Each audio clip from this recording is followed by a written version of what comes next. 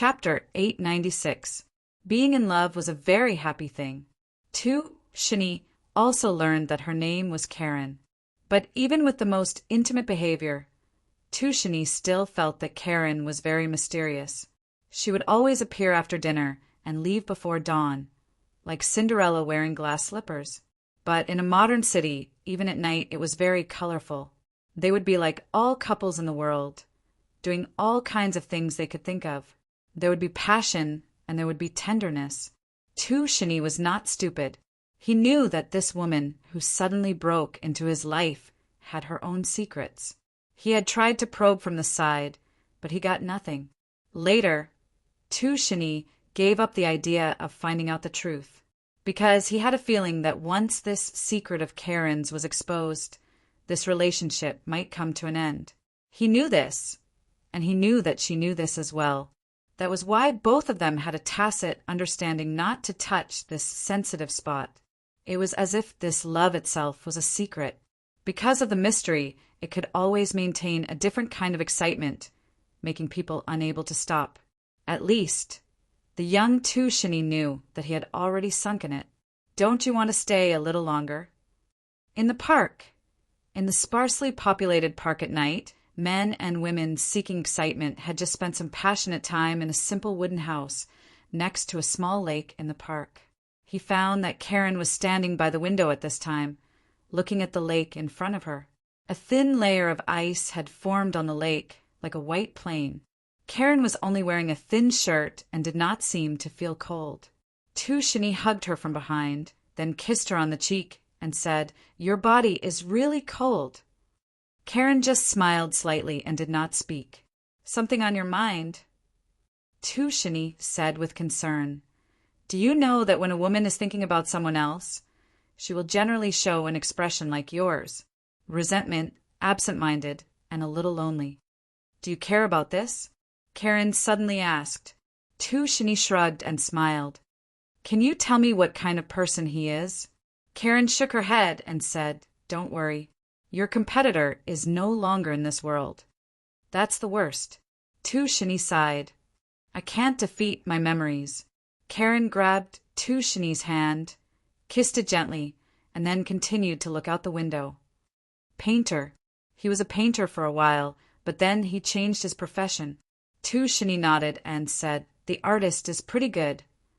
Karen said, "At that time his life was relatively poor, and it was difficult for him to maintain his life by painting. Therefore, he could only work for others. While he flicked cotton for the farmer on the farm, he acted as his own painter. On the day I met him, he had just finished his work and set up a stall on the street to sketch people. Then, his paintings must be very good to be able to move you." Shani sighed. "No, his skills are actually not good. Even if he works very hard, his painting is not good. So in the end, he changed his profession because he didn't have the talent." Karen shook her head and said no. He wanted to be a great painter, but fate played a joke on him. His hands started to tremble for some reason. He said that it was caused by the damn farmer who made him flick cotton every day, so he especially hated the Jewish farmer. He could no longer pick up a paintbrush, so he could only give up on becoming a painter. Shani smiled bitterly. "I think I understand his feelings at that time. Just like me, a winemaker who lost his sense of taste, a painter whose hands trembled. Then, how did you separate?" Karen said, "Then he joined the army and Actually, I couldn't stay in one place for too long, so I left." "But you have been paying attention to his news, right?" Shani said. "Why do you say that?" Karen raised her head. "Otherwise, how do you know that he is no longer in this world?" Karen said, "He became quite famous later on. After joining the army, he started to have a meteoric rise. He rose all the way up and became a big shot. He also had his own lover. Because the newspapers would report it, it was quite difficult not to know. But..." Karen suddenly lowered her head and played with Shani's fingers. "But what I didn't expect was that when I met him, he had already reached the end of his life. He defeated the war and became a sinner condemned by everyone. He couldn't realize his ideals. When the enemy broke through his base, he could have escaped, but in the end he chose to shoot himself. However, he did leave me something. Beautiful memories? Tu Shini was a romantic person. It's a painting. Karen nodded. He said that he would make a painting for me, the most beautiful painting in the world. I found it in his house. It was buried in the innermost part of the basement under the rubble. In the painting, I was sitting quietly by the window, holding a white cat in my arms. To be honest, I was mesmerized by myself in the painting. She said with a smile, as if laughing at her narcissism. Tu Shini couldn't help but kiss her, because she was so beautiful when she smiled. He can no longer paint, but he still made a painting for me. I'm afraid he painted it bit by bit and used it for many years. Tu Shini sighed at this time. I'm afraid he still has you in his heart. If there's a chance, can you let me see that painting? If there's a chance. Karen nodded. Tu Shini said, however, I didn't expect your predecessor to be a big shot. If he started the war, it doesn't seem to be a guess, right? After all, there are no large-scale wars in modern times. Why don't you tell me his name directly? Do you really want to know? Karen turned around and suddenly looked at Tu Shini very seriously. He was frightened by her seriousness and nodded subconsciously. Karen said slowly, Adolf. Tu Shini stared blankly for a moment before bursting into laughter. He shook his head and sighed. With a helpless expression on his face, he said, So I've been listening to a fictional story from the very beginning. Karen blinked and said with a spurious smile, It's up to you to believe it or not. Tu Shini just bowed his head and kissed her. Bang! But at this moment, the glass in front of them suddenly shattered, and then a bullet shot directly into the floor of the wooden house. Tu Shini's enthusiasm suddenly faded, and he frowned. Without saying a word, he hugged Karen and threw himself on the ground. But at this moment, bullets kept coming in from the outside. The fragile wooden wall couldn't resist the damage of bullets at all. It didn't take long for 7 bullets to come in. Don't be afraid, I will protect you. Tu Shini hugged Karen tightly at this time and comforted her in a low voice. Who are those people outside? Karen frowned. At this time, Tu Shini stuck his head out of the window to look. However, a bullet instantly hit the window frame, so he had no choice but to quickly shrink back.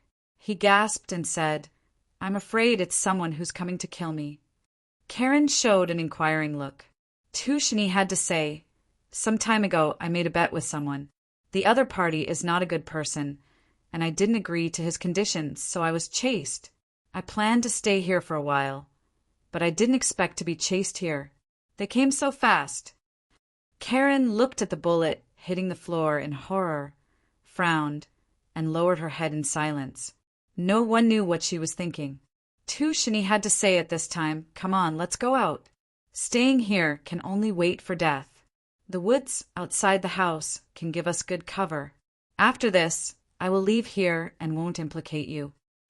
Without waiting for Karen to speak, Tu Shini pulled her up, then hurriedly escaped from the cabin, and went straight out of the woods in front. At this time, in the dark night, 3 figures began to approach quickly. These 3 shadows were running at an abnormally fast speed in the dark night. In just a moment, they had already caught up. In the snow-covered forest, Tu Shini only felt that the extremely low temperature was making his limbs uncontrollable. The intense running also made it difficult for him to breathe. However, at this moment, a loud noise suddenly came from in front of him, causing a withered tree on the ground to explode in an instant. The airflow of the explosion blew up a lot of sand and stones. Tu Shini's body was suddenly overturned by the airflow. He quickly got up from the ground and asked nervously, Karen, are you okay? He looked over eagerly and saw that Karen was standing intact. He subconsciously breathed a sigh of relief. However, at this time, the 3 chasing figures had already appeared in front of Tu Shini. The power of the explosion was not only huge, but it even burned the dead wood that had fallen to the ground. The flames allowed Tu Shini to see the appearance of these 3 killers. He found that the outfits of these three killers were somewhat special, or rather unusual. One of them was a priest wearing a black priest's robe. Another one was dressed like a hunter from the mountains. He held an extraordinarily large hunting rifle in his hand. As for the last one, his face was covered in strange tattoos. It was impossible to see his face clearly. Shini glanced at the flames behind him, then glanced at the triangular formation that surrounded him, and then swept the snow and mud on his body. He sneered, "What a big lineup. If I knew your boss was so narrow-minded, I wouldn't have agreed to his bet. Okay, I agree to his conditions. I'll work for him. Is that okay?" If he was the only one left, Shini might have dealt with the three assassins, but he had Karen by his side. He didn't want to and wasn't willing to let this woman suffer the slightest harm. "Go away." The guy with the strange, big shotgun fired a shot at Shini's feet. The bullet instantly created a large pit under Shini's feet. At the same time, Shini hurriedly took a few steps back. "You!" At this moment, Shini was a little stunned. However, the black-robed priest said, "Sir, you're in danger now. If you don't want to die, I advise you to leave this place as soon as possible." Shini frowned. In an instant, he seemed to realize something. This killer, or these three guys, their eyes didn't seem to be on him from beginning to end. But Karen! These are demon fighters. They're here for me. Karen's voice came faintly from behind the Slayer god. Shini suddenly looked over and saw Karen, who was only wearing a large thin shirt on the snow, slowly spitting out a patterned, blood-colored long sword. Under the reflection of the blood-red light and the flames, she was like a blooming blood lotus, unusually bewitching. Poor guy. He still doesn't know that he has become the prey of this vampire. The man with tattoos on his face sneered at this moment. "You talk too much." Karen bared her fangs, jumped up with the sword, and slashed down at the man with tattoos from top to bottom. Jumping slash was a very imposing attack. Karen Isher's jump slash quickly cut the tongue of the ugly monster into several pieces. However, this angered the monster. In an instant, dozens of tentacles shot out from its huge body at the same time. They were as hard as steel as they pierced towards Karen Isher. She swung her sword to meet the attack. As if pressing the fast-forward button, her body movements and the speed of the sword suddenly increased greatly. It was dazzling as she slashed at these hard tentacles. "Save me!" The horrified face of Jinwu City on the monster became even more ferocious, with endless resentment. It suddenly roared. At the same time, more hard tentacles shot out from the monster's body. This time, these tentacles stuck together and turned into a huge cylinder. Karen Isher was startled, but she was hit by the huge cylinder. Her body was hit by the cylinder and broke through the walls. Finally, she fell under the rubble, and the blood-red patterned sword was thrown aside. She spat out a few mouthfuls of blood, but she vaguely heard a low exclamation. Karen Isher opened her eyes reluctantly and saw acquaintances and acquaintances. She saw Wai Lisabeth, Zhong Luoyue, whom she had a conversation with before, and the young man who went against her with a little cleverness in chess. Yes, with such an unbearable entrance. "It's really you, Miss Karen." Wai Lisabeth exclaimed. "Let's go." Karen Isher replied weakly.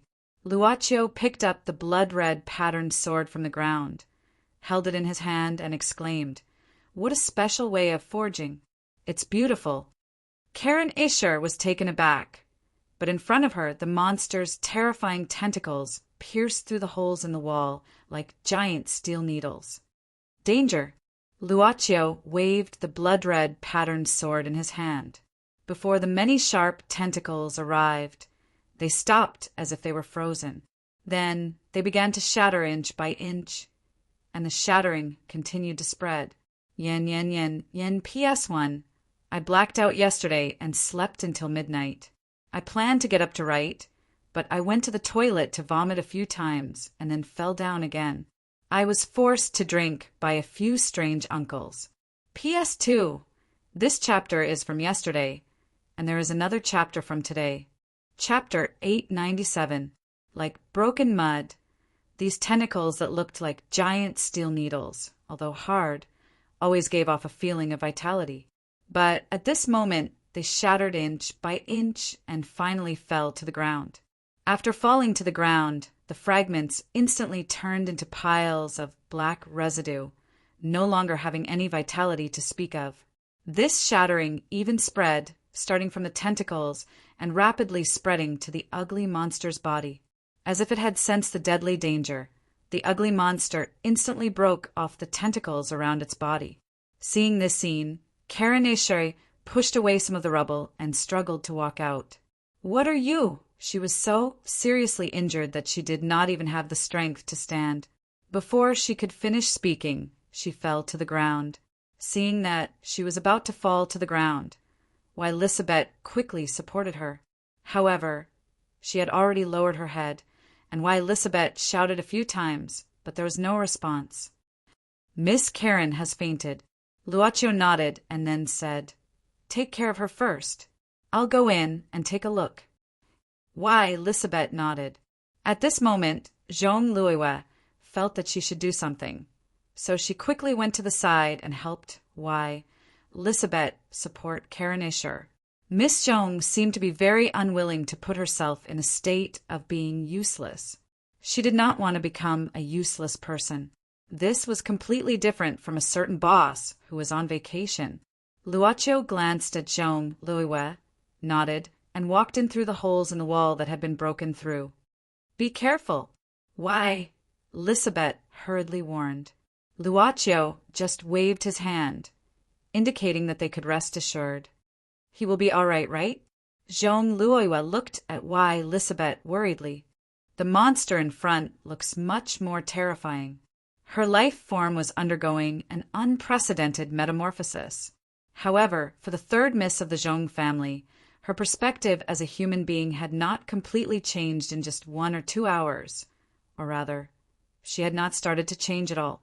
The Jeong family's third lady, who had no concept of transcendent powers, could not help but judge the strength of transcendent creatures based on their form, appearance, and other factors. Elizabeth shook her head. "That's because you don't know the power of the fourth-generation vampires. Even the powerful Viscount Fernandez was beaten back to his original form by Brother Luaccio with just a few words.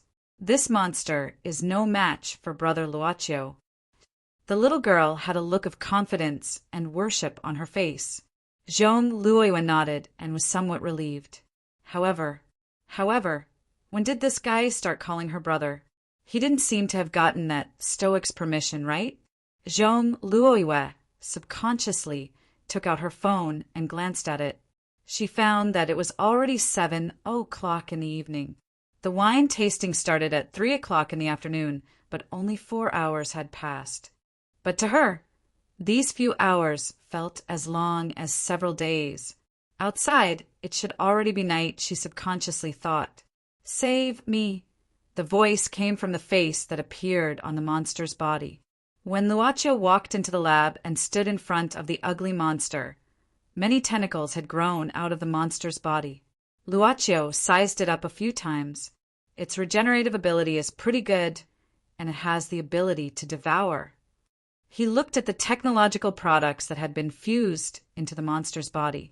The monster seemed to be able to balance the existence of organic and inorganic substances at the same time, making it seem like it wasn't a simple creature. Unfortunately, this thing didn't have thoughts and only had simple instincts. Or rather, it was just an unconditional reflex of cells. The evil thoughts that entangled its body came from another place, and the fear and hatred came from the face that appeared on its body. It seems to have the ability to self-multiply. Luaccio took another look. He found that the monster's body was expanding all the time. The reason for the expansion wasn't that it was growing, but that the cells in its body were frantically dividing. This division seemed to have no limit.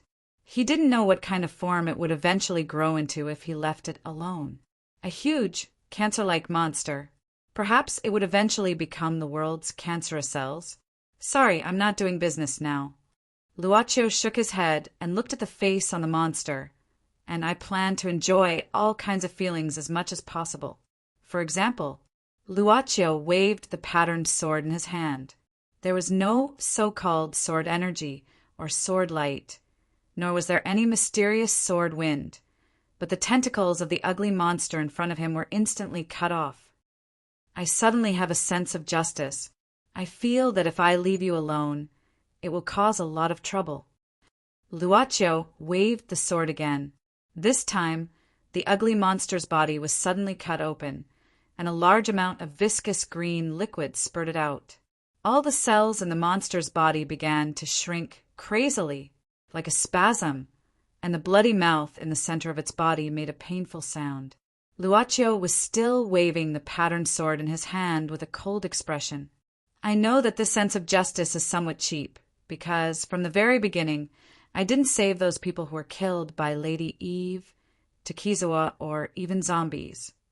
Luaccio shook his head and stopped. The monster had been cut more than a dozen huge wounds, like a cake that was ravaged by a knife. I don't intend to change the fate of the guests who died today, but if I leave you alone, you will be much more dangerous than I thought.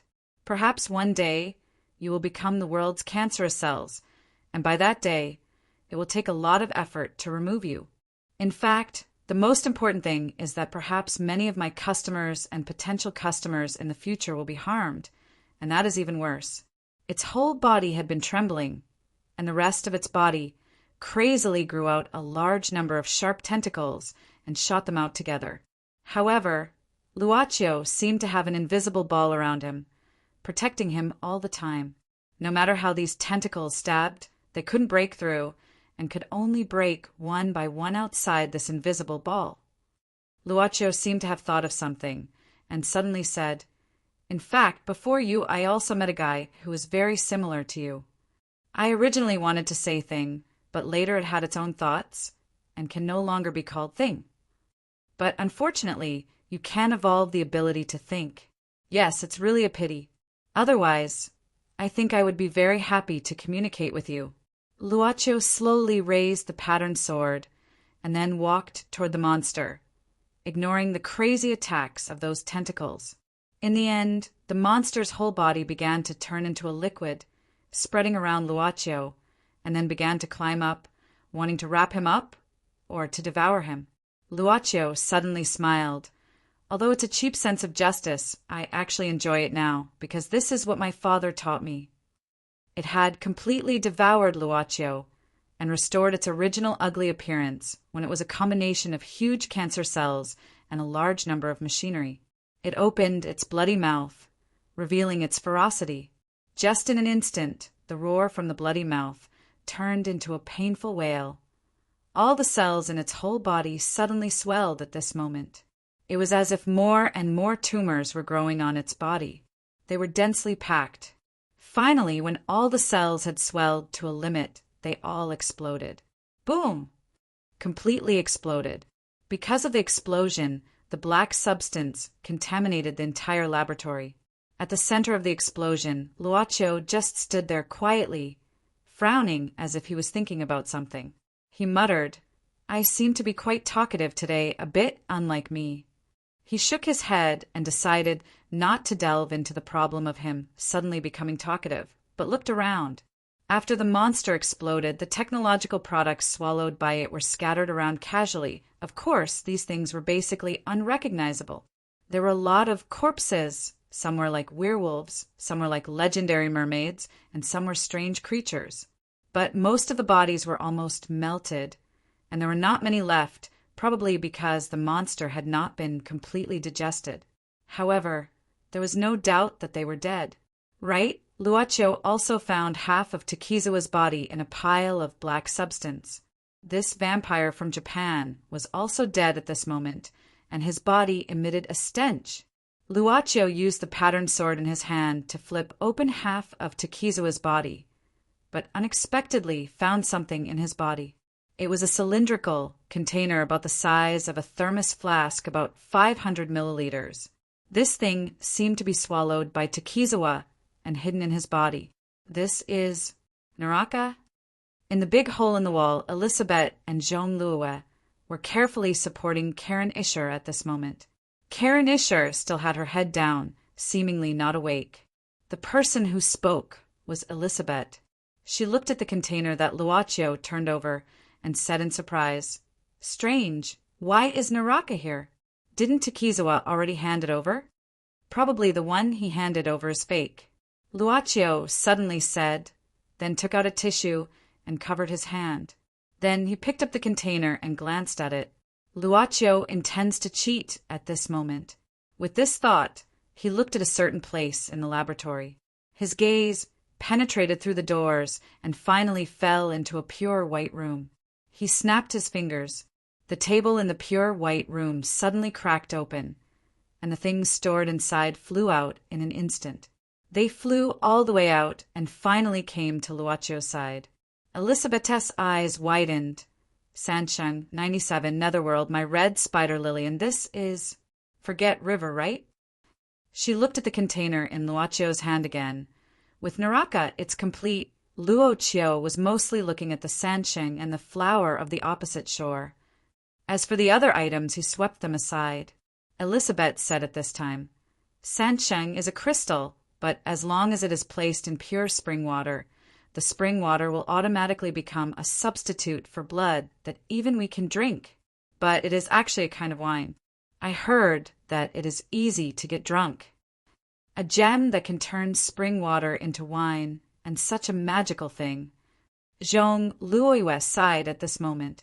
She had seen more than one or two strange things today. She was just surprised, not shocked. But at this moment, a rumbling sound suddenly came from a pile of black materials and instrument parts about a few meters away. A figure climbed out of it with difficulty. His whole body was rotten as if it was full of poisonous sores. His appearance was terrifying, but she could recognize his appearance. Zhong Luoyue exclaimed, "You are Uncle Kim?" But she didn't go closer. At this moment, Uncle Kim was a dying man. He didn't seem to hear Zhong Luoyue reveal his identity at all. He only crawled toward Luocio on the ground with difficulty and then said something. "Fake, but it's fake. Why is it fake? I spent so much effort. It's actually fake. Why? Why is it all fake? Why?" He roared angrily, "I did so much. I did so much." At this moment, he was not only a dying man, but also a man who had gone mad. For a madman, even a madman on the verge of death, there was a kind of feeling that made people tremble with fear. Zhong Luoyue had this kind of feeling at this moment. She subconsciously said, "What did you do? What did I do? What did I do?" At this moment, Uncle Kim opened his mouth and widened his eyes, muttering to himself, "What did I do? What did I do? I did. That's right. I worked like a horse for Tushini for more than 10 years, like a dog. But he didn't want to bite me. He didn't want to give me eternal life. He was afraid that I would beat him. He was afraid of losing. He was afraid of losing. He was afraid that I would surpass him. So he didn't bite me. He didn't bite me. He didn't want to bite me. Ha ha ha ha. He didn't want to bite me." Zhong Luoyue and Elizabeth subconsciously looked at each other. They knew that Uncle Kim had really gone mad at this moment. Luocio, on the other hand, was sizing up Uncle Kim's appearance with interest. "He didn't want to bite me." Uncle Kim suddenly burst into tears. "It's all because of him. He didn't want to bite me. If you don't want to bite me, then don't bite me. I can't force you, right? Right. But you can't blame me for killing you, right? We're even, right? Ha ha ha. They were even. Even. He. You killed Tushini. How is that possible?" Elizabeth covered her mouth in disbelief. Chapter 898. Bang, bang, bang. Amidst the flames, Tushini saw an unforgettable scene. It was a battle that could only be seen in science fiction movies. A battle that exceeded the limits of the human body. In the snowy forest, Karen. Is this the Karen I know? The Karen I hugged and kissed? Shani didn't know. She was like a war machine, running at an unimaginable speed. She lowered her body and ran with a long sword like a cheetah on the snowfield. At the same time, he also saw with his own eyes that the man with tattoos on his face instantly grew dense hair, sharp canine teeth, and sharp claws, turning into the appearance of a werewolf in horror novels. She was fighting with them. Yes, she was exceeding the limit of what Shani could understand. He even saw two sharp teeth protruding from the lips that had kissed him. In an instant, Shani thought of a name, vampire.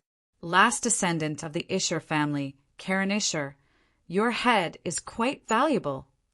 The hunter, who was using a huge shotgun to suppress the firepower at this moment, bit a cigar, laughed wantonly, and then fired a powerful shot from behind. Karen jumped high, stood under the trunk of a big tree, and looked down coldly. Are there more werewolves? I thought they were official demon fighters, but it turns out that they are just bounty hunters who are not afraid of death. The man with the huge shotgun laughed and said, We are just sharing the burden of those big shots. Karen sneered. She knew that if they were really just demon fighters, they would generally have some considerations. But if they were bounty hunters, they would be unscrupulous. Most of these guys are scum, wandering among the dark creatures to seek benefits.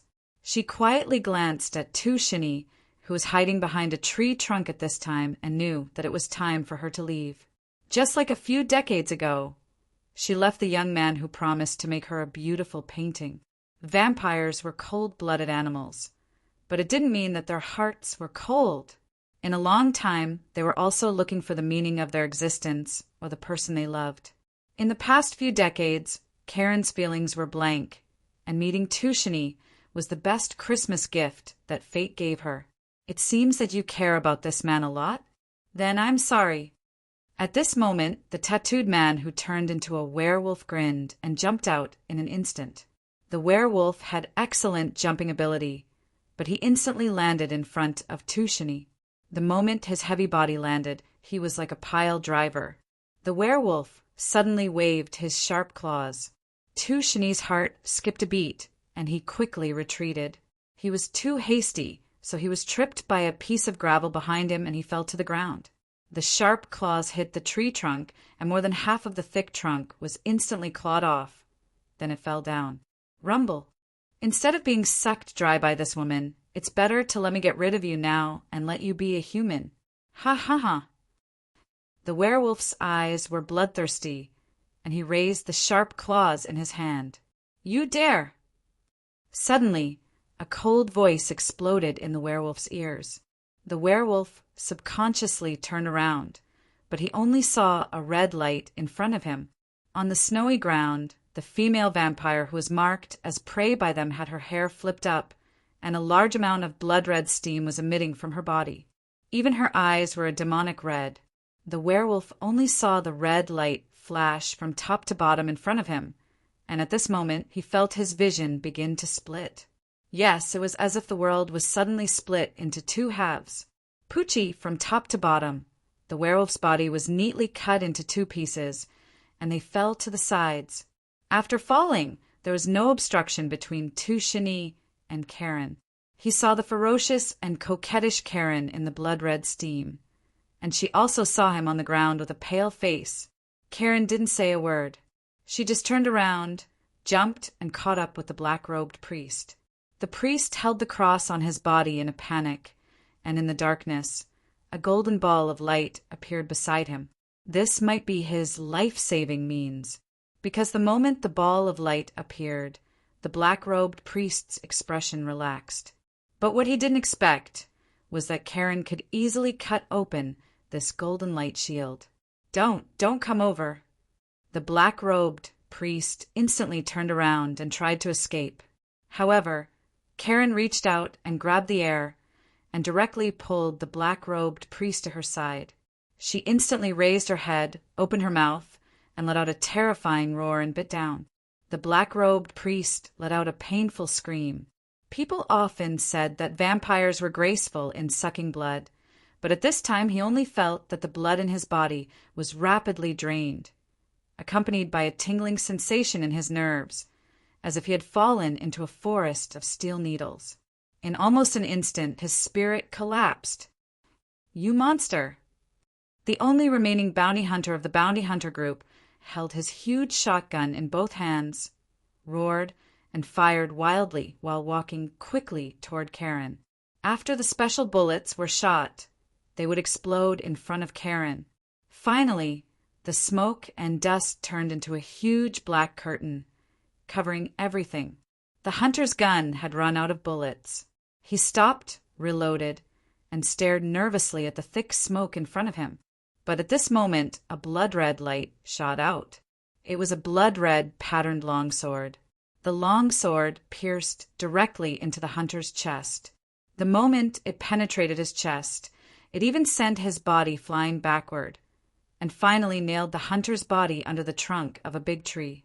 The hunter sat on the ground, unable to move his body anymore. He looked unwillingly at Karen, who was gradually dispersing the blood-red steam in the thick smoke.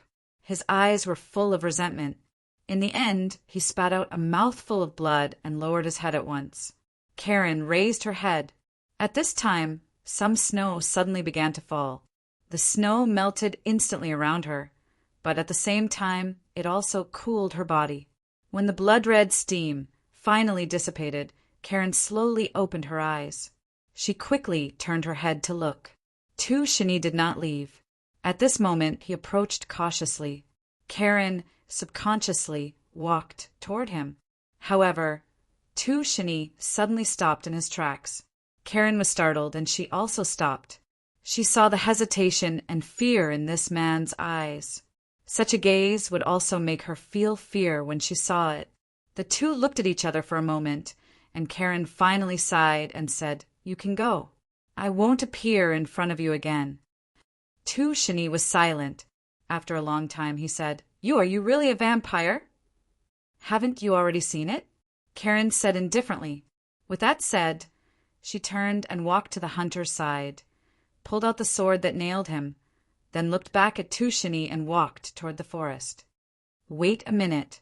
Karen turned her head back. Tu Shini suddenly said, "I finally know why you have to leave every time before dawn. But it's not dawn yet. Are you leaving already?" "It's too early." You're not afraid?" "I'm afraid you won't be here." It's the modern era now. Don't underestimate the ability of modern people to accept things beyond common sense. This was the superficial reason Tu Shini gave on the way back. It was just that, after the change of identity, there was an invisible barrier in front of the two.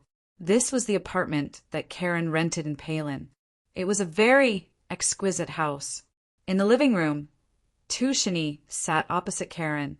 It seemed that this was a safe distance psychologically. "Let me think." Tu Shini rubbed his eyebrows at this time. "You are a vampire, and the people who chased you in the snow forest just now are bounty hunters. You have money on your head, so they want your head. Who is the one who wanted you?" "The Demon Fighter Association." "Yes, the Demon Fighter Association." Tu Shini bit the knuckles of his fingers and thought for a while. "That is to say, you have many enemies. The Demon Fighter Association, and those people just now, are they bounty hunters or another group?" "In theory, yes." Karen nodded. Tu Shini glanced at her quickly, then lowered his head and looked at the floor again, pretending to continue to think. Then are you going to suck me?" Karen said indifferently, "I have such a plan, but it was ruined by those guys. I'm not in the mood now, but it's not certain. When I'm hungry, I won't care about my mood. So I advise you to go as far as possible before I'm hungry." Tu Shini suddenly asked, "Is it true that vampires can't eat anything else other than drinking blood?" Karen said coldly, "Have you heard of a vampire who doesn't suck blood?" She suddenly opened her mouth, revealing two blood-sucking fangs in front of Tu Shini. Her eyes turned blood-red, and she let out a low roar. "Wait, you're not hungry now, are you?" Tu Shini quickly stood up and waved his hand in horror. Calm down, Karen sighed and withdrew the characteristics of those vampires. Tu, Do you find it interesting to do this? Shani was silent. You're obviously scared to death. Karen shook her head. You forced yourself to accept this matter. In my opinion, it's not something that makes me happy. Instead, it will only make me more uncomfortable. Go, we're done here. It's dangerous for you to stay by my side. You've seen those bounty hunters since the first group found me. There will naturally be a second and third group. As long as I'm alive, there will be no shortage of people hunting me down. You can't deal with those guys at all. You're right. Shani nodded. As if trying to convince himself, he muttered to himself, nothing is more important than one's own life. If I stay, I will only be a burden to you. I should go. Then I'll go. Shani turned and left. Seeing Shani put his hand on the door lock and was about to twist it open, Karen moved her lips, but in the end, she did not say anything to persuade him to stay. She lowered her head. Goodbye, the sound of the door opening and closing. Karen suddenly raised her head, but the door was already closed. She stared blankly, raised her hand subconsciously, shook it, and whispered. Goodbye, she sighed, smiled slightly, then took out the 1-mark coin from her arms, put it on the table, turned it, and looked at it silently. Suddenly, she heard the sound of the door lock twisting. Shani hurried in. Under Karen's surprise, he lowered his head and walked toward the sofa. I forgot my coat. His coat was indeed on the sofa. Karen glanced at it and nodded. She did not finish her sentence. Shani put on his coat, walked to the door again, and prepared to leave. Maybe he should really leave, but he stopped. Must it be fresh human blood? What? I said. Shani carried her on his back, lowered his head, and quickly said, Must it be, can it only be, must it be fresh human blood? Or must it be human blood? Can the blood of animals be used? The blood from the hospital's blood bank, can it be used? Karen moved her lips. Shani slowly turned around and said with burning eyes, Actually, what I want to say is, can you give me some time to adapt? Do you know? Karen looked at Shani and said slowly, For us, there will be a time when we are extremely eager to drink the blood of our loved ones, lovers, parents, children, siblings.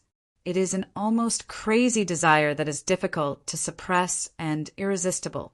It is like a curse. We can avoid falling into this pain, but we can't stop it from happening at the same time. She clutched her chest and said in a low voice, This place is like a bottomless abyss. It needs something to fill it. It needs something urgently. Even if you go against its will, it will still make you suddenly fall in love with someone. It will make you sink into an ocean of pain. Then let me become like you. Shani suddenly rushed forward, hugged Karen tightly, and said in her ear, My adoptive parents have passed away. I grew up in an orphanage. I have no parents, let alone relatives. The only person I love is you. You are a vampire, right? It is impossible for me to suck your blood. Your idea is too naive. Karen shook her head and gently pushed Shani away. Then she hugged her body with both hands and turned around. You should go, while I can still endure it. Shani gently hugged her again and whispered in Karen's ear, Do you know that I am also a vampire? Don't joke. Karen shook her head. I am not joking. Shani said, seriously, Not only me, but humans are also vampires in another sense. We crazily seek wealth, feelings, and plunder the world's resources. We extend our fangs to everything we can see. Driven by desire, we will do anything. We will even hurt others and those who love us. We have also been sucking blood in another sense. So, he walked to Karen, held her face, and said affectionately, I am also a vampire. We are all the same. I have no reason to be afraid of you. Chapter 899. Shui Chuqing. White ice crystals hung on the branches outside the window. Because of the indoor temperature control system, Shani did not feel a trace of coldness. On the contrary, he was enjoying the beautiful scenery. He opened the curtains slightly, but at this moment he heard Karen's lazy voice. Don't, it's too dazzling. 2. Shani glanced back. A ray of sunlight was now projected on the carpet at the foot of the bed, forming a line of light that extended all the way to the door. Karen was curled up under the quilt like a cat. I forgot. 2. Shani smiled apologetically and drew the curtains again.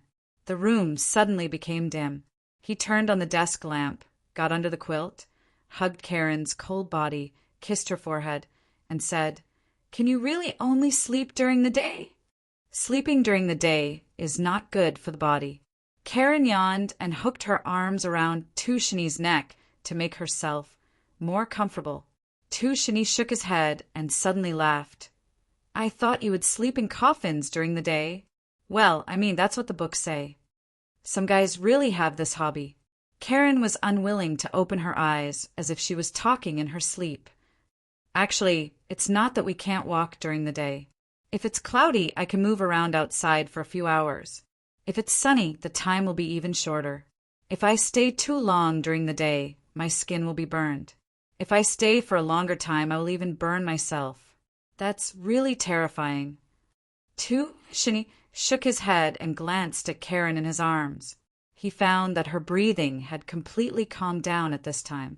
It seemed that she had really fallen asleep. Shani smiled and got out of bed quietly. "Until I can't bear it anymore, I'll leave. Or until I can't bear it anymore, I'll turn him into a real vampire." This was the promise they made in each other's ears before dawn when they were entangled with each other. Shani began to look at Karen's apartment.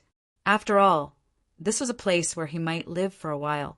All in all, this was a place with a very good living environment. But he found a hanging oil painting in the study. The woman in the painting sat quietly by the window, holding a white cat in her arms. She seemed to have experienced 1,000 years of loneliness. As he looked at it, Shani seemed to see Karen sitting alone at the bar counter on Christmas Eve with her chin resting on her hand.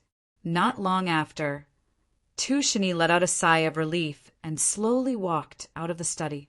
The apartment Karen rented was very well equipped, but the various tools in the kitchen had never been used after a night of tiredness. Shani's stomach was rumbling with hunger. He wanted to find something to eat, but he couldn't find anything. Instead, he found a few containers in the refrigerator. Shani curiously opened it. He didn't have a sense of taste, but his sense of smell was still there. It was blood. Shani was startled and felt a little dizzy for a moment. It was not because of the blood sickness, but because he suddenly saw the blood in the refrigerator in this way. It was quite a shock. Shani stared at the blood in the container bottle for a while. Suddenly, he took a small cup, poured out a little, and then took a deep breath. His palm flicked in front of the cup, and he suddenly grabbed the cup. Shani raised his head and poured the blood directly into his mouth. With his eyes closed, he didn't feel the touch of the blood in his mouth. He just swallowed it into his stomach. Without a sense of taste, it was like drinking yogurt. As long as he overcame the psychological barrier, it seemed that he could swallow it. Shani touched the blood on his lips, but his stomach growled at this time. He couldn't help but laugh at himself. He was not a vampire yet, but he suddenly had an idea, so he began to fiddle with the kitchen. After a while, Shani, who was really hungry, put on his coat and went out. In the evening, when the sun went down, leaving only a brief pause in the sunset, Karen slowly opened her eyes. She stretched on the bed and suddenly realized that Shani was not by her side. Karen walked out of bed doubtfully and walked out barefoot. In fact, she could easily feel whether there was anyone in the room, but she was more willing to use her eyes to prove it at this time. Prove that there was no one. She also had times when she was worried, but she didn't easily show it. She just didn't have the courage to say it. She didn't even find a note. Maybe when the passion cooled down, he felt afraid, so he left. This idea was terrible. Karen even wanted to get it out of her mind, but she told herself that if this was the case, it might not be a bad thing. Karen smiled bitterly. Whether Shani left quietly or not, as a vampire she couldn't avoid eating. That kind of physical need was basically impossible to suppress. In the fridge was the pure blood she bought from a dark merchant, produced by the 13 clans. Generally speaking, if it wasn't for the hunting days when she couldn't suppress her instinctive mania, Karen was more willing to drink pure blood. This was the same as how humans were more willing to eat their own food instead of eating those nutritious fast food outside. But she found that there was a portion of pure blood that was missing a lot. Karen frowned, her nose twitched, and quickly opened the cabinet next to her and took out a cup. The cup was clean, but she could smell the residual smell of pure blood on it. This was not the cup she usually used to drink blood. There can't be other vampires here except me. So how did this cup containing pure blood appear? Karen thought of the cause and effect almost instantly. That man, for me, is trying to drink blood. But isn't he drinking a little too much? This guy doesn't know how precious a portion of pure blood is. Karen was a little absent-minded and even forgot that she originally planned to drink blood to replenish. Suddenly, there were footsteps outside the house. Shani came back, the sound of the door opening. Karen hurriedly packed up the things here and didn't have time to drink blood. Although the two sides had made some things clear, she subconsciously didn't want to drink blood in front of Shani at this time. "You're awake." Shani walked in with big and small bags in his hands at this time, looking a little embarrassed. Basically, it was all food.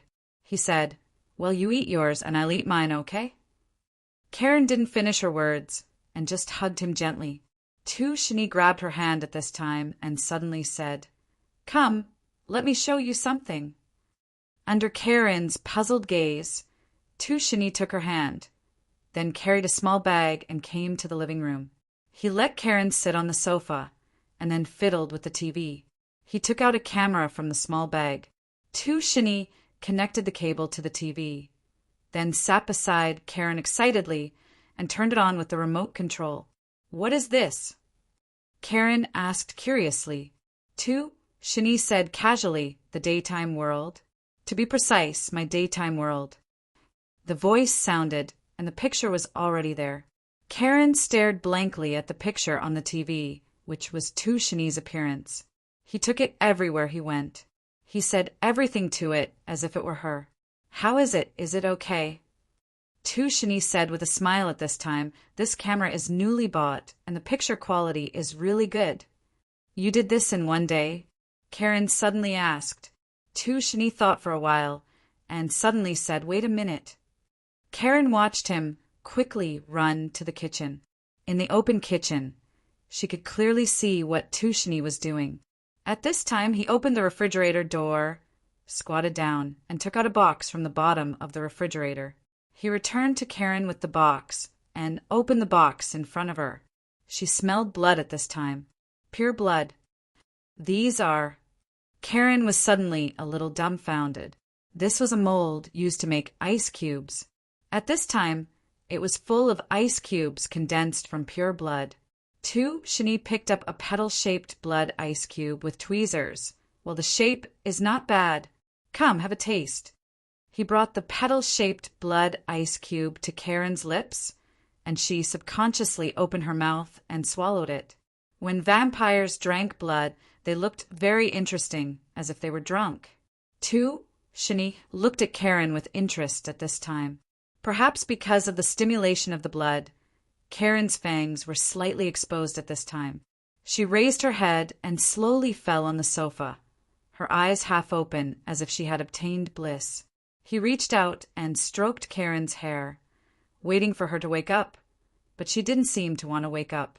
Later, she just curled up in Shani's arms, watching the world during the day on TV, listening to the man's strong heartbeat and eating the blood popsicle this man made for her. She felt as if time had stopped. She could be so lazy and slow. Days passed by. Her consciousness seemed to be trapped in the deep sea. She swam desperately at night like a bubble, and what appeared in the sea of consciousness was a crazy voice. Karen Isher knew the owner of this voice, an arrogant but highly skilled gambler. Jinwiching lost to Shani, cut off his finger, and finally became a follower of Shani for many years. During that period of time, Karen Isher had once traveled the world alone. But when she returned to this vineyard castle, she saw that there was an additional person by Tushini's side. He longed for immortality. The reason was that Jinwiching was confirmed to have liver cancer. After many years of research, Tushini didn't really research true blood. Instead, he used his blood to concoct a potion that could suppress Jinwiching's cancer. Only by following Tushini would Jinwu Cheng be able to survive. Therefore, this proud gambler had his fangs pulled out early on and became a hunting dog that was kept in captivity. In fact, vampires had their own servants to deal with miscellaneous matters during the day, or as they called them, agents. Jinwiching was the agent selected by Tushini. When Karen Isher saw Jinwiching for the first time, she told Tushini that Uncle Jinwiching was an ambitious person, and it might not be a good thing to keep him by his side. But Tushini, who was optimistic by nature, said that if this guy was kept, there would be one less thug in the world who could win at the gambling table. It was actually a good thing. Since becoming a vampire, Tushini was probably the only vampire that Karen had seen who still insisted on keeping his humanity. "You're awake, Ms. Karen." Beside her, Elizabeth cried out in surprise. Her consciousness was finally fully awake. She looked at the tragic situation in the laboratory, and finally at the crazy Jinwiching sitting on the ground.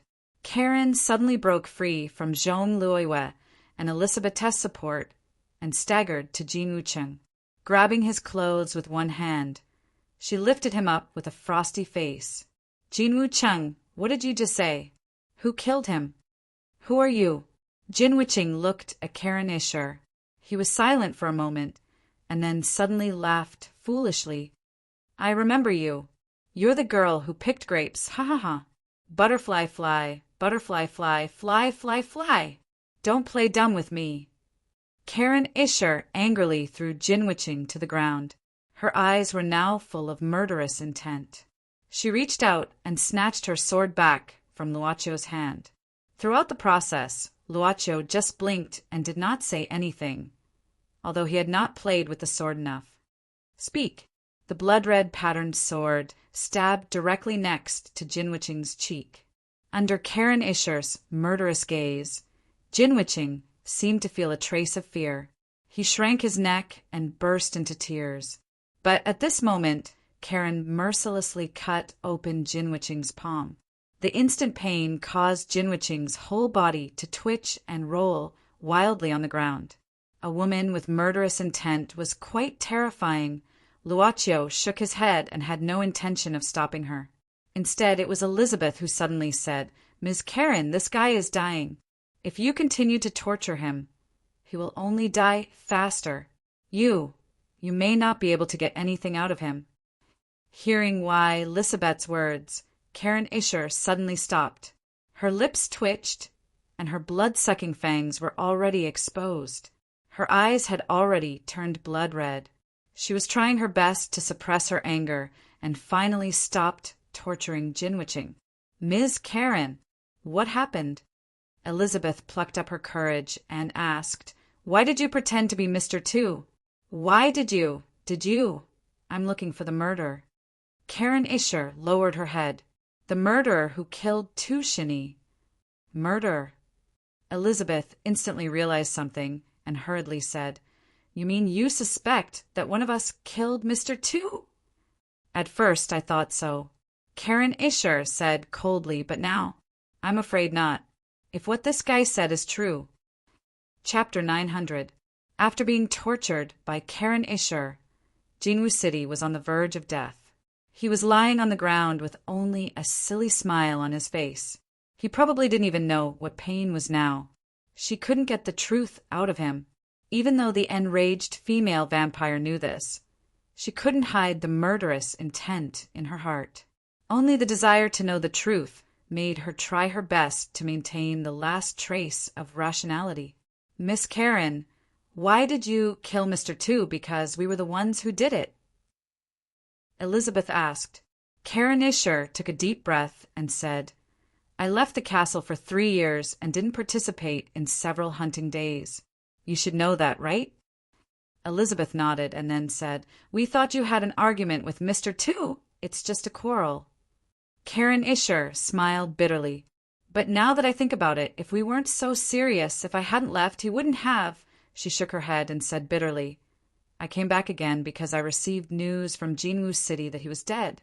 When I came back in a hurry, all I saw was a withered corpse. It's him. I can feel it. It's really him.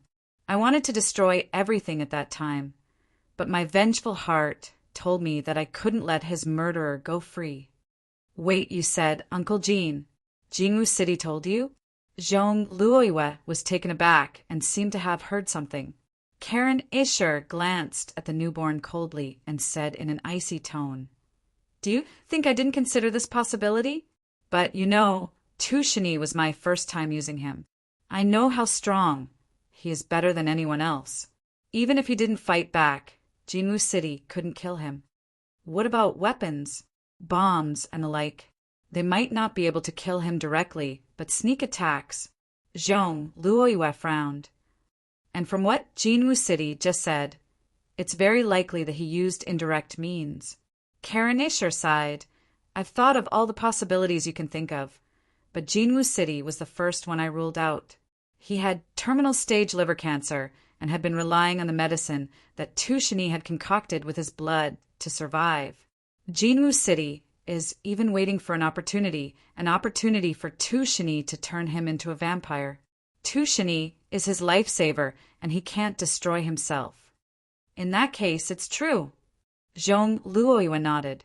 "But what he just said doesn't seem to be false. Unfortunately, he won't be able to last long, and there's no possibility of him waking up. The truth can only be hidden forever." I might be able to help," Elizabeth said timidly. Karen Isher was taken aback. She suddenly grabbed Elizabeth's arm. "Mental sensing. You can already invade memories?" I don't know," Elizabeth stammered. "It wasn't possible at first, but after enduring the hunting mania, it seems my ability seems to have become a little different. I feel that I can do it." While speaking, Elizabeth subconsciously glanced at Luo Chiu, who was completely immersed in watching the show. She thought in her heart, "Is it because I drank brother Luo Chiu's blood? If you can do it." Karen Isher grabbed Elizabeth's arm and subconsciously tightened her grip. You can try." Elizabeth nodded, then walked to Jinwoo City's side, squatted down, put her palm on Jinwoo City's forehead, and slowly closed her eyes. Zhong Luoyue and Karen Isher looked at each other nervously. Luochio took a few steps closer to observe Elizabeth. Her ability was probably not mental sensing, but telepathy invading the other party's consciousness. "It seems possible.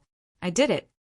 Elizabeth opened her eyes in surprise, and then quickly said, "I can take you to see his memory. Hold my hand." Karen Isher grabbed Elizabeth's wrist without saying a word. Zhong Luoyue hesitated for a moment, then gently held Elizabeth's hand. "Is your shoulder okay?" Luochio walked over. Elizabeth nodded. Luochio put his palm on Elizabeth's shoulder. "Ready? I will take you into his consciousness. Please relax a little. Brother Luochio, your consciousness is too strong. Oh, okay, it's okay now." Elizabeth took a deep breath and slowly closed her eyes. It was a wonderful experience. Her body seemed to become infinitely lighter and finally separated from her body. The moment she closed her eyes, many things floated in front of Zhong Luoyue's eyes. Those things were the reflections of her inner memories. The mental world was very complicated and mysterious. Under Elizabeth's ability, the ropes of the several people were twisted into a ball of fried dough twist, constantly penetrating each other. Whether it was Karen Isher, Elizabeth, or even Zhong Luoyue, the things that left a deep impression on them were all open in front of Luochio's eyes without reservation. But they couldn't get any information about Luochio from this fried dough twist of consciousness. Their consciousness suddenly condensed and appeared in a dark basement. They all looked at Luochio with different expressions. Luochio looked around, pretending to study seriously. Karen Isher furrowed her brows. Without a doubt, she had already sensed that her memories had been inexplicably read by the other three. Elizabeth became flustered. As for Zhong Luoyue, she felt dizzy. After all, her spirit was too weak. The process of consciousness transformation had not been handled by her consciousness. However, she vaguely felt that something was wrong. It was as if someone had suddenly moved into her heart. I'm sorry, it's my first time doing this. Elizabeth realized what had happened and quickly apologized. I didn't know it would be like this. Where is this place? Karen Isher asked directly. This is the memory scene of Jinwu City. Elizabeth said, his memory is too chaotic now. I can only find some of his most intense and most profound memory scenes. There seems to be a sound. Zhong Luoyue pointed at a stone door in front and suddenly said, Have we been here before? This was the place where she found Elizabeth when she followed Luochio, the cell full of horrible scratches. The sound, some screams, came from the stone room. It's his voice. Karen Isher rushed toward the huge door of the stone room without thinking, but her body was instantly bounced back. She could not break through the door. Miss Karen, it's useless. Elizabeth quickly said, This is only the memory of Jinwu City. The voice we heard is also one of his memories. So if he doesn't open this door, we don't know what happened inside. He should be here soon. Luochio suddenly said, The sound is getting louder. It means that the distance is closing. Sure enough, the screams of pain gradually became louder. As Karen Isher waited anxiously, finally a figure came out of the darkness. It was Jinwu City. At this moment he was holding a lantern in his hand and was cautiously approaching this place. He was very careful with every step. There was even a frightened expression on his face. Finally he came to the door of the stone cell and opened it with force. The light of the lantern shone into the stone room. A man with disheveled hair was locked to the wall. He bared his fangs. His face was thin, his body was thin, his eyes were sunken, and his face was pale. He was struggling frantically. This is Mr. Two? Elizabeth subconsciously covered her mouth. Karen Isher gritted her teeth and nodded. She clenched her fists hard. Her whole body trembled, and her fangs were faintly visible. Jinwu City stood outside the door for a long time before he finally pushed the door open and walked in. As he walked in, the surrounding environment quickly changed. Luochio and others were finally able to enter the stone room. Jinwu City was approaching Two Shini step by step. You must be very hungry, right? Jinwu City suddenly whispered. You must be very hungry. He quickly pinched up his sleeve, exposing his arm, and put it directly in front of Tu Shini. Bite me! Bite me! I'll let you suck my blood. Bite me! Bite me! Tu Shini suddenly stopped struggling. He opened his mouth slightly, bared his fangs, and approached Jinwu City's wrist little by little. Jinwu City's eyes began to burn and even became anxious. Finally, Tu Shini opened his mouth completely, and the blood-sucking fangs were on the skin of Jinwu City's wrist. But his lips kept twitching, and he didn't bite down. Bite me. Quick! Bite me! Bite me! Jinwu City said angrily, What kind of vampire are you? Don't you dare to bite me? Trash! Get out! At this time, Tu Shini suddenly let out a terrifying roar, which made Jinwu City retreat in fear. He was so scared that he staggered and fell to the ground. Jinwu City got up unwillingly and pointed angrily. I've been with you for more than 10 years, working like a horse, but you're still unwilling to save me? Is it so difficult for you to just open your mouth? Tu Shini, I've had enough. Do you know the pain when I'm sick? Do you know the humiliation and helplessness that I have to rely on your medicine to survive every single time? Tu Shini, why are you so selfish? Get out. Get out. You forced me. You forced me. Jinwu City took out a bright silver pistol from his bosom and crazily pulled the trigger at Tu Shini. Bullets continuously shot into Tu Shini's body, but the vampire's powerful self-healing ability allowed him to tenaciously survive after Jinwu City ran out of bullets. After venting his frustrations in Jinwu City, he left this place with hatred in his heart. Karen Isher didn't say a single word from start to finish, nor did she move in the slightest. However, the hatred in her eyes had already reached a terrifying level. Every day, Jinwu City hoped that Tu Shini could give him a new life, but every day, he only got disappointment. One day, Jinwu City was looking at an old photo in his room, and then suddenly fell to the ground in pain. His cancer was acting up. He was in so much pain that he smashed everything in the room. Finally, he had to take out a syringe and a bottle from the drawer and inject the medicine inside. But at this time, there was something called madness in his eyes. He really couldn't kill Tu Shini with guns, knives, and so on, but there were actually many ways to kill vampires, because vampires were not immortal in the true sense. At night, Jinwu City cut off Tu Shini's limbs with a sharp machete, and then quietly took him out of the stone room. He was finally loaded into a steel cage and placed on the top floor of the west tower of the castle. Then Tu Shini saw the first ray of sunlight. Strangely, it was silent at this time. It was not that Jinwu City suddenly went deaf, but Tu Shini did not speak. He was quite quiet, even when the gradually rising sun burned his body. He just looked at the rising sun silently. His body began to emit bursts of green smoke. Finally, Tu Shini slowly looked at Jinwu City. I haven't seen the sunrise for a long time. In fact, whether in the past or now, the sunrise is real but very beautiful. Jinwu City had fallen into a kind of paranoia and madness at this time. He sneered. It's a pity that the woman you love most is not here. You can disappear forever with this feeling and romance. Tu Shini was still looking at Jinwu City and suddenly whispered, Actually, you've been a vampire for a long time. Jinwu City grasped the cage tightly, opened his eyes wide, and said crazily, I'll give you one last chance. As long as you're willing to give me the embrace, I'll let you go. I'll still be your ox, your horse, and your dog. Do you know whose blood I sucked the first time I sucked human blood? Tu Shini asked calmly. This has nothing to do with me. Tu Shini looked in the direction of the rising sun and said slowly it was a child. She was separated from her parents, and fate arranged for her to be in front of me. I used to be like that. Don't talk to me about this nonsense. You just don't want to. You just don't want to save me.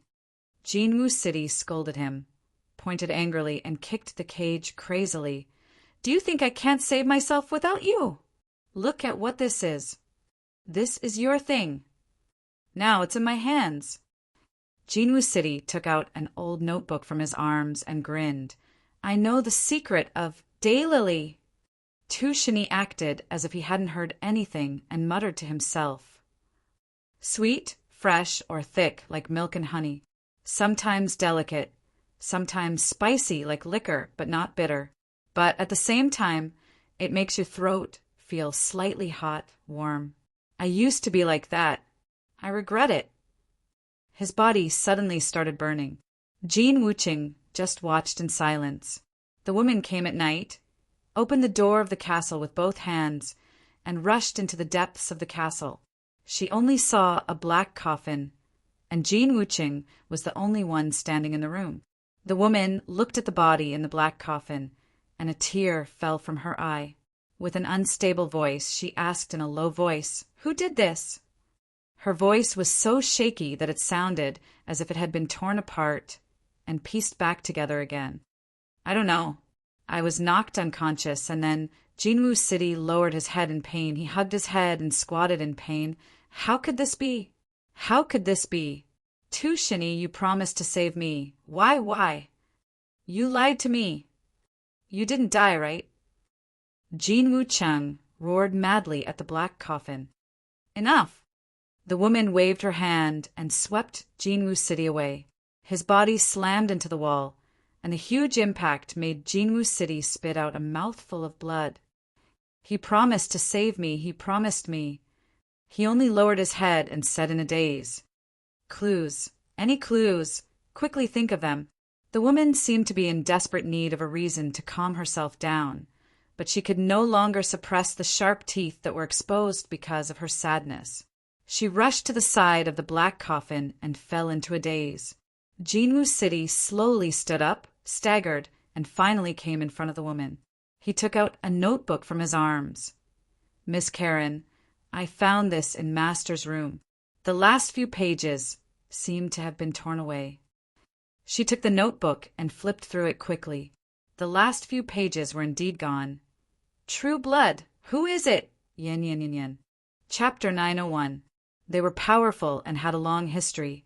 They had lived through countless years and experienced unimaginable conspiracies and tricks. They also looked at humans as if they were food.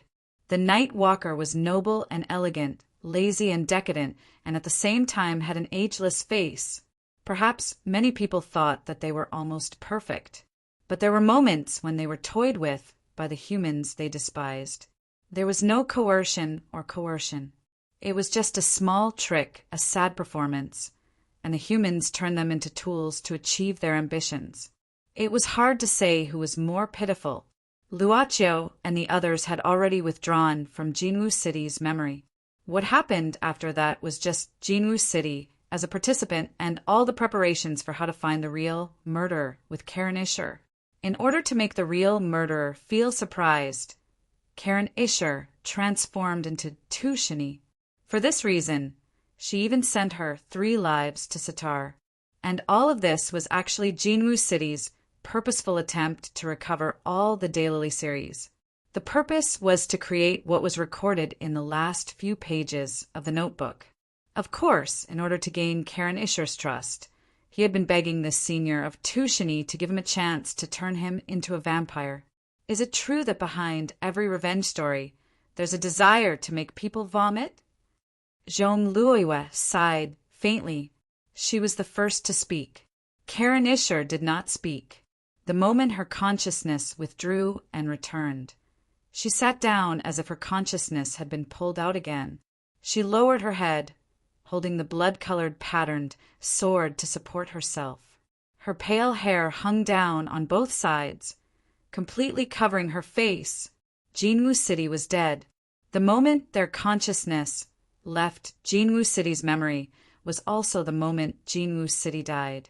His body had long been fragile, and after being tortured, he did not know what kept his consciousness awake. Even if he was awake, it was chaotic. However, when the consciousness that invaded his memory left, he instinctively felt relaxed. He breathed a sigh of relief and welcomed death. Luochio sized up Jinwoo Cheng's corpse. Suddenly, he went to Jinwoo Cheng's side and squatted down. He glanced at Jinwoo City's severed finger and frowned. Finally, Luochio opened his palm.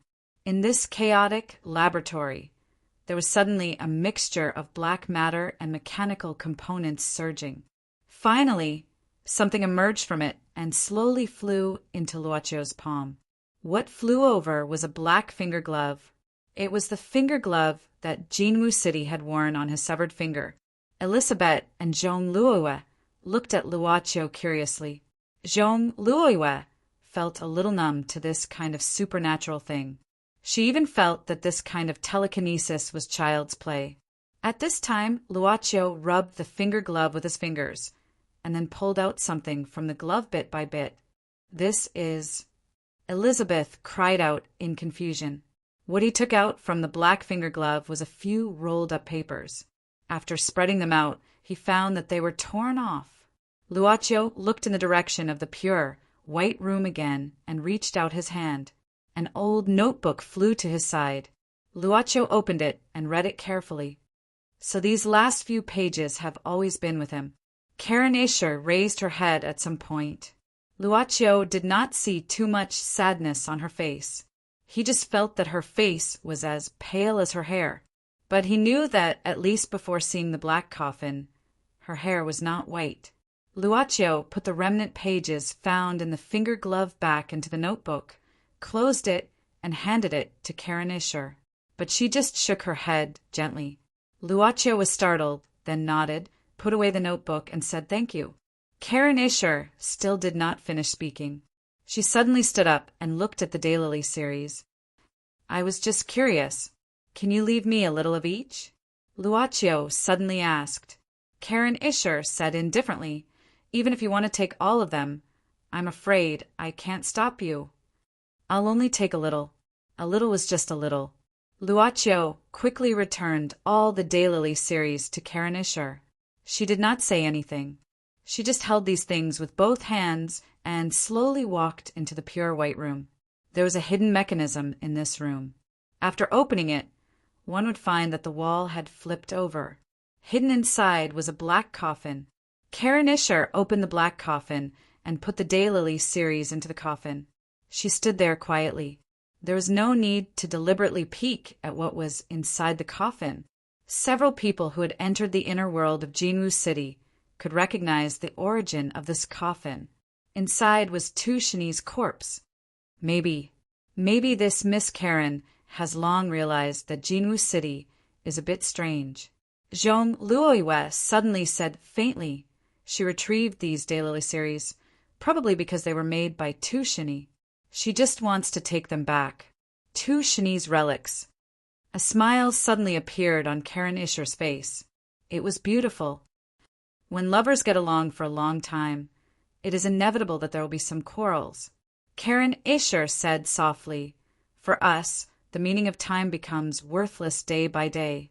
We may have more reasons to magnify some small things and try different tastes. She touched the coffin. At first, we were only discussing the possibility of true blood. In fact, he and I both know that true blood can't be created. I see the reality clearly, and he is an idealist.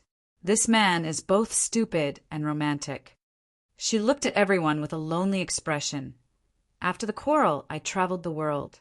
During that time, I found that I was thinking about this man all the time.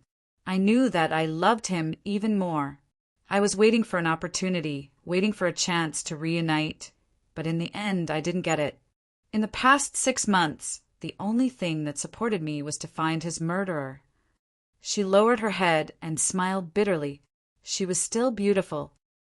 Sometimes I even wonder if I was born as a human. If I was a human, would I have met him again?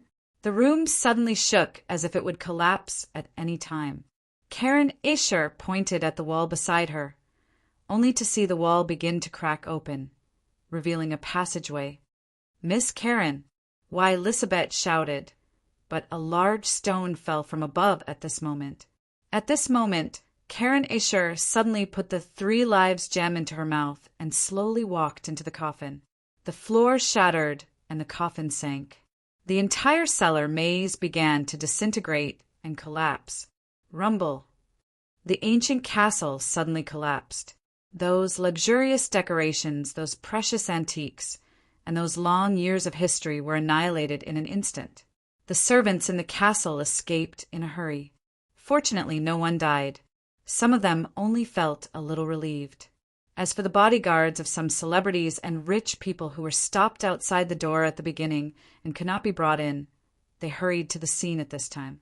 Their employer was still inside, and they didn't know whether he was alive or not, but they were afraid that he was in danger. Why did it suddenly collapse? This ancient manor with hundreds of years of history, was it because it had accumulated too many old things, and it was already time for it to decay? No one knew. They just tried their best to inform the outside world for help. In the ruins of the collapsed ancient castle, a loud noise suddenly came. The piled-up stones exploded, followed by a coughing sound. Zhong Luoyue was the first to walk out of the explosion. She looked up and saw that the stars were not very bright, but the moonlight was very beautiful. After that, Luocio and Elizabeth walked out slowly.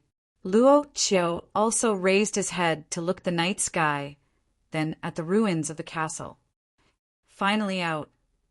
Zhong Luoyue leaned against a pillar and slowly slid down.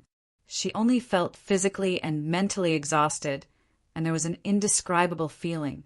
She suddenly found that she didn't seem to hate the night so much. After a moment of silence, Zhong Luoyue suddenly said, This Miss Karen, did she choose to commit suicide in the end? No, I'm afraid she's just sleeping.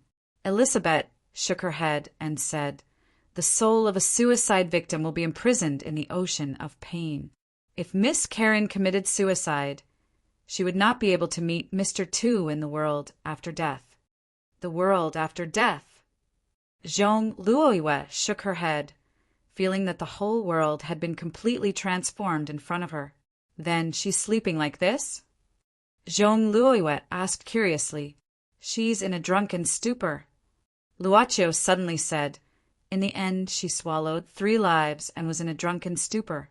She could wake up at any time, or she could choose to never wake up. Zhong Luoyue shook her head with a bitter smile and sighed. There's still one thing I don't understand. She suddenly looked at Luochio. She looked at this mysterious guy who, no matter who it was, always seemed to be able to get the answer from him. Tu Shini is a vampire, and I've seen the power of vampires. How did Jinwu City tie him up? Did Jinwu City really plot against him? I'm afraid not, Luochio said softly. Mr. Tu should have locked himself up. Elizabeth and Zhong Luoyue looked at Luochio in confusion at the same time. Luochio said indifferently, recall the memory of Jinwu City that we saw. When he was in the stone room, he approached cautiously, opened the door, and peeped, and he paused. If it was Jinwu City who trapped Mr. Tushini, he didn't have to do that, did he? And from the way he behaves, it's like he just discovered it. Zhong Luoyue blurted out. Luochio glanced at Miss Zhong. Zhong Luoyue quickly covered her mouth, fearing that interrupting the mysterious young man's explanation would make him unhappy. Elizabeth didn't notice this, but she asked curiously, why did Mr. Tu lock himself up? To prevent himself from sucking blood. Luochio said softly, to get rid of the vampire's instincts. Do you still remember the claw marks in the stone room? Dense, crisscrossing claw marks were left on the ground one after another. They nodded subconsciously. Luochio said, I think every claw mark on it contains a strong love for Miss Karen. I really want to dig it out. He wailed in pain, forcibly resisting his instincts and physical needs, like a drug addict trying to detoxify. Only when he couldn't bear it would he use his fingers to grab the cold stone wall. Suddenly, Zhong Luoyue and Elizabeth remembered something. When Elizabeth, who was still unfamiliar with telepathy, brought them into the memories of Jinwu City. The moment they saw each other's memories. Christmas 1992. He and she had met at this time 2 years ago in this place. 2 years later, he and she revisited the old place. At this time, he had become the same as her. He and she wore thin clothes and walked into a small bar hand in hand. The atmosphere was as lively as 2 years ago. But this time, the young man was not so poor that he only had a 1-mark coin left. So he did not continue to play poker with the customers here. He and she sat in front of the bar, just looked at each other quietly waiting for the last bell of Christmas Eve. He suddenly said, Actually, I can still feel a taste occasionally. She asked curiously, Blood? He whispered, Your lips. When the bell rang, the bar became quiet. People were used to being grateful at this moment and hugging their important people. He and she also hugged each other and then kissed each other. I really hope that the days can pass like this. After the kiss, the young man suddenly thought of something. He was really a person full of wonderful ideas. The woman thought so. He said, Do you think we can create a substitute that can completely replace blood? I think if one day when we don't need to eat humans as food, when we can also choose the food in the restaurant, when people are no longer afraid of us and look at us as if we are yellow, white, and black people. Don't be silly. What if it succeeds? What if it doesn't succeed at all? He said jokingly, If it really can't be done, then I will stop sucking blood and then summarize my experience and finally promote it. Maybe I can even become a star in the vampire circle? This was really an unimaginably silly man. She couldn't help but roll her eyes at him, but this man had a strong ability to act. He was almost thinking about whether this plan was feasible or not. Well, I'm afraid that a lot of money is needed for research. Although you have accumulated a lot of wealth, I'm afraid it's not enough. Not long after, a mythical person appeared in the gambling circle of the world. People only knew his name, but didn't know what he looked like. He wore half a white mask and had never lost in any gambling. People called him the god of gamblers. Chapter 902. In fact, there were still several survivors. They were guests who had escaped from the maze of the cellar. However, there were only 4 of them left. The 4 of them had been trapped in the underground maze all this time. When the underground maze began to collapse, a crack opened up in the ground, allowing them to escape. The 4 people who escaped found that they were less than 1 meter away from the ground. The 4 survivors were really scared. They hid in a corner and shivered. Some of the bodyguards outside the manor found them and asked them what had happened. However, after experiencing what had happened in the underground maze, their minds had become abnormally tense. Blood-sucking monsters. Zombies, a lot of zombies. All of them were zombies. They were nervous and scared to talk about their terrible experience, but those who found them were confused, because these things sounded too magical. Hey, ladies and gentlemen, I think you're in too much danger and saw hallucinations in your panic. At this time, a black bodyguard said, I just want to ask if you have seen the person in the photo. He is my employer. I want to know if he is still buried alive. Then, different bodyguards came one after another and asked the survivors about their respective employers. Really, believe me. Believe us. The survivors held the black bodyguard tightly. The black bodyguard frowned at this moment and looked at his companions beside him, as well as some of his colleagues. They all felt that these people might have been scared silly. What no one noticed was that in the darkness, a figure crawled out of the ruins in the corner with great difficulty.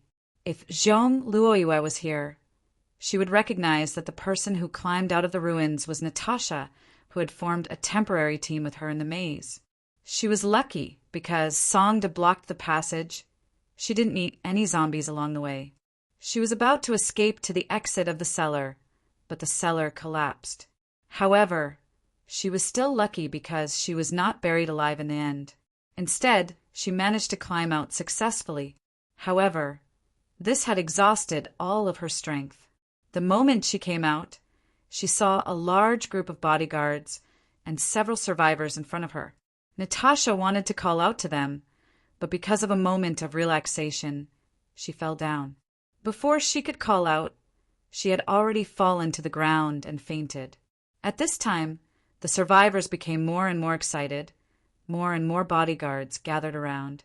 They looked at the excited reactions of the survivors. Many of them frowned, thinking that things were weird. Did these people collectively see an illusion? Or did they really meet something terrible down there? And then there was this sudden collapse of the building. Everything was filled with a mysterious aura. At this moment, a bat suddenly flew out from the ruins. The bat stood on a large piece of broken rock and looked down at the chaos in the crowd. It suddenly flew up again, and the moment it landed on the ground, it transformed into a black fog. Within the black fog, a handsome man slowly walked out. This group of uneducated and unruly fellows, what have they done? The handsome man shook his head. He was wearing a black tuxedo, and now he came over with his hands behind his back. When he walked out of the crowd, he raised his hand, and there was a bottle in his hand. The handsome man opened the bottle and then slowly blew on it. A wisp of purple smoke, accompanied by a cool breeze, slowly spread into the crowd. They subconsciously inhaled the purple smoke, and then each and every one of them froze on the spot, momentarily absent-minded, including the 4 emotional survivors. At this time, they also became quiet. A very strange scene appeared. The surroundings suddenly became quiet, and everyone was silent. After a moment of silence, the survivors seemed to have woken up. They looked around blankly at the ruins of the manor. Finally, they asked curiously, "What happened?" And those bodyguards at this time, they all scratched their heads, as if they were very confused about this matter. No one noticed that the handsome man in the black tuxedo was walking to another place in the ruins with a light step, only that small whisper could be heard. The amnesia incantation is about to run out. I need to buy more. At the same time, in the distant sky, several huge black shadows were flying this way. It seemed to be a flying vehicle, like a helicopter. Fortunately, the three Song brothers escaped from the secret passage of the treasure house. When they came out, the three brothers found themselves 1 kilometer away from the manor. Of course, they couldn't just leave like this. After they came out, the mobile phone signal was restored, and the three Song brothers hurriedly informed Father Song, who was playing chess with his fifth uncle in the cold house. Father Song didn't doubt what the three Song brothers said. After so many years of military life, Song Tianyu had seen a lot of strange things. He vaguely knew that this world wasn't as simple as it seemed. It was just that the two most important descendants of the Song family were in this dangerous situation. How could Song Tianyu sit still? He made a phone call, and a certain official army stationed outside the city directly dispatched several armed helicopters. Don't doubt the Song family's secret influence in this country. If it wasn't for the lack of time, Father Song, who had 1 foot in the grave, might have directly mobilized the entire Vulture Tail Flower Village for the sake of the two most important descendants of the Song family. I don't care if it's zombies or monsters. Whoever dares to touch my 2 grandsons, I'll destroy them. Fifth uncle hadn't seen Father Song make such a declaration for more than 10 years. The last time was when Miss Song Ying's parents were assassinated. No one knew who the murderer was, but a month later, the regime of a small country in the world was completely overturned. The top of the aristocratic families had always been a sleeping lion, so don't anger it and wake it up. At this time in the open space, an armed helicopter directly hovered and then dropped a rope ladder. The three Song brothers hurriedly climbed up. Mr. Songda, long time no see. The one who spoke was an officer in his 30s. Songda didn't make any small talk at this time. Colonel Hani, I'll drink with you next time. Right now, saving people is more important. Have your people brought weapons?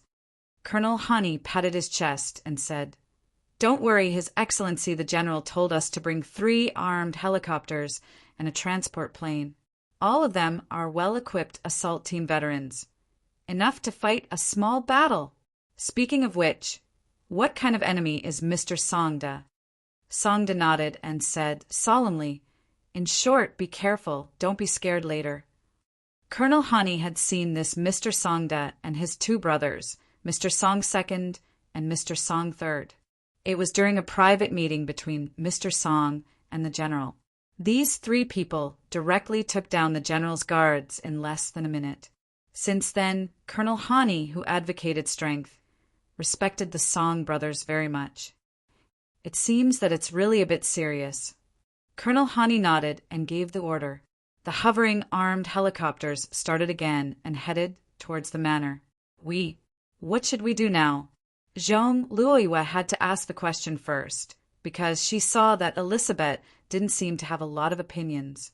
Zhong Luoyue also saw some of Elizabeth's memories, so she knew that Elizabeth was much older than her appearance.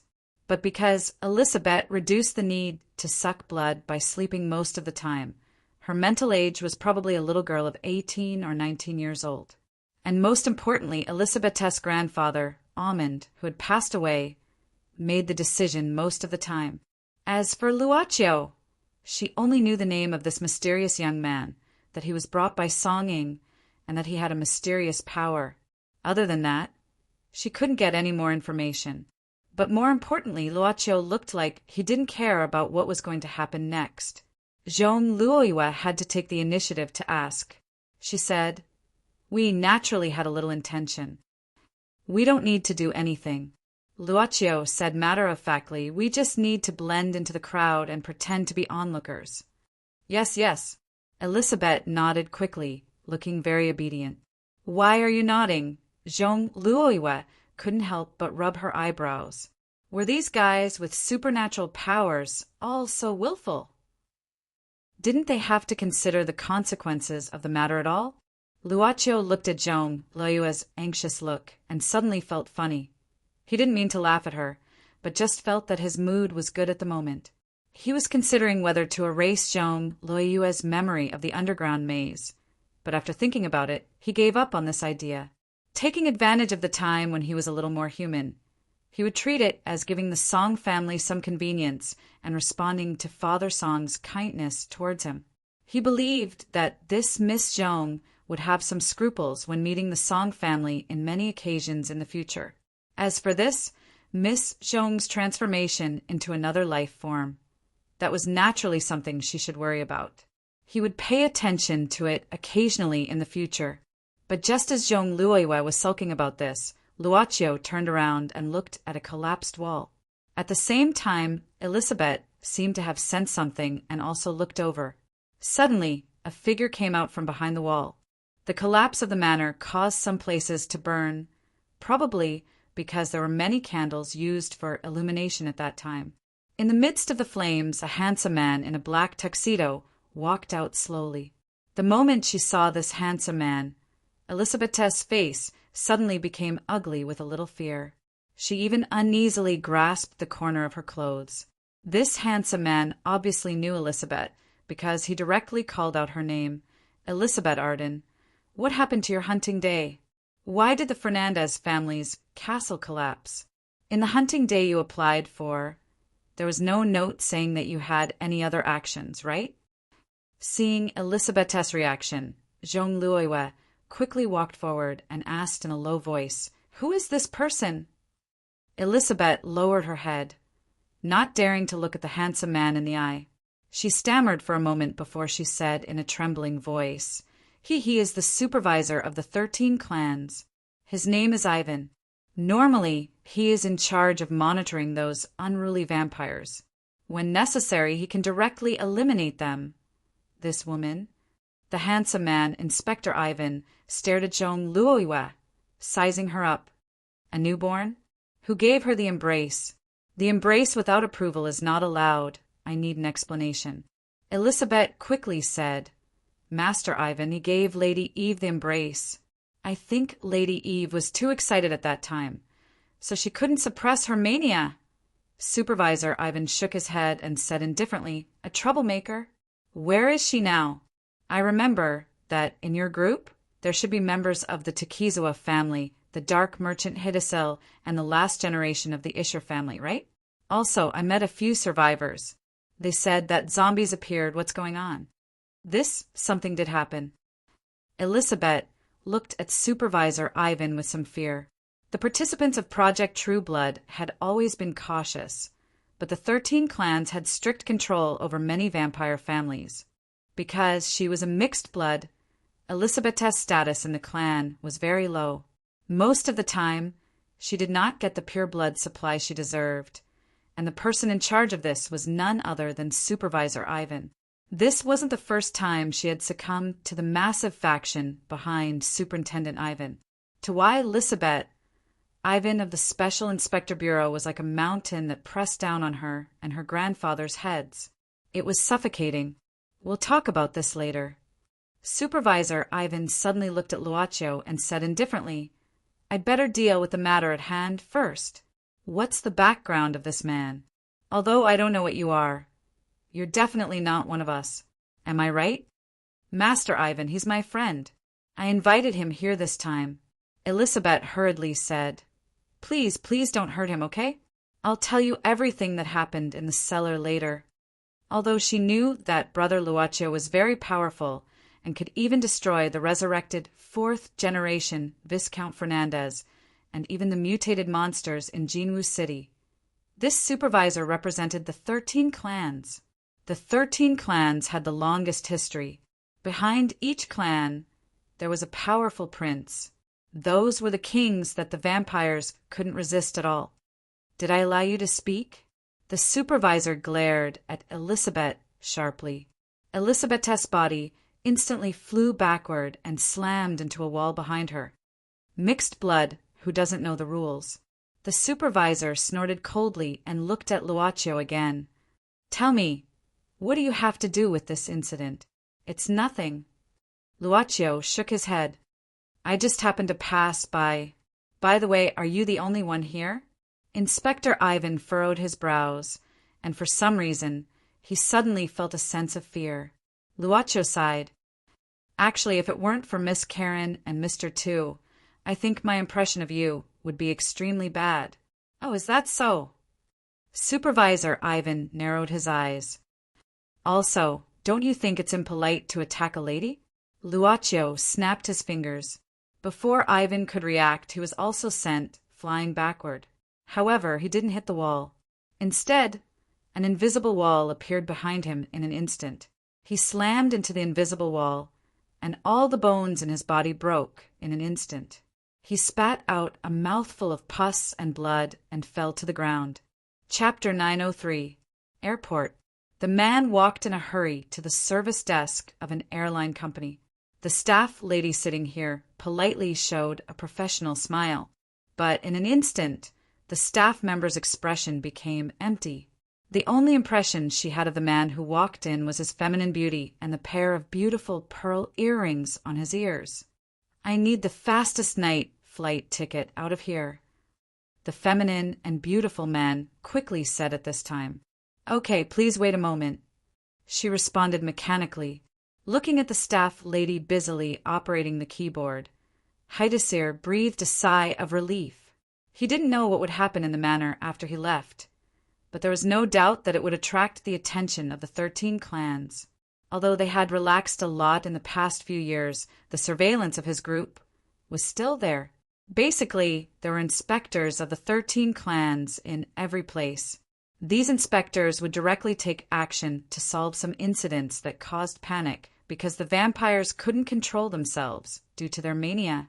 He remembered that this area was under the watch of an inspector named Ivan. This guy was a young vampire in terms of age, but his bloodline was too good. He was a direct descendant of a prince in the 13 clans. Of course, there were many direct descendants of the princes. Although he was young, there was no doubt that as a direct descendant of a prince, Ivan, who had a pure bloodline, had the ability of the 5th generation after birth. He even got the nickname of the peak 5th generation more than 20 years ago. Not to mention such a powerful Ivan, how could Haidasir, who even Karen couldn't defeat, dare to stay? What's more, there was also the unreasonable and terrifying Luaccio. Haidasir naturally knew what to choose. As for whether Project True Blood had failed, for vampires who had a long lifespan, they could just restart the project in a few decades. There were as many research talents as they wanted. After all, the humans in this world were still too easy to tempt. Sir, your ticket is ready. The staff lady pushed out a ticket with a smile. Haidasir showed a more relaxed smile. He picked up the ticket and planned to go through the security check. But the moment he turned around, Haidasir inexplicably felt a chill. It was as if he was being watched by something, as if he was hated by fate. It made him feel as if he was sitting on a carpet of needles. His mind was in a trance, and his fingers directly trembled. What the hell? Haidasir cursed inwardly. Speaking of which, this feeling came and went quickly. However, it disappeared in an instant. His heart finally calmed down, but he didn't dare to stay any longer. He quickly blended into the crowd, passed the security check, and prepared to board the plane. It was indeed a very serious injury. For Ivan Hessenbach, this was the most serious injury he had ever received in his memory, and it happened in an instant. He tried his best to get up, but found that all the bones in his body had been shattered. It was impossible for him to heal himself in a short time. Of course, it didn't mean that he couldn't fight back because his body was seriously injured. Vampires had their own innate abilities. Some are good at speed, some are good at strength, and some are special abilities. For example, he had the very versatile telekinesis. But at this time, just when he wanted to use his telekinesis, his head felt as if it was being pricked by numerous needles. It was very painful. He began to doubt his life. Was it because he hadn't been training recently, or because he hadn't fought in a long time? Or was it because the young man standing in front of him was actually a prince or an old monster of the same level in disguise? Your Excellency is... Ivan Hessenbach, who struggled to stand up, had to reluctantly raise his head at this time. There was a trace of fear in his eyes, and at the same time there was humiliation. Erex, Luaccio suddenly said. When he heard this name, Ivan Hessenbach was stunned. He always felt that he had heard this name somewhere, but he couldn't remember it for a while. Not only Ivan Hessenbach, but Joan Luoiwa was also slightly startled at this time, but she restrained the surprise on her face in an instant. Although she didn't know why Luaccio said this strange name, it was obvious that he didn't want to reveal his identity. In the face of a transcendent opponent, Joan Luoiwa felt that she couldn't help much, but if it was just a support, she could. So in an instant, she changed from surprise to horror. It made people think that she was frightened that Luaccio actually said his real name. Then she looked at Ivan Hessenbach worriedly. As for why Elisabeth, she had just got up from the ground at this moment, so she didn't hear Luaccio's self-introduction. I remember. Your Excellency Erex. Ivan Hessenbach had recovered a little at this time. It had to be said that his self-healing ability was better than Karen's. He could barely stand up with all his bones broken, but his scruples at this time had become more serious. I've heard of your name, the Great Erex. Ivan Hessenbach adjusted his breathing at this time.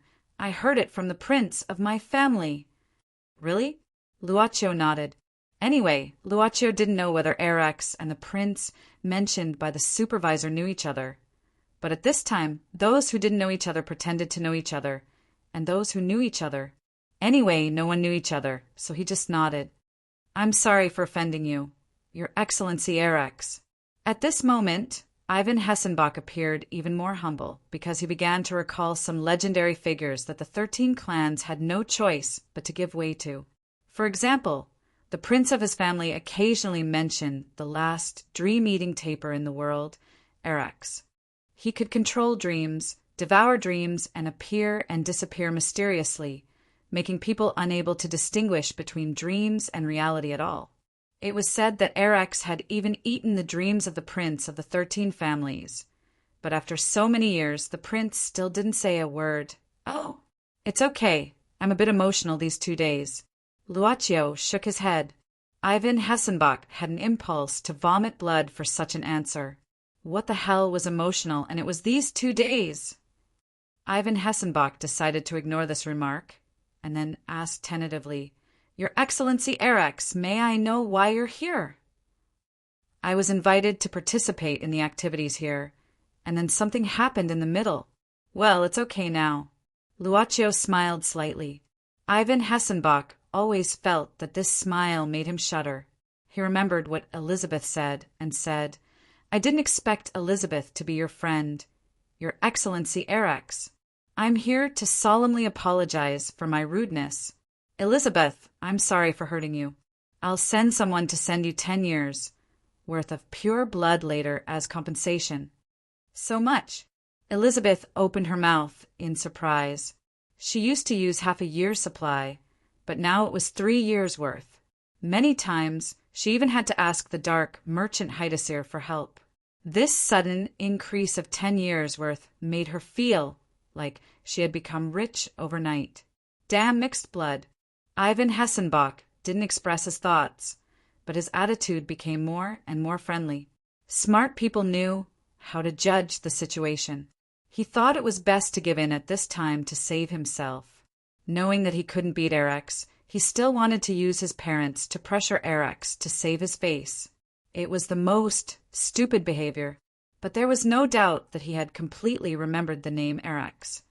He did not feel that the other party was deceiving him, because, in his opinion, the strong would never bother to deceive others. My name will scare you to death. My name represents my will. This was probably the mentality of the strong. Ivan Hessenbach looked at Elizabeth with a smile, thinking that she was really lucky. He recalled how Elizabeth had been nervous at the beginning, claiming that the other party was her friend and hoping that they would let the other party go. Perhaps this despicable mixed blood still did not know how the friend she knew could make the princes of the 13 families feel fear. At this moment, in Ivan Hessenbach's mind, he couldn't help but fill in the picture. This despicable mixed blood, without knowing it, somehow won the favor of this Strong. So she was lucky enough to get a strong backing.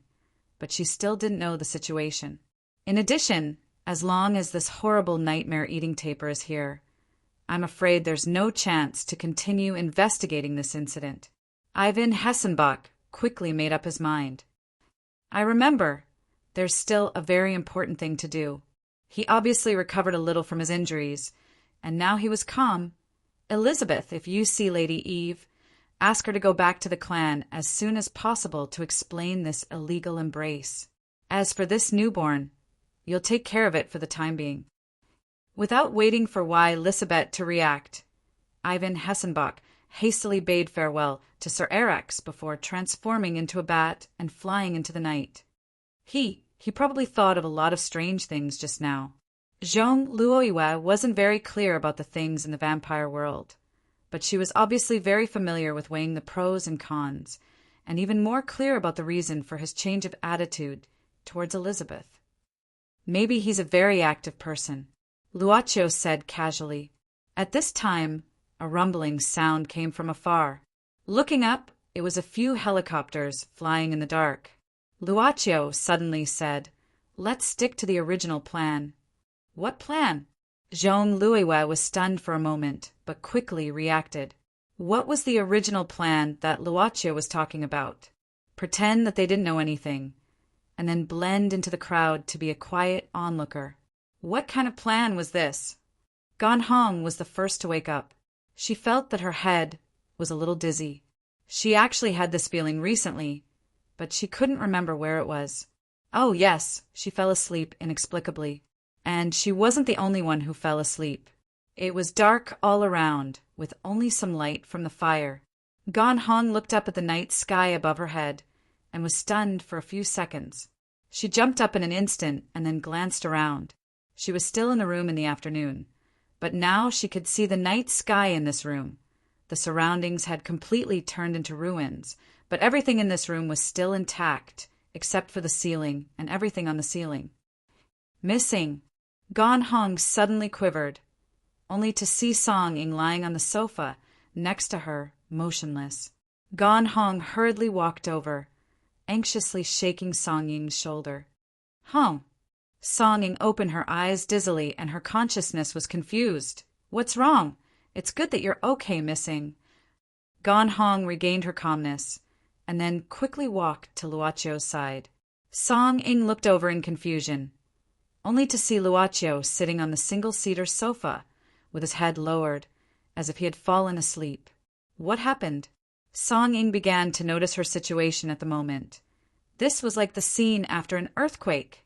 Master Chiu, Master Chiu, Master Chiu.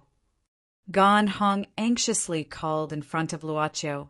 Song Ying glanced at him, and then turned her head, wanting to wake up her secretary, Su Mei. Master Chiu, Master Chiu, Master Chiu. But no matter how Gan Hong called, she couldn't wake Luocio up. Gan Hong was so shocked that she quickly grabbed Luocio's wrist and felt that there was still a pulse on it. Only then did she feel slightly relieved. Song Ying looked up at the sky. The reason he was looking up at the sky was because a strong light was sweeping down from above. He saw an armed helicopter slowly approaching, and the side door of the helicopter was already open. Song grabbed the door with one hand and stuck his whole body out. All right, we've finally found Missing. Thank God. With that, Song directly jumped down from above. The helicopter was at least 4 or 5 stories high, but Song jumped down without hesitation. Of course, the moment he landed, he looked a little embarrassed. Song quickly rushed to the wreckage of the room where they were and looked at Song Ying with concern. Miss Ying, it's great that you're okay. Songda? Song Ying was stunned. Why are you here? Songda said at this time, Miss Ying, it's very dangerous here. Let's leave here first. And how's our new master?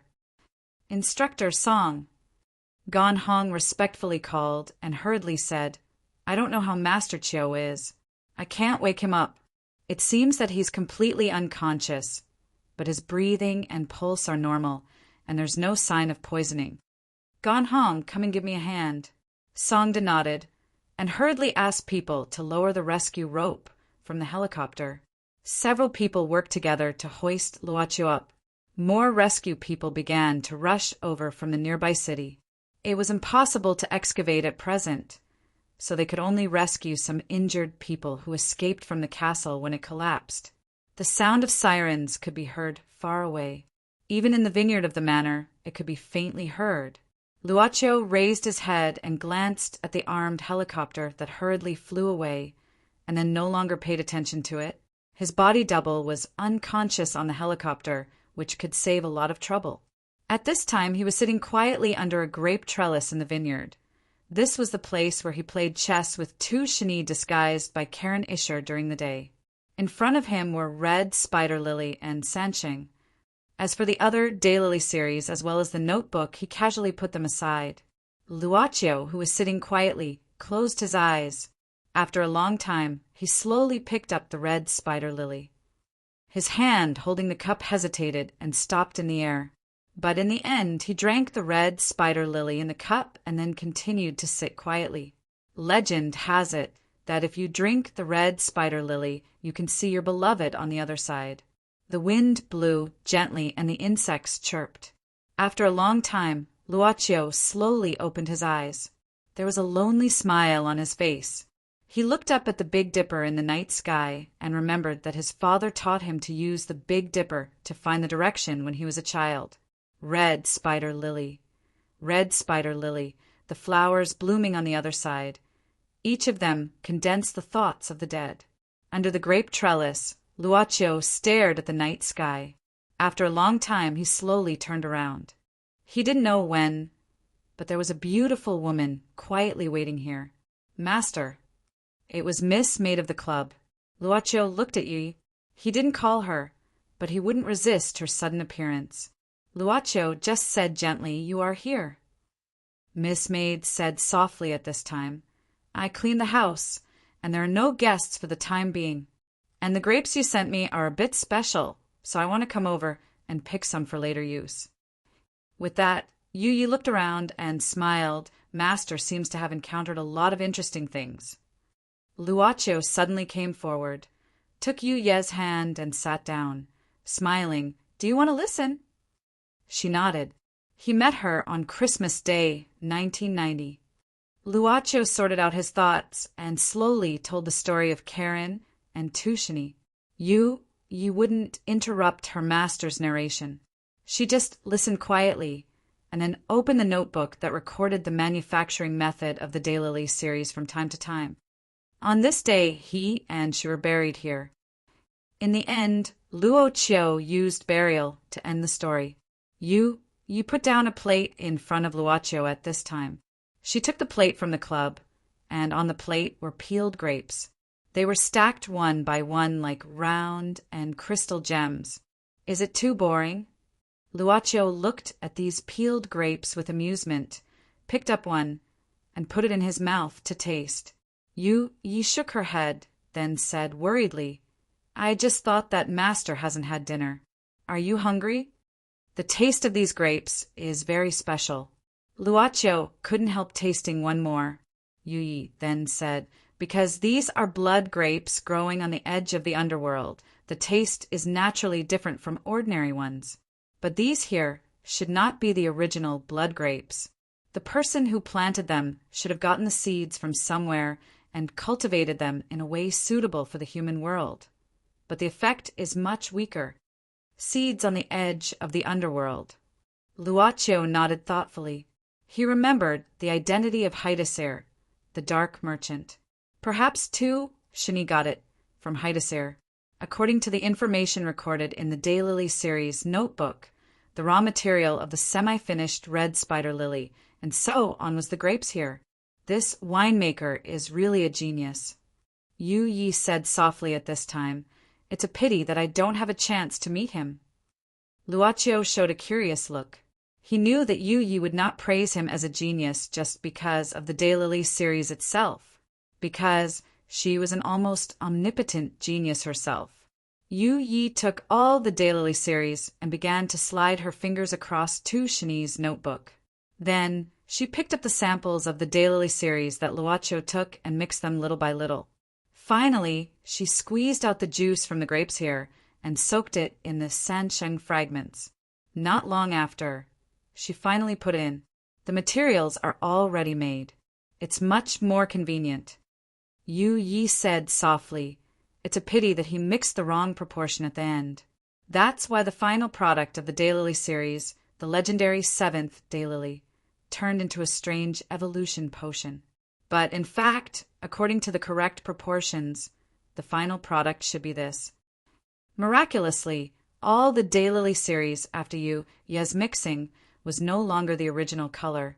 It was like clear water, but exuded a unique fragrance.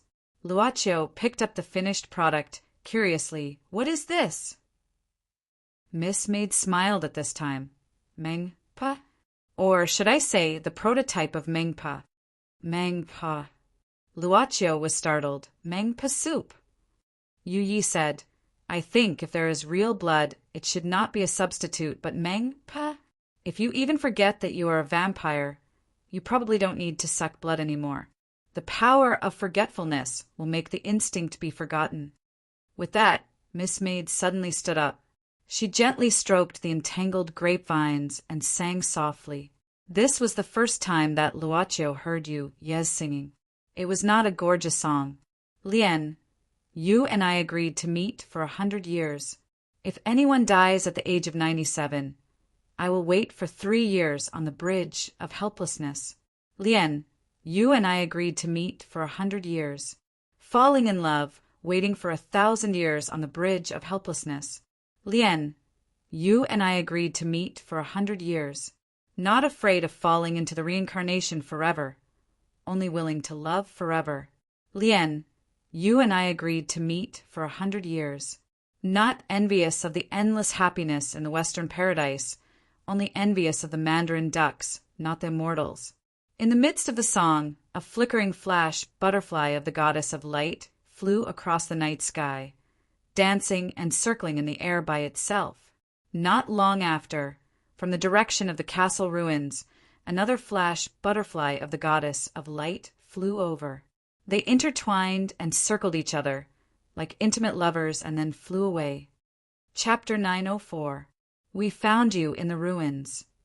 You were in a coma at that time. Later, the rescue team sent you to the hospital. Sir, you are so lucky. You only hurt your leg. You can recover after a period of rest. After Ouyang Jia woke up, he saw that the nurse in the hospital told him a lot. However, when he heard that the castle collapsed and a large number of guests were buried alive in the cellar, he was extremely excited.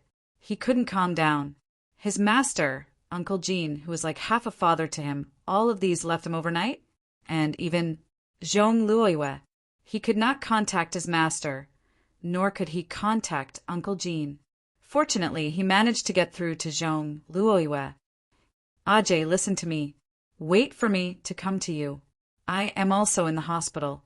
This was Zhong Luoyue's words.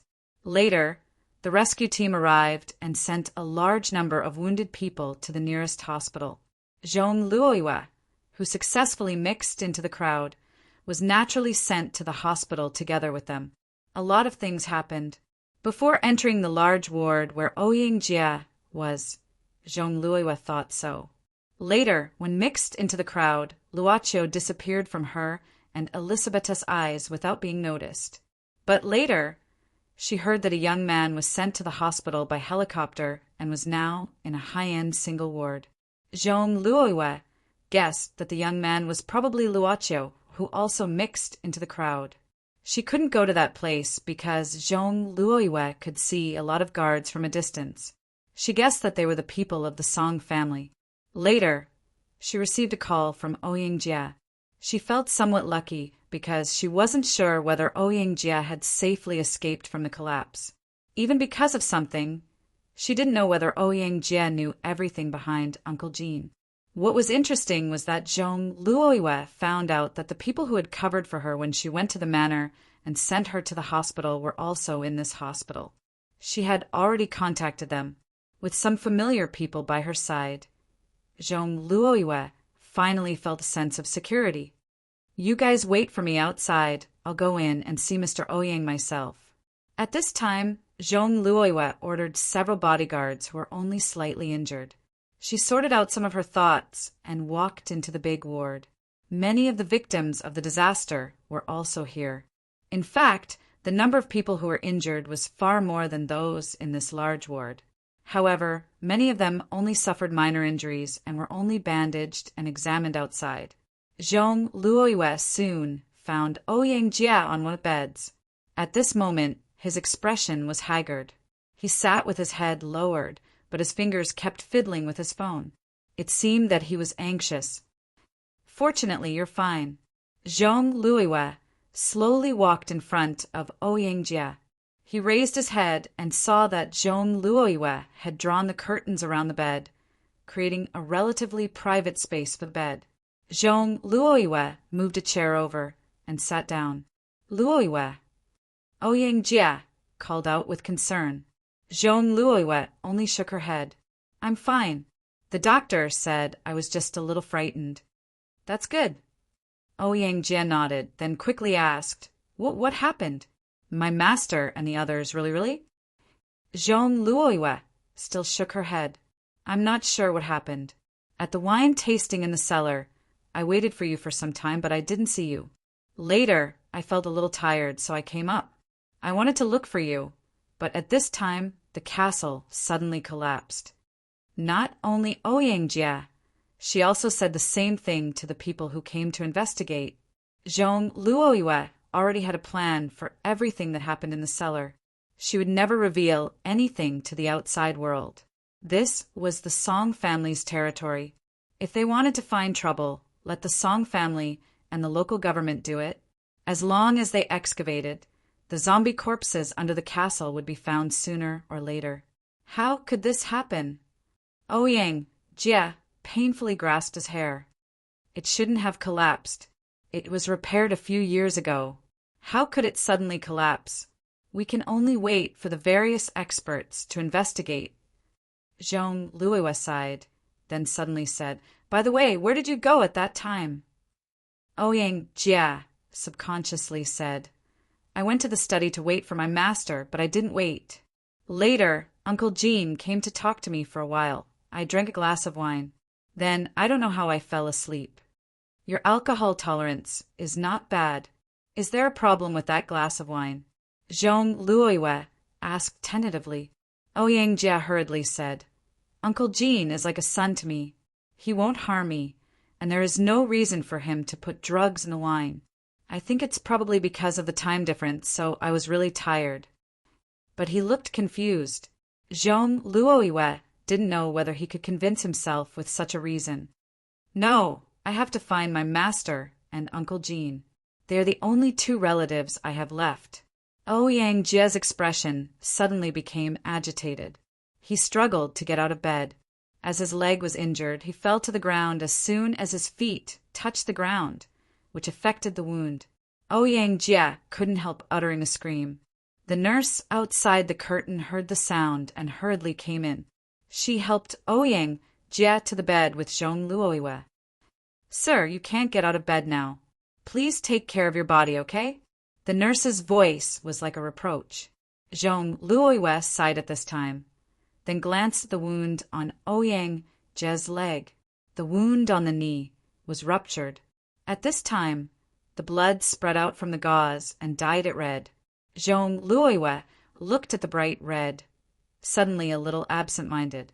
Her heart was itchy, and in an instant she even had a feeling of hunger. She also seemed to have lost her hearing at this moment. She could only hear a buzzing sound reverberating in her head. Zhong Luoyue shuddered all of a sudden. He felt his body turn cold. No, let me get out of bed. I want to go find my master and the others. Ouyang Jia still insisted at this moment. Zhong Luoyue took a deep breath. Ajay, you stay here to recuperate. I'll follow up on your master and the others. Maybe they're just trapped down there. It's not necessarily the worst result. Don't worry, I'll inform you as soon as there's news. Luoiwa. At this time he only trusted her. His emotions began to slowly calm down. Zhong Luoiwa comforted him a little more, then said that she was going to see the bodyguards who were injured in the car accident and sent to the hospital. She made an excuse and left. Ouyang Jia was very reluctant to leave, but he didn't have a reason to ask her to stay. He could only nod silently. The moment she lifted the curtain and went out, Zhong Luoiwa looked back at Ouyang Jia. Looking at his expression, Zhong Luoiwa guessed that Ouyang Jia probably didn't know the truth behind the castle, or even something very important to him.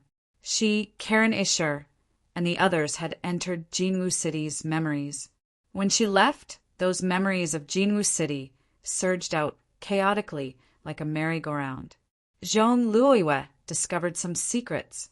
That was, Ouyang Jia was very likely to be Jinwu City's illegitimate son. This was her inference from the memories of Jinwu City, often hiding in the room to look at a photo. The photo was of a woman, but this woman's appearance reminded her of Ouyang Jia.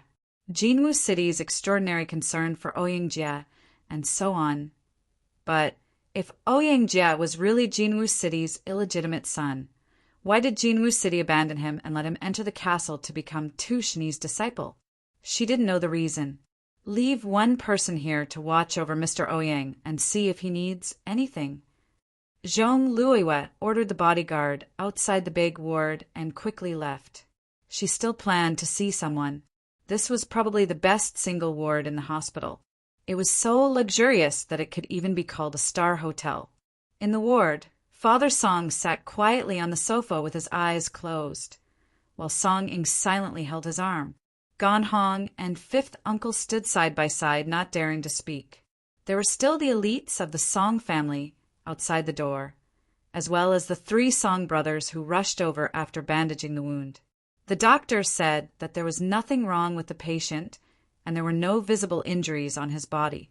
After a magnetic resonance examination, there were no hidden injuries. The reason for his coma was not clear, but the patient's physical condition was good. However, the fact that he didn't wake up made old Master Song very unhappy. In fact, several neurologists had been invited from all over the country and were on their way. Fifth uncle's phone suddenly rang. After he picked it up, he hurriedly whispered in Father's ear, "Master, eldest young master has rushed over from the village with Mr. Blind. He said that he will arrive at the hospital in half an hour." Song Haoran was gathering people in the village and preparing to return to China. After Father received Song Haoran's letter, he immediately notified Song Haoran. Calculating the time, if they had set off at that time, they should have been back by now. "Okay, I see." At this time, Song Tianyu opened his eyes and looked at Luochio on the bed. He suddenly said, "Old Five, did Luochio's eyes move just now?" They glanced at each other and secretly shook their heads. This was probably just an illusion caused by Father Song's ardent expectations. Father Song sighed inwardly and stood up. He ordered, "Old Five, Ganhong, stay here and watch over him.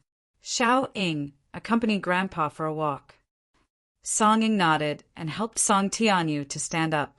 When they walked out of the door, the 3 Song brothers hurriedly came forward. Song Tianyu waved his hand and then said in a low voice, "You guys come with me too. Tell me everything in detail." The 3 Song brothers nodded. The group of people went to a pavilion in the small courtyard downstairs of the inpatient department and sat down. Song Air and Song San stood guard outside the pavilion while Song De tirelessly recounted everything that happened today. He started with the giant roulette wheel at the wine tasting party, how Song De beat Lady Eve to death, and how he finally discovered the treasure trove and the secret passage, and how he escaped with his life. Really? For Song Ying, what Song De told her was undoubtedly like something out of a fantasy story. Her face was full of disbelief. Of course. Song De nodded solemnly and then took out his phone. Old 3 took this video after the roulette wheel started. Although it's very short, it captured the whole process of that blood-sucking monster killing people. Song placed the phone on the table so that Father Song and Song Ying could see it. Even with Father Song's decades of experience, he was moved when he saw the leech-like monster sucking people dry in the video. Song Ying was even more frightened. This naturally wasn't a clip from a movie, but something that really happened. Oh my God! Song Ying opened her mouth. She shuddered when she thought about how she was in the castle when this terrifying thing happened, and couldn't help but hug her arms tightly. Miss Ying, there are still many things in this world that we can't explain. Song said indifferently, just like the internal martial arts that we martial artists cultivate. To ordinary people, it's already inconceivable. But in our eyes, this world is much bigger than what you see. Song Ying wanted to say something, but she didn't know what to say. In the end, she just shook her head. If this group of monsters is really causing trouble, then is it possible that Luochio's current coma is actually caused by these monsters? Song Tianyu suddenly asked. Song shook his head, indicating that he didn't know, but Song clearly understood that while he was shocked by this supernatural event, Old Master Song was still concerned about this young Master Luochio. This young fellow's position in Old Master Song's heart was really astonishing. Song might look like a burly man, but his thoughts were as deep as dust. He should be fine. Maybe he just inhaled too much of the mandala flower scent. Suddenly, a low and deep figure came from outside the pavilion, alarming the three Song brothers at the same time. They instantly looked over and saw two people walking side by side in the night.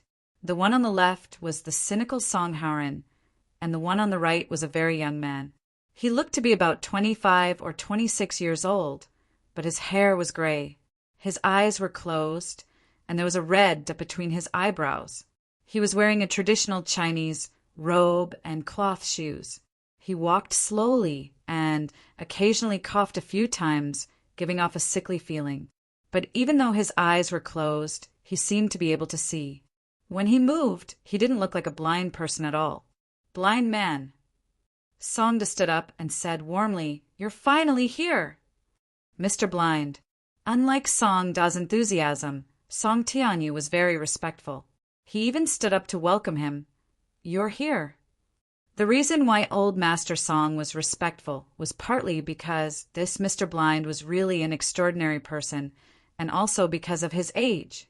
Mr. Blind was actually over 100 years old, so he was worthy of Old Master Song's respect. "Greetings, Old Master Song." Mr. Blind walked slowly to the pavilion and cupped his fist toward Song Tianyu, giving off a good impression. Yen yen yen yen. Chapter 905. Greetings, Master Song.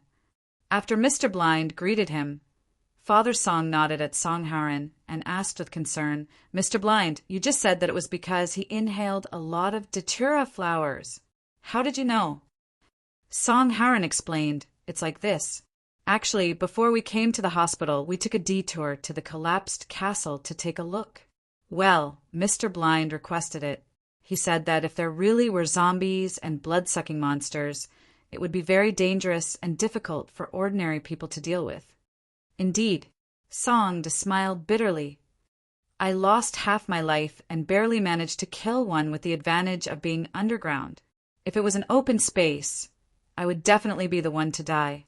Mr. Blind said indifferently, "Fortunately, it was you who practiced martial arts. If it were Song Air or Song San, even with the advantage of the terrain, I'm afraid it would point to disaster." Father Song asked at this time, "Mister, what did you find out?" Mr. Blind's expression was a bit grave. "That place emitted a lot of death energy. I had Haoran describe the surrounding terrain and found that the castle was a naturally formed place, very suitable for raising living corpses. If it was in the hands of some people in China's Xiangjiang, it would be a treasure land for refining corpses. Therefore, it's not strange for zombies to appear." After a pause, Mr. Blind continued, "However, the castle has already collapsed. Even if there are zombies, I'm afraid they're buried deep underground and won't be able to come out in a short time. But I suggest that it's best not to let the government dig casually. Once there are signs of zombies and it spreads, I'm afraid it'll be a disaster. I understand. I'll immediately contact them and have them stop digging for the time being. Song Tianyu nodded. This place was the Song family's headquarters. If a terrifying wave of zombies broke out, the Song family would be the first to bear the brunt of it. During the day, the yang energy is strong, so the zombie strength will be weakened. Mr. Blind said at this time, "Tomorrow I'll go investigate carefully. Master Song, please give me some people." "No problem. Mr. Blind, how many people do you need? Just let Haren know." Father Song readily agreed. In addition, before I came here, I did a rough investigation and found that there are many petals of the datura flower in the castle, and there are also remnants of their scent. At this moment, Mr. Blind added, "This kind of datura flower is different from the common ones. It has a bit of hallucinogenic properties. It can cause people to hallucinate, and in serious cases, it can cause people to fall into a coma. I think that since the new young master of the Song family has no external injuries, it must be because of this flower. Is there a way to save him?" Father Song quickly asked. Mr. Blind said indifferently, "It's nothing serious. Perhaps he'll wake up after sleeping for a day or two. Otherwise, I can prescribe some Chinese medicine to refresh the mind and boil it to drink. You should be fine." Song Ying's phone suddenly rang. She quickly picked it up and said, "Grandfather, fifth uncle said that Luocho has woken up." Then Song Ying muttered softly, "Didn't you say you were going to sleep for a day or two? Everyone's physique is different." Mr. Blind looked at Song Ying. "It's not strange for people with good physiques to wake up early. Miss Ying, you worry too much." Song Ying glanced at her grandfather in embarrassment, but Father Song didn't say anything. Instead, he clearly breathed a sigh of relief. "Tell old Five that I'll go up and take a look later." Song Ying stuck out her tongue. At this moment, Song Tianyu suddenly said, "How about this? You go up and wait for me. I have something to discuss with Mr. Blind." Song Ying didn't insist on staying. She nodded and quickly left. After that, Song Tianyu looked at Song Haren and said, "Haren, leave the people I asked you to pick here first. We might have to postpone our plan to return to China. Do your best to assist Mr. in investigating this matter. This is the Song family's headquarters. We can't let anything go wrong here. Do you understand?" "Understood." Song Haren nodded solemnly. "Mister, I have something to discuss with you in private." Song Tianyu looked at Mr. Blind and asked softly, "Can you listen?" "Sure." Song Ying didn't immediately return to Luocho's ward. Instead, she looked around and saw that no one was following her. She put on her sunglasses and suddenly went to the back stairwell. Not long after, a nurse quietly opened the door and met up with Song Ying here. The nurse looked a little nervous.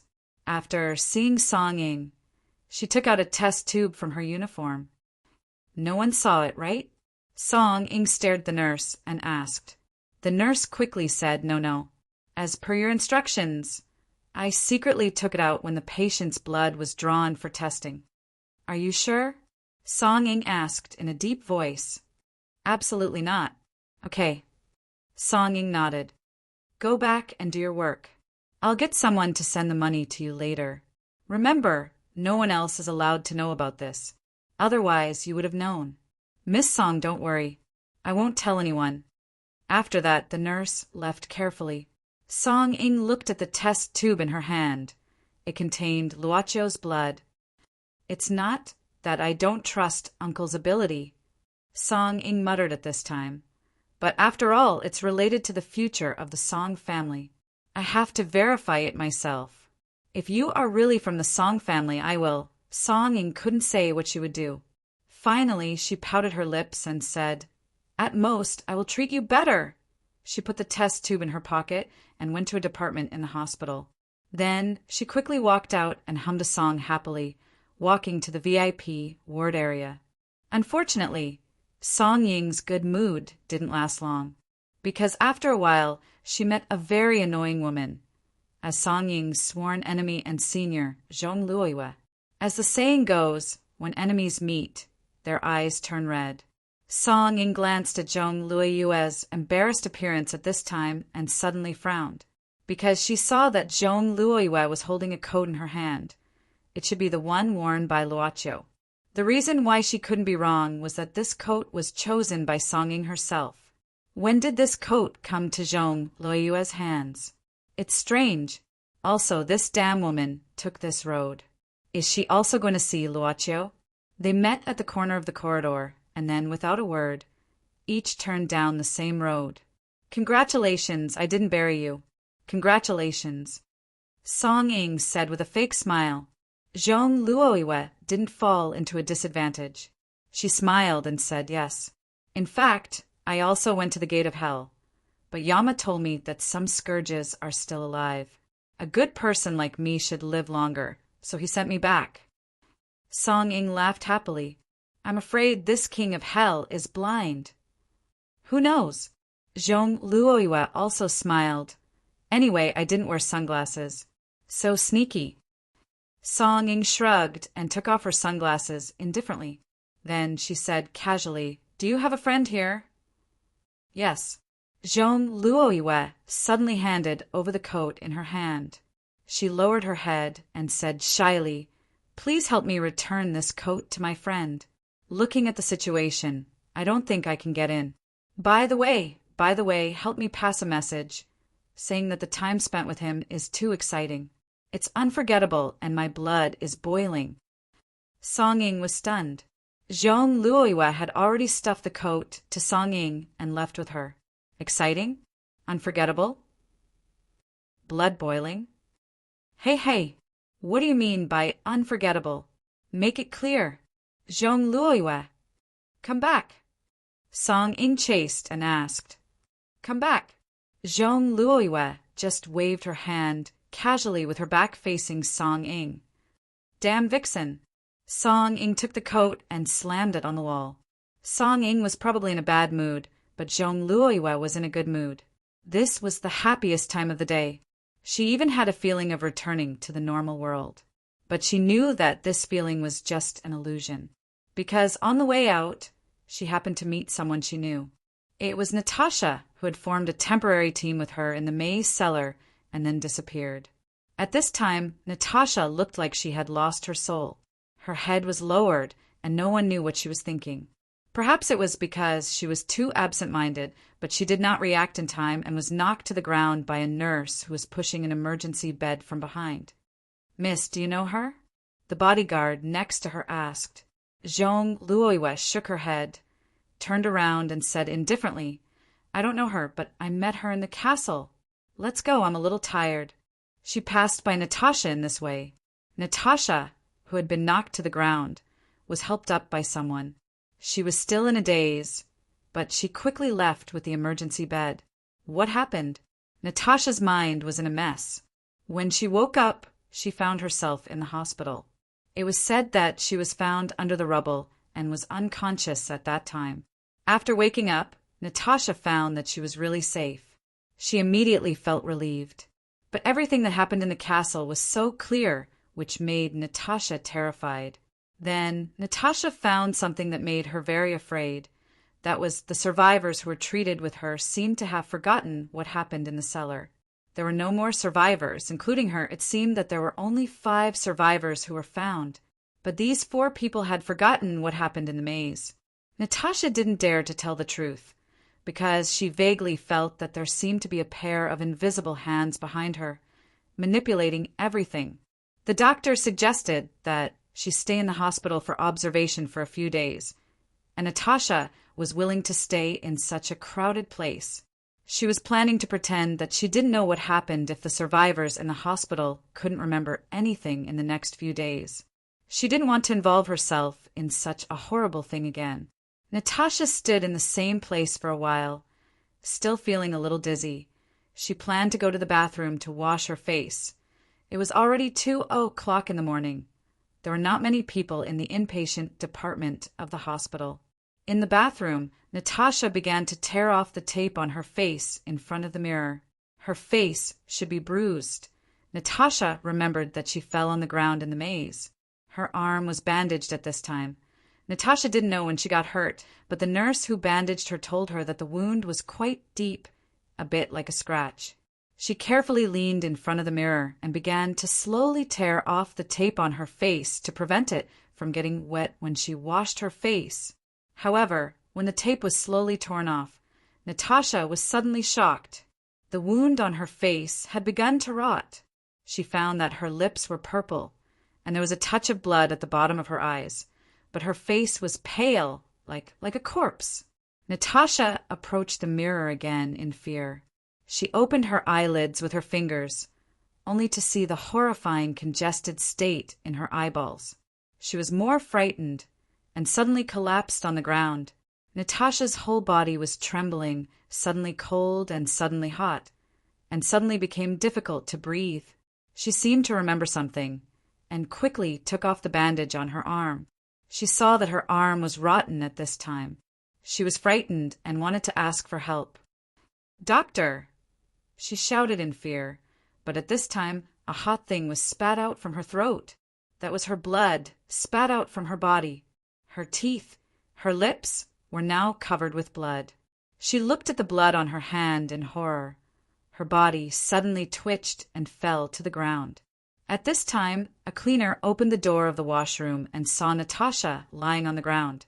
Miss, are you okay?" The cleaner was shocked and quickly came to check.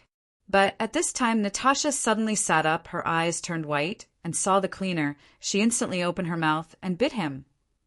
When Song-ing pushed open the door of this VIP ward, she happened to see Gan-hong holding a cup and feeding Luocho water. Miss Song-ing, who was not in a good mood, directly straightened her face at this time. Looking at his miss's appearance, Uncle Wu wondered why her face suddenly changed. But as an experienced butler, Uncle Wu said very cleverly, "Master Chiu, I'll go and see if the doctor is here. It's strange. Why hasn't he come yet?" "Thank you." Luocho nodded. Luocho had to pretend to be a patient. If he woke up alive and well, it would probably arouse suspicion. Therefore, Luocho cooperated with Gan-hong and Uncle Wu's care. Song-ing frowned and came to the front of the bed, sat down and crossed her legs. "Tell me what happened." "What happened?" Luocho asked curiously. Song-ing said discontentedly, "Don't ask when you already know the answer. I tell you, it was you who told us to go to that room to wait for Tushini. What happened? Why did we all pass out?" At this time, Luocho looked at Gan-hong in confusion. He looked very innocent. At this time, Gan-hong whispered in Song-ing's ear, "Miss Ing, Master Chiu forgot what happened after he woke up. He only remembered what happened before playing chess with Mr. Tu in the vineyard." So Song-ing looked at Luocho in astonishment, blinking her eyes. Luocho looked at Song-ing's eyes, blinking his eyes. "So what happened?" "You're pretending." Song-ing roared at this time. Chapter 906. Song Tianyu and Mr. Blind walked side by side on a small path in the recuperation area of the hospital. Behind them, the Song brothers and Song Haoran followed at a distance of 6 to 7 meters. Even with Song Haoran's extraordinary perception and the Song brothers' senses as martial artists, they were unable to hear the conversation between Song Tianyu and Mr. Blind. They knew that this was Mr. Blind's method. Even if they were face to face, if Mr. Blind did not wish for others to hear, no one would be able to hear it. "Old Master Song, are you worried because of the chaos caused by the zombies in the ancient castle?" Song Tianyu glanced at Mr. Blind and shook his head. "With you around, why would I be afraid of evil? I'm just thinking about something else." Mr. Blind said, "What is it?" Song Tianyu stopped and looked at the stars in the distance. "Mister, do you remember our meeting?" Mr. Blind nodded. "Of course I remember. Back then, old Master Song was being hunted down in Nanyang. I happened to be wandering around." Song Tianyu still felt that. "If not for you saving me, I'm afraid I would never be able to leave Nanyang, much less build up the foundation of the Song family in this foreign country. I will never forget Sir's kindness to me. That's why I set up a family rule. All descendants of the Song family must respect you as they respect me. There's no need for that. Mr. Blind said indifferently, I've already accepted the offerings of the Song family. We can just take what we need. Song Tianyu only smiled and did not continue the topic. Instead, he suddenly looked at a tiny star in the sky and said, You once said that I have the star energy of the North Star. Do you remember? Mr. Blind said, The Song family was originally a descendant of the royal family. Song Taizu was once the son of Shinryu, recognized by the heavens and earth. Even though the dynasty changed, the dragon energy of the land of China still blesses the descendants. Although the Song family has been through a lot of hardships, it has never been destroyed. The dragon energy of the land is a very mysterious fate. After a long period of hardships, it will break out of its cocoon and become a butterfly. After a few cycles, it will definitely give birth to a rich and noble person. Old Master Song, you are that person. Song Tianyu suddenly sighed and said worriedly, What will happen to the Song family after I die? Mr. Blind said, Miss Song Ying is blessed with wealth. She will have no worries for the rest of her life. As for young Master Song's talent, he has his own opportunities. You don't have to worry. What about the descendants of my elder brother? Song Tianyu suddenly asked, All these years, I have been painstakingly searching for news of my elder brother and his descendants. It was only because Mr. told me that my elder brother's bloodline had not been cut off that I persevered. But more than a year ago, you told me that fate was in chaos. You could no longer divine the existence of that descendant. I was in despair several times. Mr. Blind said, This humble one is still unable to divine his existence to this day. Whether he exists or doesn't exist, to say nothing of fate, even the slightest trace of his existence is incomparably obscure to the mysteries of heaven. Sir, you mean we may have found the wrong person? Song Tianyu frowned. Mr. Blind shook his head and said, Not necessarily. Fate and the mysteries of the heavens were illusory things. On the contrary, modern science had its merits. What could be proven by science, ancient methods might not be able to. And recently, the Song clan's luck has suddenly increased greatly for some reason, vaguely being protected by the power of heaven and earth. I reckon that it should be the return of the descendant of Master Song's elder brother. Power of heaven and earth? Song Tianyu was taken aback. Mr. Blind fell silent for a moment before saying in a deep voice, This humble one has said that the Song clan is the descendant of Shinryu West's son of heaven. Even though the dynasty has changed, this supreme position that was once recognized by heaven and earth is still hidden in the fate of the Song clan's descendant. The Song clan's luck has suddenly increased greatly, and the increase is something I have never seen before.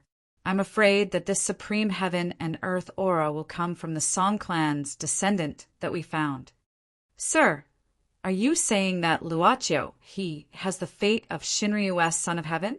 Song Tianyu gaped in shock. In today's world, there is no such thing as a dynasty. Mr. Blind shook his head again. Whether one can transform into a dragon and stand at the pinnacle of mortals, there are still many unfathomable factors. Furthermore, I have yet to meet this Master Chiu personally, so I don't dare to make any assertions. But there is one thing that this humble one can be sure of. The Song clan's sudden increase in luck will cause the luck of everyone related to the Song clan to increase greatly. Even I have a feeling that this is due to luck. Perhaps the entire Song clan will advance further because of this. The pinnacle of aristocratic families was already the pinnacle of aristocratic families. If the pinnacle of aristocratic families advanced further, Song Tianyu's gaze instantly turned solemn. That would be the realm of the nation. This is an important matter. I will keep it a secret. Song Tianyu pondered for a moment. I was originally a little hesitant, but after listening to your words, I suddenly see the light. I have already made up my mind.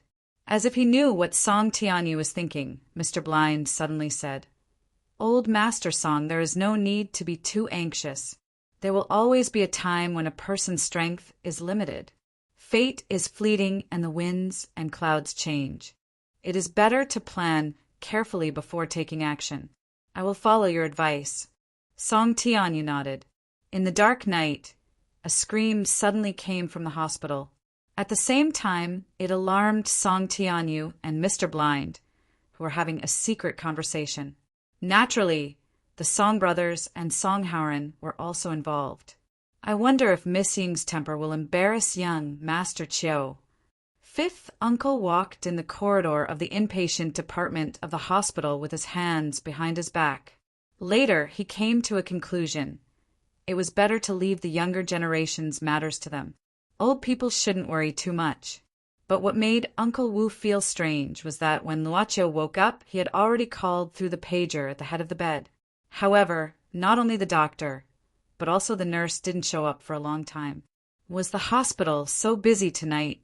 Maybe it was because they were busy dealing with the wounded sent from the castle by the rescue team? Uncle Wu knocked on the door of the duty room, but he didn't see anyone. Uncle Wu frowned in confusion. Suddenly, he heard some strange sounds coming from under a table in the duty room. Out of curiosity, Uncle Wu slowly walked towards the table. What's the matter? Unexpectedly at this moment, someone's voice suddenly came from behind. Fifth uncle quickly turned around and saw a slightly tired young doctor. Uncle Wu said indifferently, "Nothing. I just pressed the pager but didn't see anyone. So I came to see in person." The young male doctor glanced at the duty room randomly and said, "Maybe they are too busy, so they transferred the people here. Which ward is it? I'll go and see right away." "Ward A01. The young doctor was stunned and then nodded quickly. "Sir, wait for me for a moment. I'll put something down and then go there right away.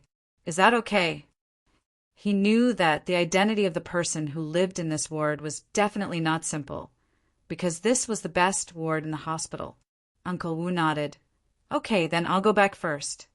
The young doctor hurriedly agreed and watched as fifth uncle slowly walked away. The young doctor breathed a sigh of relief and then rubbed his eyebrows. He was so busy tonight that he didn't even have time to eat dinner. He had been hungry for a long time. However, he still wanted to go to Ward A01 and get something to eat when he came back. He poured a glass of water and planned to look for the medical record after drinking it and then go there. However, when the young doctor was drinking water, he suddenly heard a strange sound behind him, which made him turn around curiously. The sound seemed to come from behind a desk in the corner in front of him. The young doctor frowned and walked over step by step with the glass of water. However, when he walked to a position where he could see, he found nothing. The chair just moved a little, and then some documents fell to the ground. The young doctor shook his head and thought that he might be too tired. He walked over, bent over to pick up the documents on the ground and put them back on the table. Then he glanced at a photo on the table. This was the position of his colleague, and the photo was taken with his girlfriend at the same time. The young doctor smiled. He really wanted to have a girlfriend. Such a thought suddenly rose in his heart, but the doctor's time was too busy. He was completely free to die, but he didn't have time to get sick. He looked at it with self-mockery and turned around. However, at this moment, he was suddenly startled. It was his colleague. At the same time, he lowered his head at this moment, and his body trembled slightly. The young doctor sighed at this time. "I was scared to death by you." He patted his colleague's shoulder casually, but his colleague still lowered his head and remained motionless. "What's wrong with you? Are you not feeling well? Jack, are you all right?" The young man called out again. At this time, his colleague Jack suddenly raised his head. His face was pale, his eyeballs were rolled up, and his mouth was suddenly opened. Ah! The paper cup fell to the ground, and the water that hadn't been drunk spilled all over the floor. Zhong'e didn't go back to Xiaoying immediately, but came to a separate ward. She asked the bodyguards to stay outside the door and walked in alone. Of course, this ward was not as well guarded as the one with the best conditions, but it was already one of the best in the hospital. The one in the ward was not a patient, but a girl who seemed to be suffering from albinism. When Zhong Luoyue knocked on the door and entered, the girl was standing by the window, looking at the distance obliquely. Zhong Luoyue felt that she should have heard her coming in, so she didn't ask abruptly, but directly asked, "Is this the direction of your home?" The girl turned around, Elizabeth. Elizabeth looked at Zhong Luoyue and said, "My grandfather told me that after this hunting day, we won't go home first. Instead, we'll go to the Mediterranean Sea. That's where my mother grew up." She lowered her head. Although she was smiling, she couldn't help but feel heartache.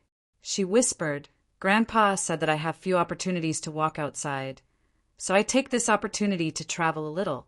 I'm actually looking forward to it." Zhong Luoyue patted Elizabeth's shoulder. "Your grandpa will be very happy to see you can walk freely now." Because of a telepathic trip, Zhong Luoyue's memory was also entangled with Elizabeth's past. Because of this entanglement, even though she had not really met Amand, Zhong Luoyue felt a sense of sadness in her heart that did not belong to her, but it was very real. She and Elizabeth had only known each other for half a day, but they were like good friends who had accompanied each other for half their lives, a very strange thing. "What are your plans after this?" Zhong Luoyue suddenly asked. Elizabeth shook her head. "I don't know. Maybe I'll walk around and see the outside world, or maybe I'll go back to my house and deal with some things. In fact, I don't know if I can deal with these things well. These things used to be taken care of by my grandpa, and I've been sleeping most of the time."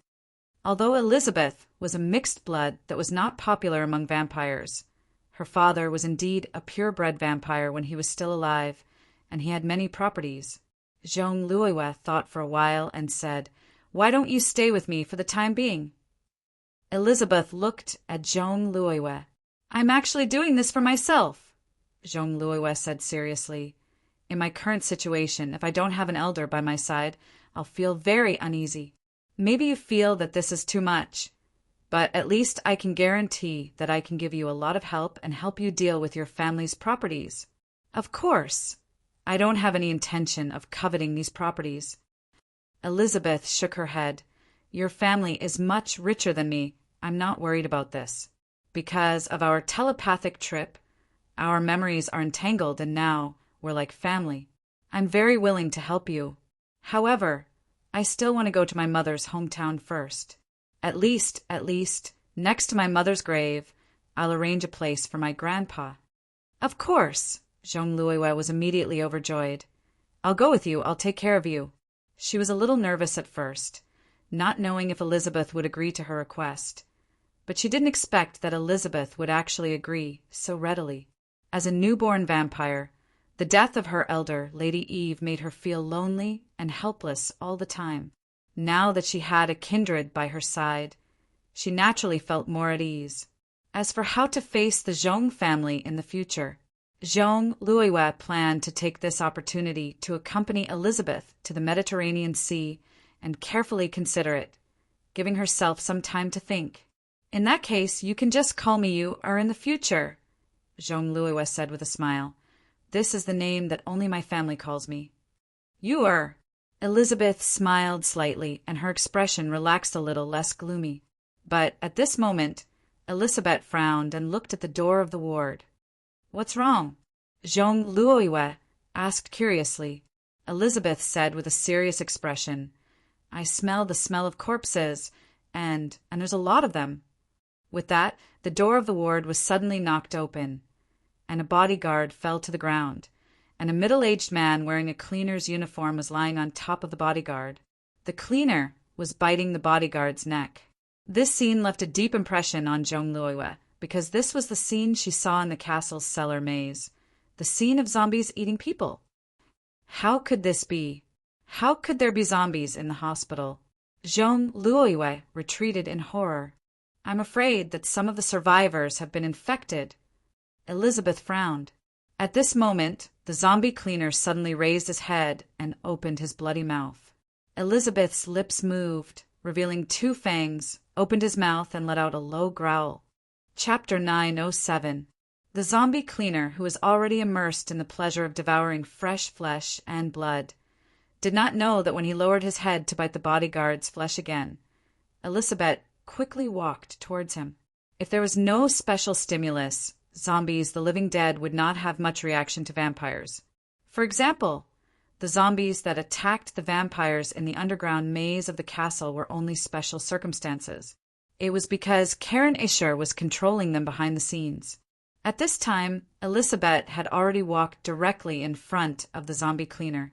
Her palm quickly swept across, and the zombie's head was directly cut off and fell to the ground. Decapitation!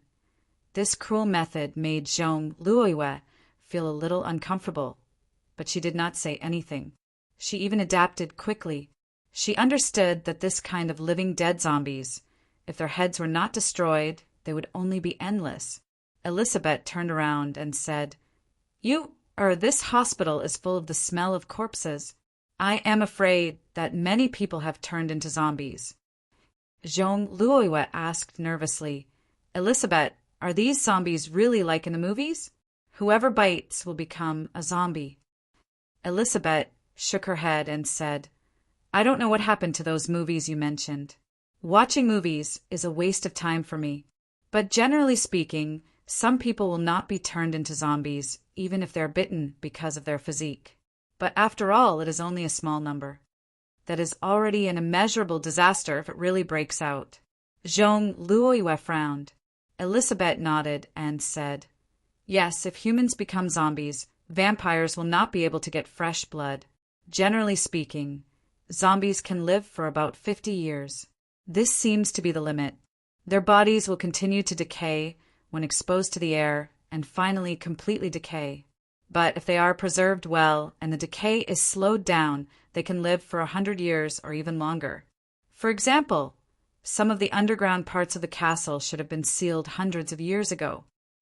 Zhong Luoyue suddenly said, If the whole world is invaded by zombies, what will the world become like? Elizabeth said seriously, Someone in the 13 ancient clans has proposed this question a long time ago.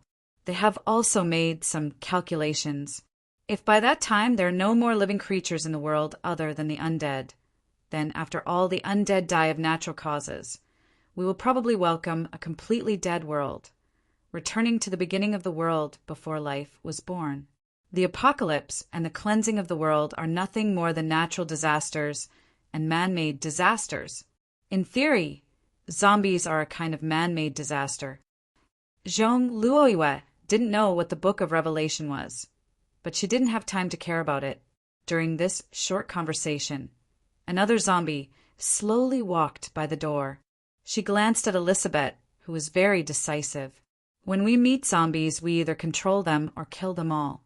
The 13 clans have never had a third policy toward zombies. Controlling zombies not only requires a special method, but also a special talent. There are not many vampires with this kind of talent, so we basically kill them when we see them. After all, zombies are the same as humans to us. They are the root cause of the extinction of our race. Zhong Luoyue didn't say anything, but quickly nodded, and then picked up the guns from the dead bodyguards. Elizabeth said that she had become a vampire, and sooner or later she would awaken her own special ability. However, there was no set time limit. So to Zhong Luoyue, these modern weapons gave him a greater sense of security. I think my shooting skills are not out of practice. Zhong Luoyue took a deep breath, hung the gun bag on her waist, and rushed out of the door. The gun was aimed at the back of the zombie that walked by. One shot to the head. Bang! Bang, bang, bang, bang, bang. In addition to the screams, there were continuous sounds of gunfire, which made Song Ying, who was questioning Luochio, suddenly change her expression. Gan Hong was the first to react. The moment the anomaly occurred, she quickly moved to the side of the window. At the same time, she pulled out a silver M9 pistol and stuck her head out to look. What did you see? Song Ying had already stood up. Gan Hong shook her head and said, I don't know, but someone ran out downstairs. The shooter is the police. At this moment, the door of the ward opened, and an elite bodyguard of the Song family looked panicked. Missing, please leave with me as soon as possible. Outside there are, what? Zombies. the man finally said in horror. As he spoke, he heard a blood-curdling scream from outside the door. He saw a guard of the Song family being thrown to the ground in an instant, screaming in horror and screaming in pain. This scene shocked everyone who saw it. Song Ing was shocked because, less than half an hour ago, she had seen the video of zombies on Song Da's phone. Now, the zombies had appeared in front of her, alive and well. Seeing it through the screen and seeing it with her own eyes was naturally a different feeling, which made her hair stand on end. Luocio was not shocked, but slightly frowned. The real Luocio and the fake Luocio did not switch for long. He stayed in the vineyard with Yi for a while, and thought it was time to switch back. In other words, when he was not in the hospital, there was a zombie disaster in the hospital, but he did not know where the source of the zombie disaster in the hospital was. Luocio instantly closed his eyes, and his consciousness was so strong that it shrouded the hospital in an instant, as if a pair of eyes were everywhere. "Why are you still standing there? Are you scared?" Luocio suddenly felt his body being pulled, and when he opened his eyes, he saw that Song Ing had already grabbed his arm and pulled it hard. With a panicked look, "Go!" Master Chiu just woke up. "I am afraid that his body is not well. Let me carry him," Ganhong quickly said at this time. "I will do it myself." Luocio shook his head. At this time, several bodyguards of the Song family outside the door had already completely killed the zombie that appeared. They almost turned the zombie into a hornet's nest. "Miss Ing, we have contacted the master." The first bodyguard who came in at this time hurriedly said, "Master and the others also encountered zombies, but with the young master and Mr. Song, they are temporarily safe. Master has already asked the young master to come and pick us up." "Got it." Song Ing nodded. After the initial panic, Song Ing was able to quickly calm down, not to mention Ganhong, who was always calm. Although she was shocked, she was not flustered at all. It had to be said that the Song family was very good at training their descendants and subordinates. Probably they will have a good life if it does not involve supernatural matters. Luocio's heart flashed such a thought. For him, to understand his father's background was basically equivalent to completing his initial goal. It was just that Yu Yi had recently completed a big business deal, which gave him plenty of time to extend this holiday. When Luocio got up, Ganhong had already squatted down and put the slippers in front of his feet, as if she was going to help him put them on. This Song family's training is a bit too good. What kind of standard is this training based on? Master Chiu, what's wrong? Are you not feeling well? Ganhong raised her head and asked with concern. "It's nothing." Luocio shook his head. Ganhong did not really help him put on the slippers, but quickly turned her head to look outside the door. She was still wearing the dress when she participated in the wine tasting at the castle. She directly tore the part below the skirt and took off the high heels. This was almost a perfect leg shape, but there was a scar of more than 10 centimeters on the outside of the thigh. "Miss Master, I will go over there to explore. You wait for me here." At this time, the guard hurriedly walked to the side of the corridor. At this time, Ganhong found a black pistol from the body of the dead guard and directly put it in Luocio's hand. "Master Chiu, please take this." The gun was not cold, it was still warm. This guard did not have time to take it out before he died. Seeing that Luocio seemed to be unable to react, Ganhong did not say anything and directly went to Luocio's back, sticking close to his body, and then held Luocio's hands, 10 fingers entwined with Luocio's palms. Suddenly, this made Luocio have a strange feeling, probably from the contact of the opposite sex. "Hold it like this, then aim when pulling the trigger. Use a little strength with your index finger." Ganhong quickly said, "There will be a little impact, so relax your wrist and then do this. Remember, when not shooting, the muzzle should point to the ground to avoid misfire." Cough, cough. Song Ing at this time suddenly coughed twice. Ganhong turned back in an instant and took a step back. Then she lowered her head slightly. "Thank you for your guidance." Luocio smiled. "I think I won't have a chance to shoot, but I will still hold it." Cough, cough. Song Ing suddenly coughed twice. Luocio said, "Song Ing, aren't you comfortable?" Let's go. You are always so slow and lukewarm. Do you want to become a zombie? Song Ing was curious. Maybe it was because she was too concerned. Bah! This way. Who has come back? Song Ing pointed to the other direction, outside the door. Who is the name of the guard who went to explore the way. Gan Hong nodded, grabbing Luo Chio's hand and walking out quickly. It felt good to be protected by someone. But Luo Chio didn't enjoy this new feeling at the moment. Instead, he was thinking about something else. Zombies were the living dead, and the living dead didn't have souls. Because of the extreme panic brought about by the zombie disaster, the club was bound to have a steady stream of business. Just like the desperate prayers of the hostages in the opera house.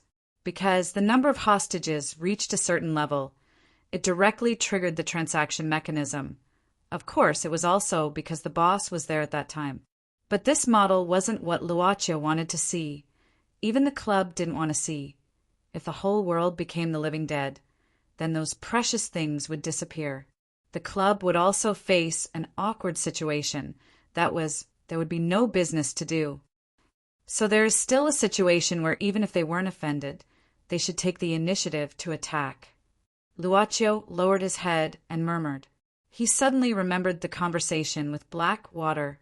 The club's position was always on the customer's side, and it wouldn't be partial to anyone. But in this case, it would take the initiative to come to the non-customer's side. Or was this just Luochio's own position? There was always a cold light hanging beside Mr. Blind. If one looked carefully, he would find that it was a short sword about the length of an arm, a bronze sword.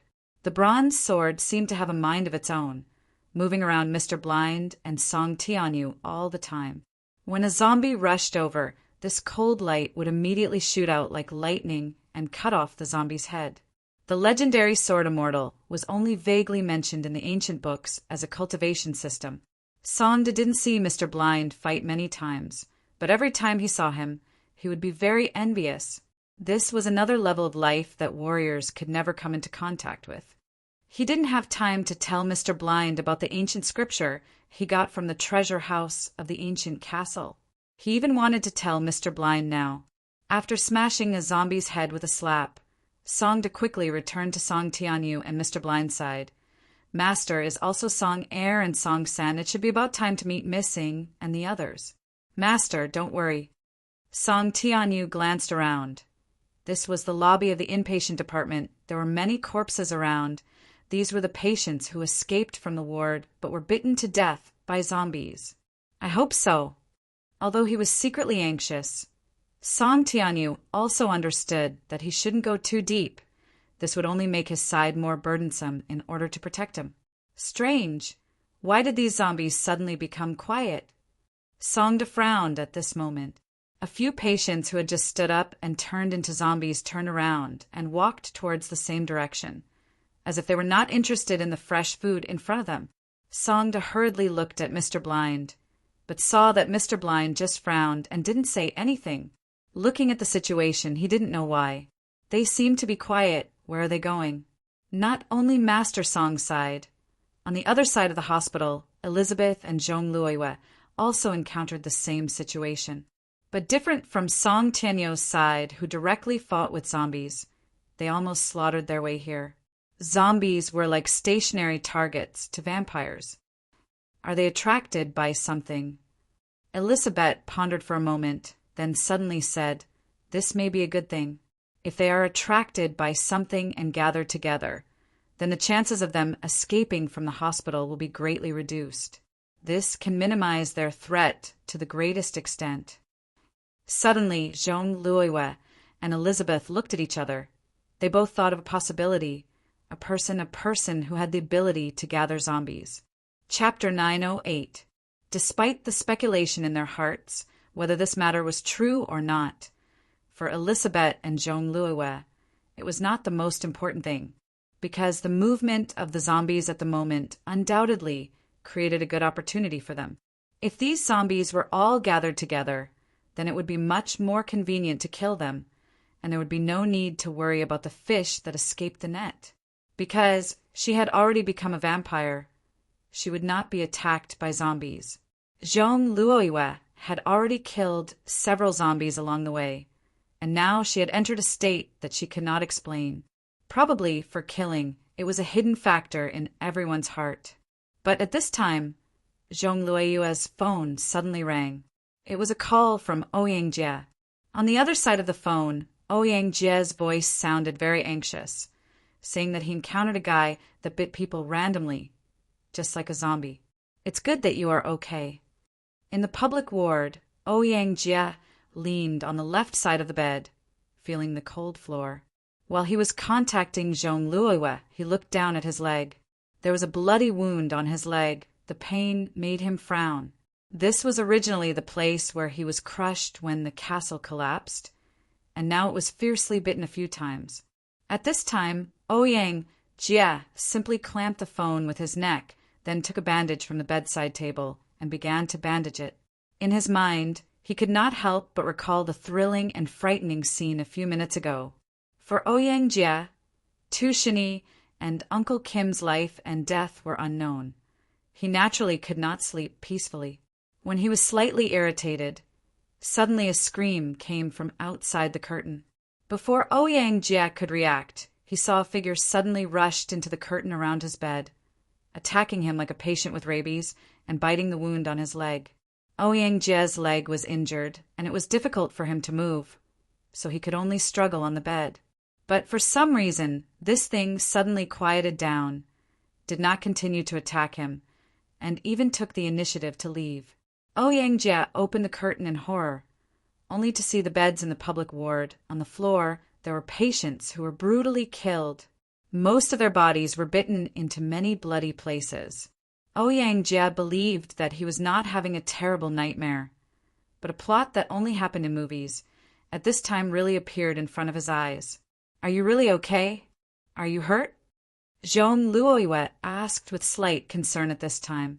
Ouyang Jie said casually, It's not a big problem, but it's not convenient for me to move. And your bodyguard is dead. Right in front of me, I can't do anything. Everyone can't do anything. Now is not the time to blame yourself. Zhong Luoyue said in a low voice, You can't move. Try to find a place to hide and take care of yourself. I will find a way to save you. Okay, you be careful too. Ouyang Jie nodded quickly. He didn't know the situation outside the ward, but he could hear a lot of gunshots and people's frightened screams. The outside of the public ward was probably a mess, even far beyond his imagination. At this time, Zhong Luoyue was afraid that she could not even take care of herself. So no matter whether Zhong Luoyue was sincere or perfunctory, he could only believe it. Ouyang Jie climbed up with the help of the wall, and then quickly jumped to the door of the public ward, closed the door completely, and then took the gun left by his dead bodyguard in his hand. There were originally 2 bodyguards left, and the other seemed to have escaped early when he saw the situation was not good. With his back against the door of the public ward, Ouyang Jie slid to the ground, and then wiped the cold sweat on his forehead, and in front of him were the dead bodies of those people. This scene was like déjà vu 7 years old or 8 years old, maybe a little older, when he was 9 years old. That was a long time ago, after he ran out of the orphanage. That night, after leaving the oppressive orphanage, Ouyang Jie wandered alone on the street, sleepy and hungry, and even regretted escaping from the orphanage. In fact, the people in the orphanage were very good to him, but he didn't know why. He just wanted to leave the wall. At night, there was a gang fight on the street, and many people died. There were corpses everywhere, and blood was dripping. He was very scared at that time, so he had to hide. Later, a man came, and the man saved him, who almost died in the gang fight. The man didn't say anything and just took him to a huge castle. He told the young Ouyang Jie that his name was Uncle Jean. Uncle Wu. Fortunately, when rushing out of the corridor, Luoqiu and the others met Uncle Wu, who went to find the doctor on duty not long ago. This made Song Ying relieved a lot. Uncle Wu didn't have any wounds on his body, but he looked a little embarrassed, and his neat hair was a little messy. Miss Ying, don't say anything. We are about to meet up with Uncle and the others. Song Ying made a prompt decision. Uncle Wu nodded, and looked at Luaccio at the same time. After quickly calling him, he took the initiative to go to the back of the team and did the work of covering the rear. It's strange. Did you notice that there seems to be no zombies on the road? Even so, Song Ying didn't relax at all. At this time, Gan Hong said at this time, not only that, it seems that even the gunshots have stopped. Look, in the team, Ahu, who was originally an elite guard of the Song family, quickly pointed out the corridor window with a nervous face. Below, zombies began to come out one by one, like ants returning to their nest, slowly walked out from different places, and after gathering, they moved together in one direction, moving together. This, what the hell is going to do? Uncle Wu murmured in confusion. At this time, Luaccio also looked down with a strange look. He did intend to regulate these zombies so that they would not bite people, and naturally he didn't need to worry about what would happen next. Human weapons were enough to deal with these zombies that were regulated, but he didn't really make a move, and these zombies seemed to have been regulated by a very obscure power, a power that Luaccio felt very familiar with. Luaccio frowned. The rest of the people were alarmed by the gathering of corpses below. Luo-Chio quietly took a step back at this time, like a summer cicada taking off its shell. Another Luaccio took off from his back, and the remaining shell slowly closed its eyes at this time. After taking off the shell, Luaccio directly let his body sink, all the way down, directly to the first floor of the building. He didn't worry about the safety of Song Ying and the others, because at this moment all the zombies in the entire hospital had been regulated and gathered under his surveillance. At this time, Gan Hong was the first to react. This is a good opportunity. They seem to be gathering. We should be safe on the way and can meet up with Master Dasha and the others. Song Ying instantly reacted, but when she turned around, she saw that Luaccio had unknowingly closed his eyes, standing motionlessly. Song Ying was about to pat him, but unexpectedly, Luaccio's body suddenly softened, directly falling into her arms, burying his face in her chest. Absolutely, yes, on purpose. Song Ying raised her fist, but at this time, Gan Hong was one step ahead. She caringly moved Luaccio's shell away from Song Ying's body and checked it. Master Chio seems to have fainted again. Gan Hong frowned at this time. Let's meet up with Master Dashao first. She made the quickest judgment, then squatted down, about to carry Luaccio's shell on her back. Ahu, you carry him. Unexpectedly, Song Ying coldly gave the order. Ahu, one of the elite guards, blinked his eyes and then saw Song Ying's murderous gaze. He suddenly quivered and quickly said, Miss Hong, let me do this rough work. Gan Hong just silently nodded. At this time, Song Ying. It was Song Haren's voice. He led Song Air and Song San to find them. Coming out of the inpatient department, Luaccio followed these moving zombies all the way. He couldn't feel the thoughts of these zombies because they didn't have thoughts. In his black and white vision, there was only a piece of nothingness. Even the gray light didn't exist. This made Luaccio have a sudden feeling of irritation. He was used to observing a colorful world. The whole world in his vision was like an ocean of souls, floating and sinking with countless lights. Some were as resplendent as pearls, making him fascinated. Some were covered in a layer of dust, but there was also a possibility that they were just pearls temporarily left in the shell. Uncovering them was also a source of great pleasure for him. The vacation time was not long, but it gave Luaccio a lot of different feelings. His emotions were no longer suppressed. He knew that he was temporarily freed from a kind of cage. Until now, he really understood the real meaning of the former shop owner's so-called loss of freedom. Either he would completely seal off his soul and enter a state of mental death, or he would become completely deified and completely forget about his emotions as he traded more and more and his abilities increased. Even if he still retained some of his thoughts, he would become an absolute ruler. There would be no distinction between races, no distinction between right and wrong, until he no longer had any attachment to anything. Perhaps, in another sense, he was a living dead. Thinking of this, the irritation in his heart was like a long river bursting its banks. there was also a faint anger.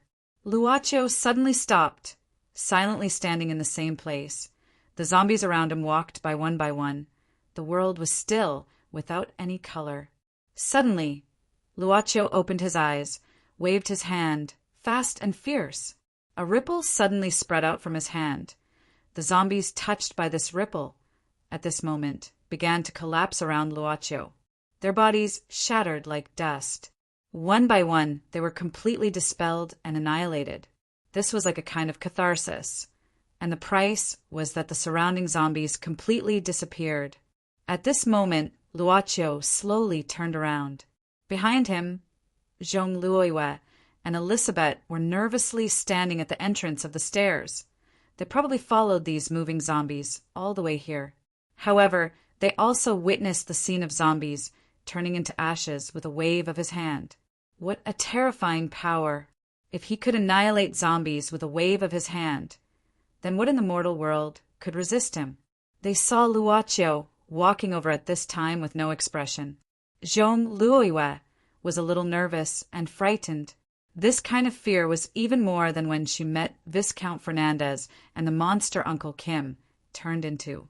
She subconsciously took a small half-step back, but her body suddenly stiffened. Her legs suddenly became weak, and she couldn't lift them up no matter what.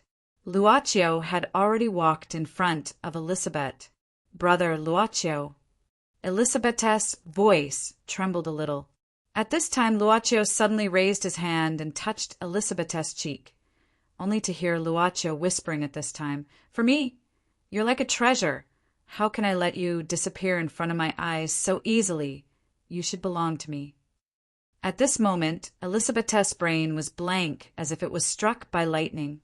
Hearing this, Zhong Luoyue's mind also paused for a few seconds. Is this a confession? Is this a confession? Is this the confession of a domineering president? Zhong Luoyue didn't know how Elisabeth really felt at this time, but she was a person with sharp eyes. Elisabeth's body was almost soft at this time, and her eyes were very soft, looking at Luaccio's appearance with infatuation. Zhong Luoyue felt that it was over. This man is too frightening. Just as she was thinking, Luaccio suddenly looked at her. At the moment when her eyes met Luaccio's eyes, Zhong Luoyue also had a feeling of suffocation. It was not fear, but she didn't know what was crazily attracting her. A kind of excitement seemed to come from the depths of her body, giving her an impulse to get closer. "You're also very good. I won't let you leave me." Is he saying this to me? Is he looking at me? Is this man making a declaration? Her brain was spinning crazily. First, she measured the difference in strength between them. Zhong Luoyue soon found that her very rich superpower could not resist the other party's real ability at all. At this time, Luaccio was holding Elisabeth's hand. At this moment, Elisabeth's eyes were completely infatuated, as if her mind had been seized, just letting Luaccio hold her hand. He came to the front of Zhong Luoyue, whispering, "The mortal world can't hide your intrinsic brilliance. I can see your inner brilliance and beauty." His palm slowly caressed Zhong Luoyue's face, then lingered on her lips and directly slipped down, making Zhong Luoyue's breathing gradually quicken. Then Luaccio's hand stroked her chest, gently pressing on her heart, as if he was feeling her beating heart. Possession. Luaccio's face suddenly suffused with an evil smile, like a whirlpool, directly sucking Zhong Luoyue's thoughts into it. Yen Yen Yen Yen. Chapter 909. Song Haran met up with Song Ying's group without any danger, because they also noticed that the zombies seemed to be attracted by something. Luaccio fainted again, but Song Haran didn't have time to care about him. The most important thing was to let everyone safely leave the hospital, and then completely seal off the hospital. Although the zombies were scary, they weren't impossible to deal with. At least on the way, Song Haran himself had already killed 4 zombies. After receiving Song Ying and the others, Song Haran quickly brought everyone to meet up with Master Song's group. The cold bronze sword beside Mr. Blind had already disappeared. He was only silently observing the movements of the zombies after they met up. What the hell is going on? On the third floor of the hospital building. This was the place where all the members of the Song family met up. Right now, Song Tianyu, Songda, and the others were looking down in shock and fear. The parking area at the entrance of the hospital was also the final destination of all the zombies. They didn't know when a tree appeared here, a kind of thing that could barely be described as a tree. It was now 7 or 8 meters tall. Its whole body was black, and there were branches growing out from the top, but it was made up of many zombies. At this moment, those slowly moving zombies, one by one, walked to the front of this tree and then squeezed their bodies into the trunk of this tree. Their flesh, their bones, their faces at this moment were all buried in this tree. They intertwined with each other as if they were nutrients, making this tree bigger and bigger. The tree didn't have leaves, but at this moment they were slowly growing out from the ends of the branches, one by one like fruits. The fruits were constantly expanding, like balloons, as if they would burst in the next second. Right now, Mr. Blind's face was incomparably dignified. He suddenly pinched his fingers into a sword shape and waved it forward. A cold light instantly shot out from his body, directly shooting into the trunk of this tree. However, the moment the cold light hit the tree, it was like hitting a solid alloy, and was instantly deflected. That cold light circled around in the air a few times, continuously shooting towards the trunk and branches of this tree, but in the end, it couldn't even cut the fruit. Its degree of hardness was shocking. Finally, the cold light slowly returned to Mr. Blind's side and turned into an ancient bronze sword, which he held in his hand. Mr. Blind frowned and said, "Master Song, my mind is buzzing. I'm afraid a disaster is about to befall us. The fruits on this tree. I'm afraid it's the source of the disaster." As he spoke, those grayish-black fruits suddenly stopped expanding and gradually changed shape. They became like flower buds. Only then did everyone realize that what was growing out of the ground wasn't a fruit, but a huge flower ball. "They are planning to bloom." Song Haren's heart jumped, and he cried out in shock. Mr. Blind opened his eyes in a daze. His eyes were completely turbid, without pupils, as if his pupils had completely scattered in his eyeballs, causing people to feel a sense of fear. He said quickly and anxiously, "This strange tree is formed from the essence of the zombies, and these flowers can only grow after absorbing the essence of the zombies. I have a feeling when these flowers finally bloom, they perhaps will spread in another way." Everyone's shocked gazes converged on Mr. Blind's body and subconsciously followed this train of thought. If they could not only bite people, but they could also spread through the air. "This is only my worst prediction." Mr. Blind shook his head, but he didn't seem relaxed at all. "But no matter what, we can't let this strange tree continue to grow." After saying that, Mr. Blind directly jumped out and landed in front of the strange tree, facing the zombies that were constantly moving. Wanting to become nutrients for the strange tree, he raised the ancient bronze sword in his hand. Instantly, the sword flashed, and Mr. Blind wandered around the strange tree, killing the zombies that came one by one. Ah San, let's go down and help Mr. Blind." Songda shouted at this moment. The height of the third floor was not difficult for martial artists like them. But in an instant, Songda and his 2 brothers had already begun to wander around the edge, reducing Mr. Blind's workload. The rest of the people couldn't help much, and could only use their pistols to shoot the zombies that slipped through the net, spreading out a fire net that wasn't too dense. However, they looked at the flower buds on the strange tree, and they were still slowly growing, and the speed didn't seem to have decreased by much. "Old 5, prepare to evacuate. We need to prepare for the worst." Song Tianyu ordered decisively. Uncle 5 nodded, and began to pick up the phone, making a series of arrangements. Her body didn't feel the slightest discomfort, and even her instincts didn't produce disgust. Instead, there was a strong urge to move, making Zhong Luoyue feel that it was fine as it was, or take it a step further. She didn't know where this kind of impact came from, but she knew that at this moment it was as if he had picked up her soul in the vast ocean and then held it in the palm of his hand, touching the softest part of her heart and grasping her everything. Without love, there was something that made her more attached than love. Suddenly, Luocio's palm began to merge into Zhong Luoyue's body. At this moment, Zhong Luoyue felt an unprecedented pain. She wanted to cry out, but her voice couldn't be transmitted. The palm didn't just enter her body, but also her thoughts, as if it was plucking the only fruit cultivated in the sea of thoughts. Finally, it grasped the forbidden fruit in the sea of thoughts. Zhong Luoyue only felt that her consciousness instantly became completely blank, and her thoughts completely stopped at this moment. Luocio's palm was still inserted into Zhong Luoyue's body, but she seemed to have become an empty shell.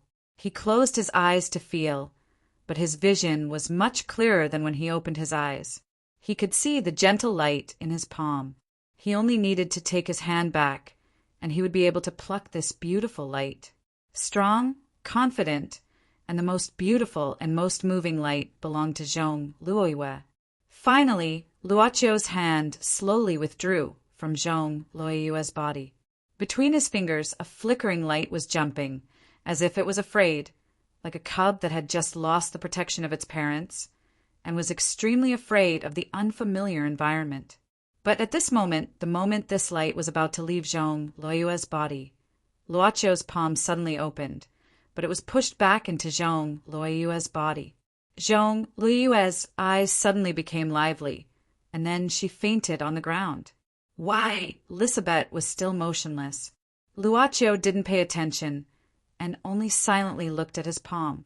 He was silent for a moment, slowly exhaling, and softly said, "I finally know what this familiar power is." At this moment, traces of gray and black smoke overflowed from Luocio's body, moved, and gathered behind him, gradually turning into a shadow. The shadow was still forming, and when Luocio turned around, he saw another him. The skin was slightly darker, or it could be said to be gray. Other than that, it was exactly the same as him. Luocio and it looked at each other for a moment, then said, "Should I call you Black?" At this time, it also moved. Its expression was more flexible, and a contemptuous smile floated on its face, classifying the bad, the opposite, and even the things you don't like as black. Tut tut, stupid habitual thinking. Luocio indifferently said, "If I call you Black Luocio, I'm a bit unhappy." "Black and white, if I'm black, you're white Luocio, I'm quite happy." Its smile was more evil at this moment. Luocio was silent for a moment and began to look at the other side, through the wall, through all the obstacles. He saw the people who were trying hard to stop the zombies from approaching a strange giant plant. Suddenly said, "Air transmission." Just slightly changed some of their characteristics. Black Luocio chuckled at this time. "Don't you think it's too inefficient to simply transmit by biting? By the way, I'm not the one who's doing this. You're the one who's doing this, using your own power." "What do you mean?" Luocio calmly said. It smiled evilly. "I'm not the product of the club, I'm your product, but I think I should replace you more. To put it simply, I've always been suppressed, a part of all your emotions. I'm afraid I didn't have the chance to appear. You and I both know that as long as we work for a day, it can't let us have more emotions. However, this kind of suppression has always existed in your heart. Your unwillingness, your anger, and even your despair finally gave birth to me. But I still can't come out. This time's vacation?" Luocio suddenly became silent. "Yes, this time's vacation." Black Luocio sneered. "What a stupid way, but I really like it. Especially Yi, it's really great. She actually made this vacation longer. Ah, how should I dote on her? I really want to dig out her soul." Luocio suddenly rubbed between its eyebrows. It seemed to have a headache, sighing. "To be honest, this situation is quite bad. I more or less feel a little ashamed to see such a chinibu. It's you who are too rigid." Black Luocio opened its hands. "With the club, you have the supreme power. As long as you can sacrifice, you can do almost anything. Why not do as you wish? If you want to get something, you can get it easily. Why do you have to go through so much trouble? This world should be yours. No, it should be mine. I can be the master of the world." My will be the will of all things in the world, this world. If I want it to live, it will live. If I want it to die, it will die. I am supreme. Luaccio gently rubbed its forehead. So you influenced me, secretly controlling these zombies to change. It should be said that your power is too useful. Black Luaccio's eyes showed a fanatical look. Just a little bit. Just a little bit. Even you can't feel it. And I have already changed the life structure of these zombies. See those flowers? The moment they bloom, countless pollen will spread with the wind. The whole world will fall into a panic in a short time. Countless people will be willing to sacrifice everything in order to survive. I created a new order. How wonderful it is.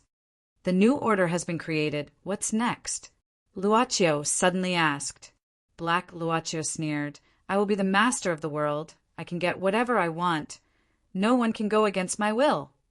After you become the master of the world, what's next? Luaccio continued to ask. Isn't the next more obvious? Everything has me, and everything follows my heart. I can be happy all the time, and I can ask for anything. As long as I am willing, I can play all of life once.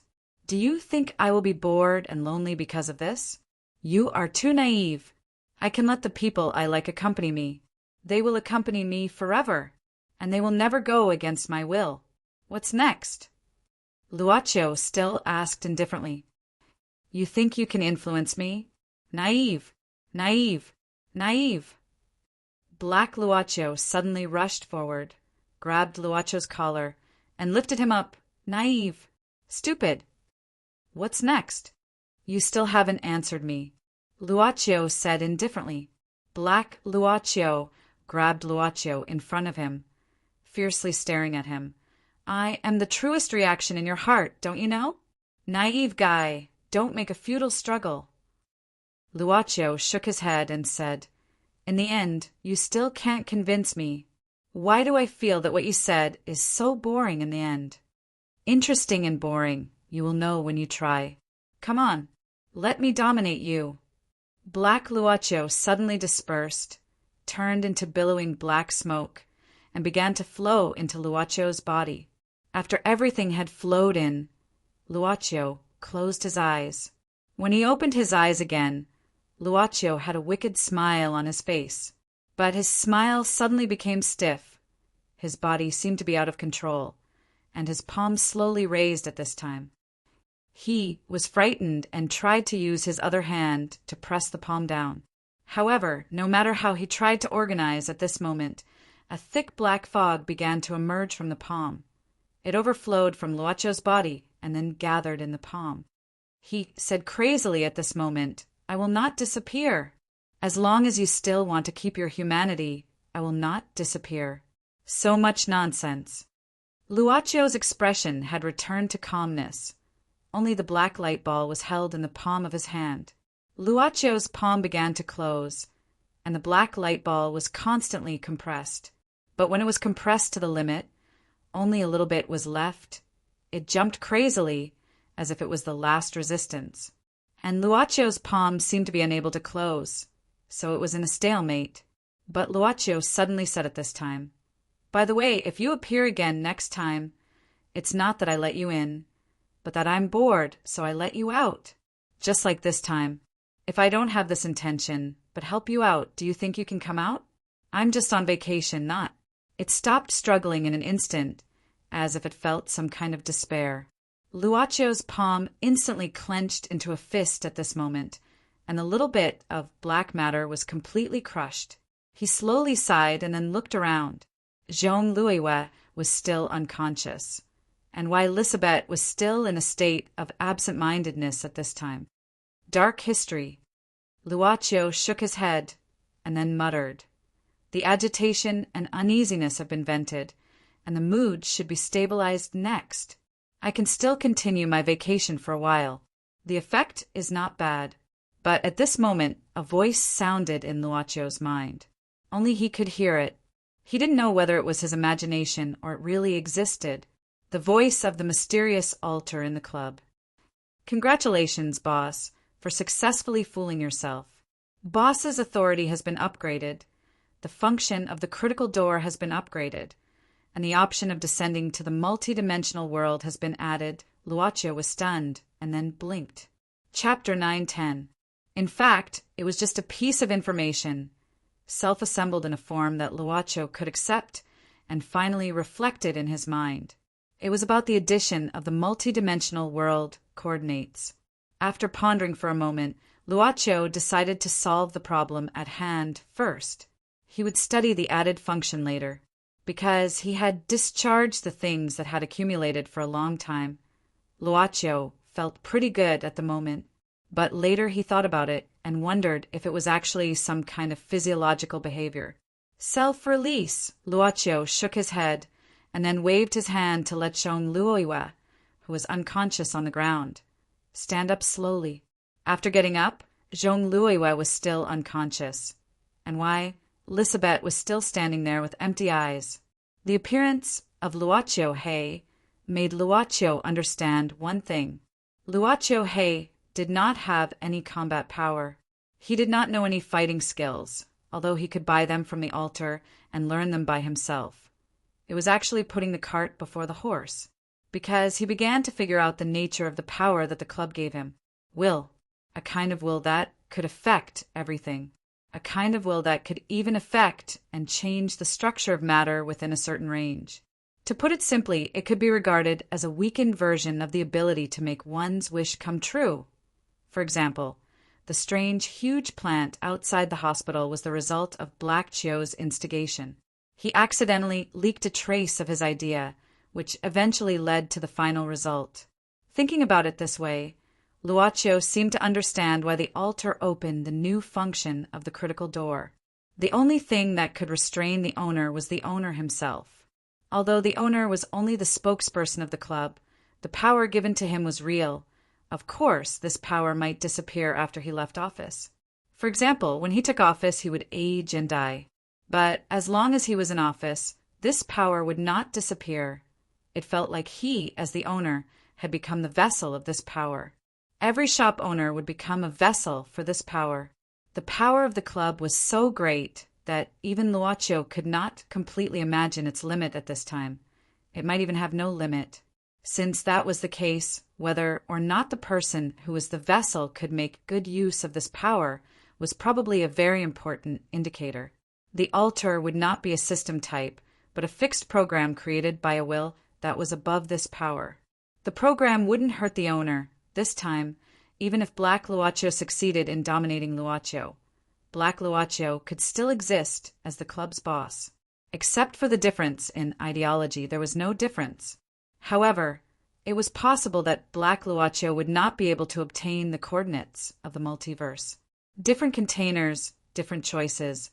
There's already another path in front of me. Luocio was silent for a moment, and then he muttered to himself, Black represents. At this time, Luocio heard something and stopped thinking. It turned out that Elizabeth had woken up. Black Luocio had been scattered by Luocio, and the will that affected things leaked out by Black Luocio was also calmed down by Luocio's own subconscious. Elizabeth would naturally wake up. Even Zhong Luoyue showed signs of waking up. Your light should be released by yourself.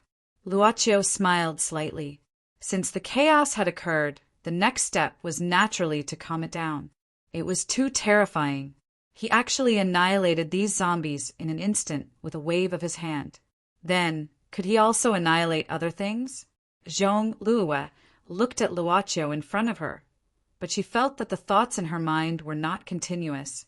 It was a very strange feeling, but she just watched Luocio walk over. Elizabeth raised her head and asked curiously, Brother Luocio, did you gather these zombies? Other than you and I don't feel any other vampires nearby. In theory, it was me who gathered them. Luocio thought for a while and said, but there were some mistakes in the middle, but it has been solved. That's good. Elizabeth nodded, as if because of this sentence, she was completely relieved. Zhong Luoyue felt that Elizabeth relaxed too quickly. She trusted this guy unconditionally like this? Zhong Luoyue frowned and subconsciously looked at Luocio. For some reason, the moment she met Luocio's eyes, She suddenly felt a vague, strange feeling in her heart. But it was just a flash. Before she could think about the source of it, Luocio had already looked at her and asked, "Miss Zhong, is there something wrong, or is there something wrong?" Zhong Luoyue shook her head. "Nothing, just a little absent-minded." "Next? What are you going to do with these zombies?" "Next, they can deal with them by themselves," Luocio said indifferently. Zhong Luoyue asked curiously, "Are you going to wash your hands of it?" Luocio suddenly said, "Every individual existing in this world has something that it can contribute to the world, and also has its own opportunity to shine. Since it is within the ability, why should we deprive it? The world is and should also be a changeable combination. It should not be regulated by a will or idea. Everyone should be the unique protagonist in their own life." Then a little suggestion. Zhong Luoyue, who was still thinking about the meaning of Luocio's words, showed a puzzled expression at this time. Luocio looked at Elizabeth and said, "You are now a little sensitive to the identity of ordinary people, and there is a gentleman with good ability outside. Please be careful, it's best not to show up. After all, some deep-rooted ideas are difficult to change. And human nature, most of the time, is built by these ideas. If changed, it will become monotonous. Then goodbye." "Wait a minute." Elizabeth stopped Luocio, who was about to leave at this time, and hurriedly said, "Brother Luocio, I didn't have time to ask you when we were in the castle. If I want to see you, how can I see you?" It was probably because foreign girls were more direct. Although they were still shy in character, they were still direct. Zhong Luoyue had a feeling that Elizabeth might have fallen into a trap, but she ignored the fact that she also instinctively pricked up her ears, as if she also wanted to hear the answer at this time. When needed, Luocio said casually, and then waved his hand.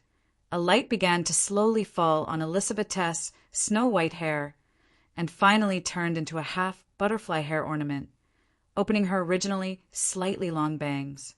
Elizabeth subconsciously reached out to touch it, only to hear Luocio whispering at this time, "When needed, it will tell me.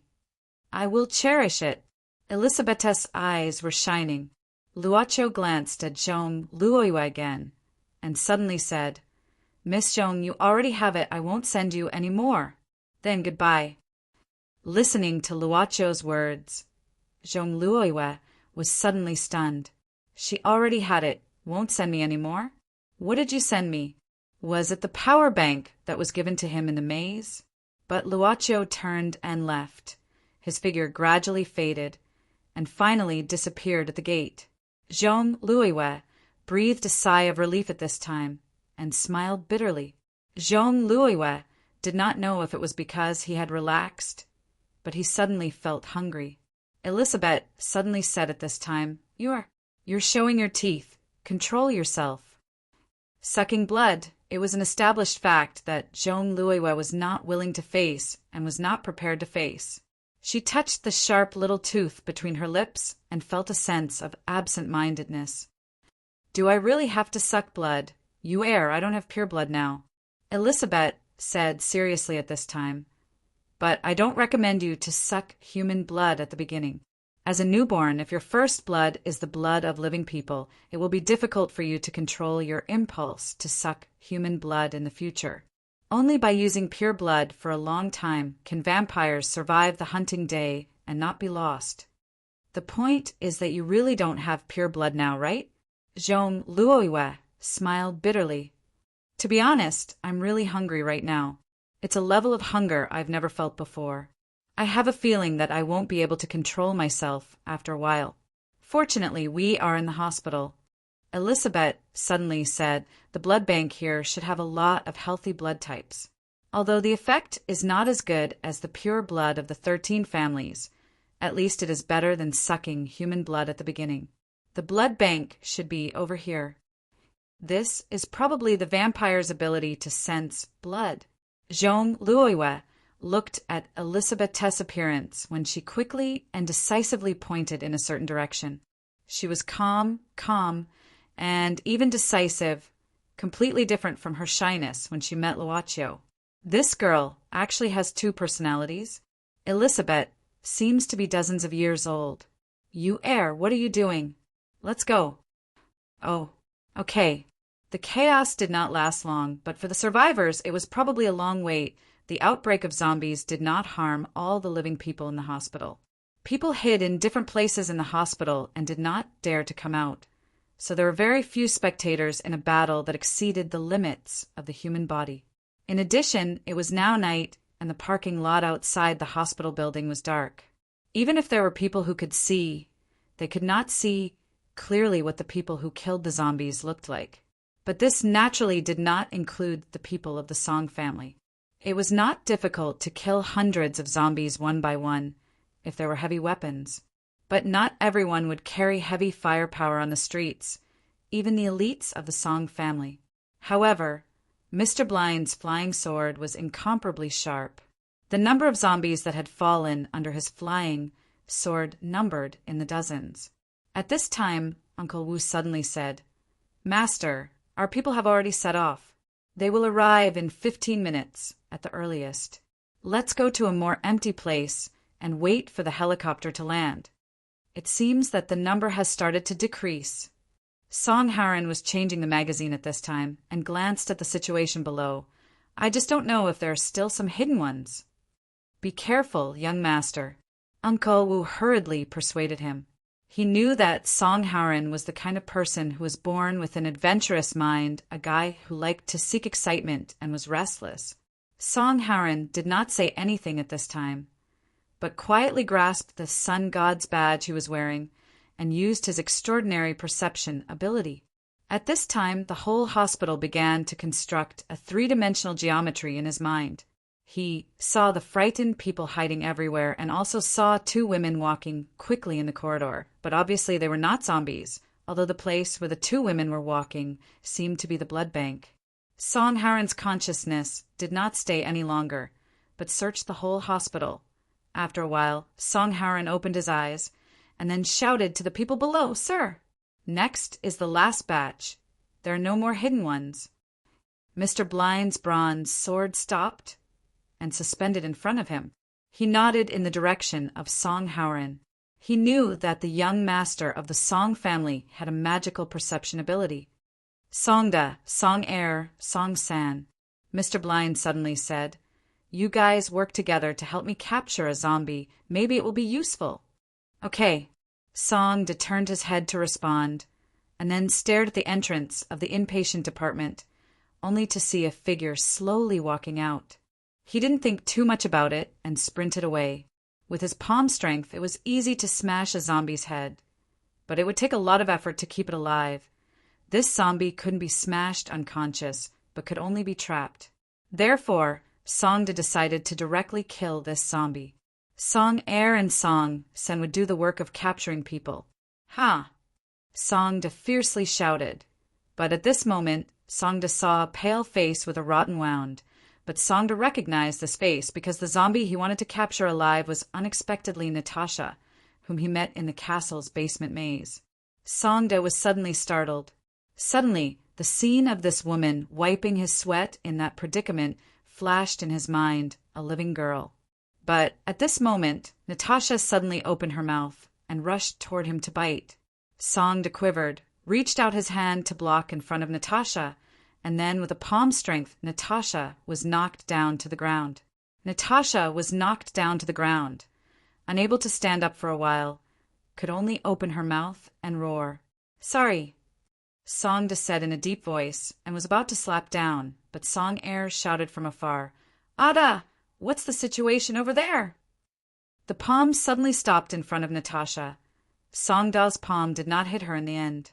He frowned, gritted his teeth, and shouted at Song Air, "Song Air, I've caught one alive!" With that said, Song Tiaotiao looked around, then quickly rushed to the front of a 7-seater car, and directly removed the bumper of the car. With this bumper, Songda once again walked in front of Natasha and bent the bumper, using it as a rope to tie Natasha. Chapter 911. In her memory, blood should be red, but the blood in front of Zhong Luoyue was almost black. Generation after generation of blood bags, generation after generation of red and black blood bags. When she held the blood bag in her hand, surprisingly, she did not feel a sense of resistance. Instead, she felt a certain kind of joy in her body. She knew that the blood in the blood bag was sticky, and the refrigeration system of the blood bank made the platelets even more sticky. It was a bit like a handball used for stress relief. Great, you are so lucky. This hospital actually has the Bombay blood type. Elizabeth took a blood bag to Zhong Luoyue this time. Bombay blood type? Zhong Luoyue was stunned. Elizabeth smiled and said, "This is one of the rarer blood types in the human race. Its effect is naturally not as good as the pure blood of the 13 clans. However, among the many known blood types, it is one of the rare blood types that can reach a purity of 43% and above. Unfortunately, I only found a 400 cubic centimeters blood bag, but for you it is enough for a while. Generally, newborns should not eat too much. Generally, about 50 cubic centimeters is enough." In her memory, vampires would die when they drank blood. They were predators of fresh blood, so they should be surrounded by fresh blood. She had never known that vampires could suck blood with such precision as milliliters. "Of course," Elizabeth said seriously, "blood is our food, but it is easy to have indigestion if we eat too much. A scientific and reasonable amount of food can not only help us resist hunger, but also let us absorb the power of blood better." You, a vampire, are talking to me about a scientific and reasonable amount of food. In fact, it is because the 13 families have always controlled the supply of pure blood. So every time you eat, you have to be precise, right? Even so, Zhong Luoyue was very smart and did not say anything. She had a lot of things to think about now, but the most important thing was how to make herself not feel hungry. She was not mentally prepared to kill for blood. Maybe when she was too hungry, she would not have any psychological burden. But for now, she was still rational. She had seen some of Elizabeth's memories, so she already knew how to obtain the pure blood that vampires loved. As a newborn without parents, the possibility of obtaining a pure blood was too small. Inspector Ivan said that he would give Elizabeth 10 years of pure blood, but this property might not be shared with her. After all, Elizabeth was also a hungry refugee for a long time. Although Zhong Luoyue felt that she could open this mouth, and Elizabeth was also very likely to give her a small amount of pure blood. If she opened this mouth, it might destroy the relationship between both parties. Unless Elizabeth took the initiative to give it to her, then the situation would be different. Zhong Luoyue did not believe in selfless friendship. She only believed in strong friendship. But strong friendship need to be established. Bombay blood type could be a temporary substitute of pure blood. If a hospital could find a rare blood type, then a rich person with superpowers should be able to get a lot of them. First of all, she should not be in an environment where she was always being helped. Only then could she have a better space to develop with her friend, and not let her friend feel that she was a burden. Only then could they be in a state of equal conversation on many things. Zhong Luoyue slowly tore open the blood bag, and then poured the Bombay blood type into a test tube from the blood bank. She poured it out strictly according to Elizabeth's request of 50 cubic centimeters. Listening to a friend's advice would make the other party feel happy. She observed Elizabeth's reaction and said calmly, "Is it best for me to drink 50 cubic centimeters every time?" She also asked questions which were like common sense to the other party, questions that could be easily answered a sense of superiority. Generally speaking, your body is your most intuitive reference. Elizabeth rubbed a strand of hair with her fingers. "We are very sensitive to fresh blood. If this amount is not enough to fill you up, your body will react accordingly. You can try increasing it by 10 cubic centimeters each time and try to find a suitable amount yourself." Zhong Luoyue nodded and sighed. "Elizabeth, if it weren't for you, I think I would have suffered a lot." Praise was a show of dependence and need, making the other party feel needed. "We're friends." Elizabeth smiled slightly. I will try my best to help you, don't worry. That's it, we are friends. Jean Luoiwa took a deep breath. Without frowning, she drank the 50 cubic centimeters of blood in the test tube. Surprisingly, the moment the cold blood slid down her throat, she felt a burning sensation in her body like a fire. That's it, I became a vampire. The last zombie was killed by Mr. Blind. After that, he put away his sword and stood still among the corpses, giving off a sense of desolation. This blind swordsman of this generation may not see the blood around him, but others could see it. Song Howren could see it more clearly. This was what he yearned for. But Mr. Blind said that he would not accept disciples. At this time, Song Howren brought the only zombie he caught to Mr. Blind and said in a low voice, "Blind, see if you can use this." Mr. Blind nodded and walked to the front of this huge and strange tree. He stretched out his hand to touch its trunk, as if he was feeling something. The battle here was over, and on the other side, Luocio slowly opened his eyes and woke up. The first one to notice was Gan Hong. After the zombies were cleared, she changed from a female soldier to a female bodyguard and paid attention to Luocio's situation. What happened to me? Luocio rubbed his forehead and stood up with the help of Gan Hong. You suddenly fainted again. Gan Hong briefly explained what happened after he fainted. Fortunately, we have successfully cleared all the zombies. Luocio nodded. His face was a little pale, which made people think that he was frightened. This was the reaction of a normal person. However, Fifth Uncle and Song Howren felt that although he was frightened, it was normal. Overall, he was very calm, as steady as Mount Tai. This was a person who could remain calm in the face of a big event. Fifth Uncle did not know about it, but Song Howren felt very gratified. Although Luocio's talent had not been revealed, Song Tianyu was very satisfied with his temperament. Ha ha ha. Luocio, how was the story this time? Song Howren suddenly put his hand on Luocio's shoulder. Next time, we can talk about the zombies in the hospital. Luocio knew that a lot of Song Howren's adventure stories were true because he did have the ability to meet those adventure stories. Master, although the zombies have been cleared out, we still don't know if there are still people turning into zombies in the hospital. Fifth Uncle said calmly, Moreover, Mr. Blind has some speculations about this strange tree. The danger is still there. We should leave here as soon as possible. Fifth Uncle is right.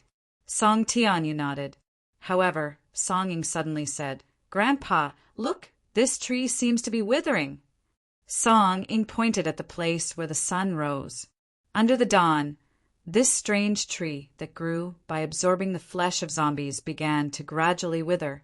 They had yet to calculate how many people had died in this sudden zombie disaster.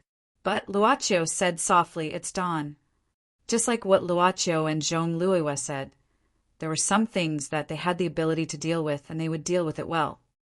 They was the Song family and the local government that had a good relationship with the Song family. It was said that this had alarmed the local government officials and even the director of the military region. As a direct participant of this disaster, Master Song was now leading people to have secret talks with the government and the military. The survivors in the hospital were all under control, but whether the news was completely blocked could only be seen in the next 10 hours, and whether the outside world would discuss about it. The hospital staff who turned into zombies and the family members of the patients who stayed behind had a lot of work to deal with. As for the strange, mutated, huge plant, when the sun rose, it withered little by little and finally turned into dust. But the government and the military still did not care about these remnants, but set up a temporary plastic shed in the hospital parking lot and let people guard it for the time being. However, for the sake of safety, everyone in the hospital was unable to leave. Although Master Song wanted the descendants of the Song family to leave this place as soon as possible, the danger of zombies was too great. No one knew why they suddenly broke out. Therefore, under the tough attitude of the government and the military, the group of people could only accept all kinds of examinations in the hospital. Of course, because a large number of medical staff died At this time, the examination was carried out by the military medical team. Luocho was still in his original luxurious ward. Gan Hong was sitting next to the bed, holding a knife and peeling an apple, but she had already changed into a patient's gown.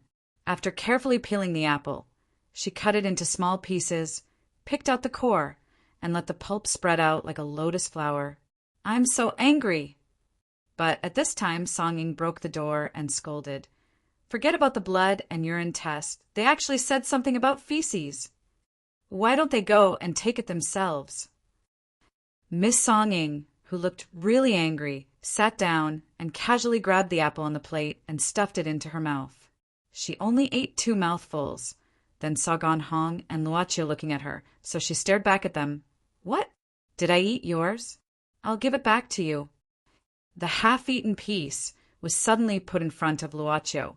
"You eat more, I'm not hungry," Luocho said suddenly, and eating apples should have some effect. Song Ying was stunned. Her mouth smacked a few times, and suddenly reached out to cover her mouth and spit out the food. "Is there anyone who is so disgusting like you? Is it not good to eat apples?" Luocho suddenly looked at Gan Hong and said indifferently, "I think it's quite healthy." Gan Hong could only nod. She found that this young master Luocho was like the natural nemesis of Miss Song Ying. However, she felt that young Master Luocho seemed to have made a harmless joke this time. It seemed to be a little different, and she felt that his mood was very good. But Song Ying was not satisfied. At this time, she pointed her finger and stared. "Luocho, let me tell you, don't think that because Grandpa loves you, you can take a mile after taking an inch. No matter what, I'm older than you." "So beautiful." Luocho suddenly smiled at this time. Song Ying was stunned and frowned. "What did you say?" Luocho said softly, "Do you still remember the last time when I followed you to Song Dynasty Hotel? At that time, you were busy all night, and there was no expression on your face at all. You were as cold as a machine. But now you look much better, really beautiful. Don't think that by praising me, you can forget about it." Luocho held up the fruit plate and put it in front of Song Ying. "You've been busy all night. Eat something, it's good for your body." "So angry." But she just couldn't find a reason to give birth to it. But she was really angry. Song Ying fiercely stared at him again, and then grabbed the fruit plate. She ate it without saying a word, but she was thinking about something that happened before she came back. Because of this chaos, many places in the hospital were damaged. Song Ying remembered that she secretly bribed a nurse to steal a blood sample last night. Who knew when she would have the chance to draw blood again? It would be best if the sample could be found back, now that the hospital was full of good and bad people. Who knew if this matter would be leaked? If Song Tianyu knew, Song Ying would definitely be in trouble. Grandpa Song hated this kind of distrust between family members the most. But what Song Ying didn't expect was that when she found the doctor, she was told that the test report was already out. She was dumbfounded on the spot. She only heard the doctor in charge of the test, with a smile on his face that made people want to beat him up, said, "Oh, I'm so lucky. Last night, I was hiding in the laboratory all the time. Miss Song, you also know that the work of testing is very boring. I like to listen to music and then close the door. I didn't expect to avoid a disaster like this. By the way, Miss Song, the test results you asked for, I also finished it overnight." Song Ying unhappily took the report and read it carefully. At this time, the laboratory doctor said, "Miss Song, according to the 2 blood samples you sent, my comparison result is that the owners of these 2 blood samples should be relatives, but they should not be direct descendants. The other one was her own." Holding this report, Song Ying, who was a little dazed, didn't know how she walked out, and unknowingly ran to Luocho's ward. It's not good to eat too much. After all, it's raw and cold food on an empty stomach, easy to have diarrhea. Luocho's voice suddenly came, and Song Ying was startled, subconsciously looking at the fruit plate in her hand. She had unknowingly finished the apple peeled by Gan Hong.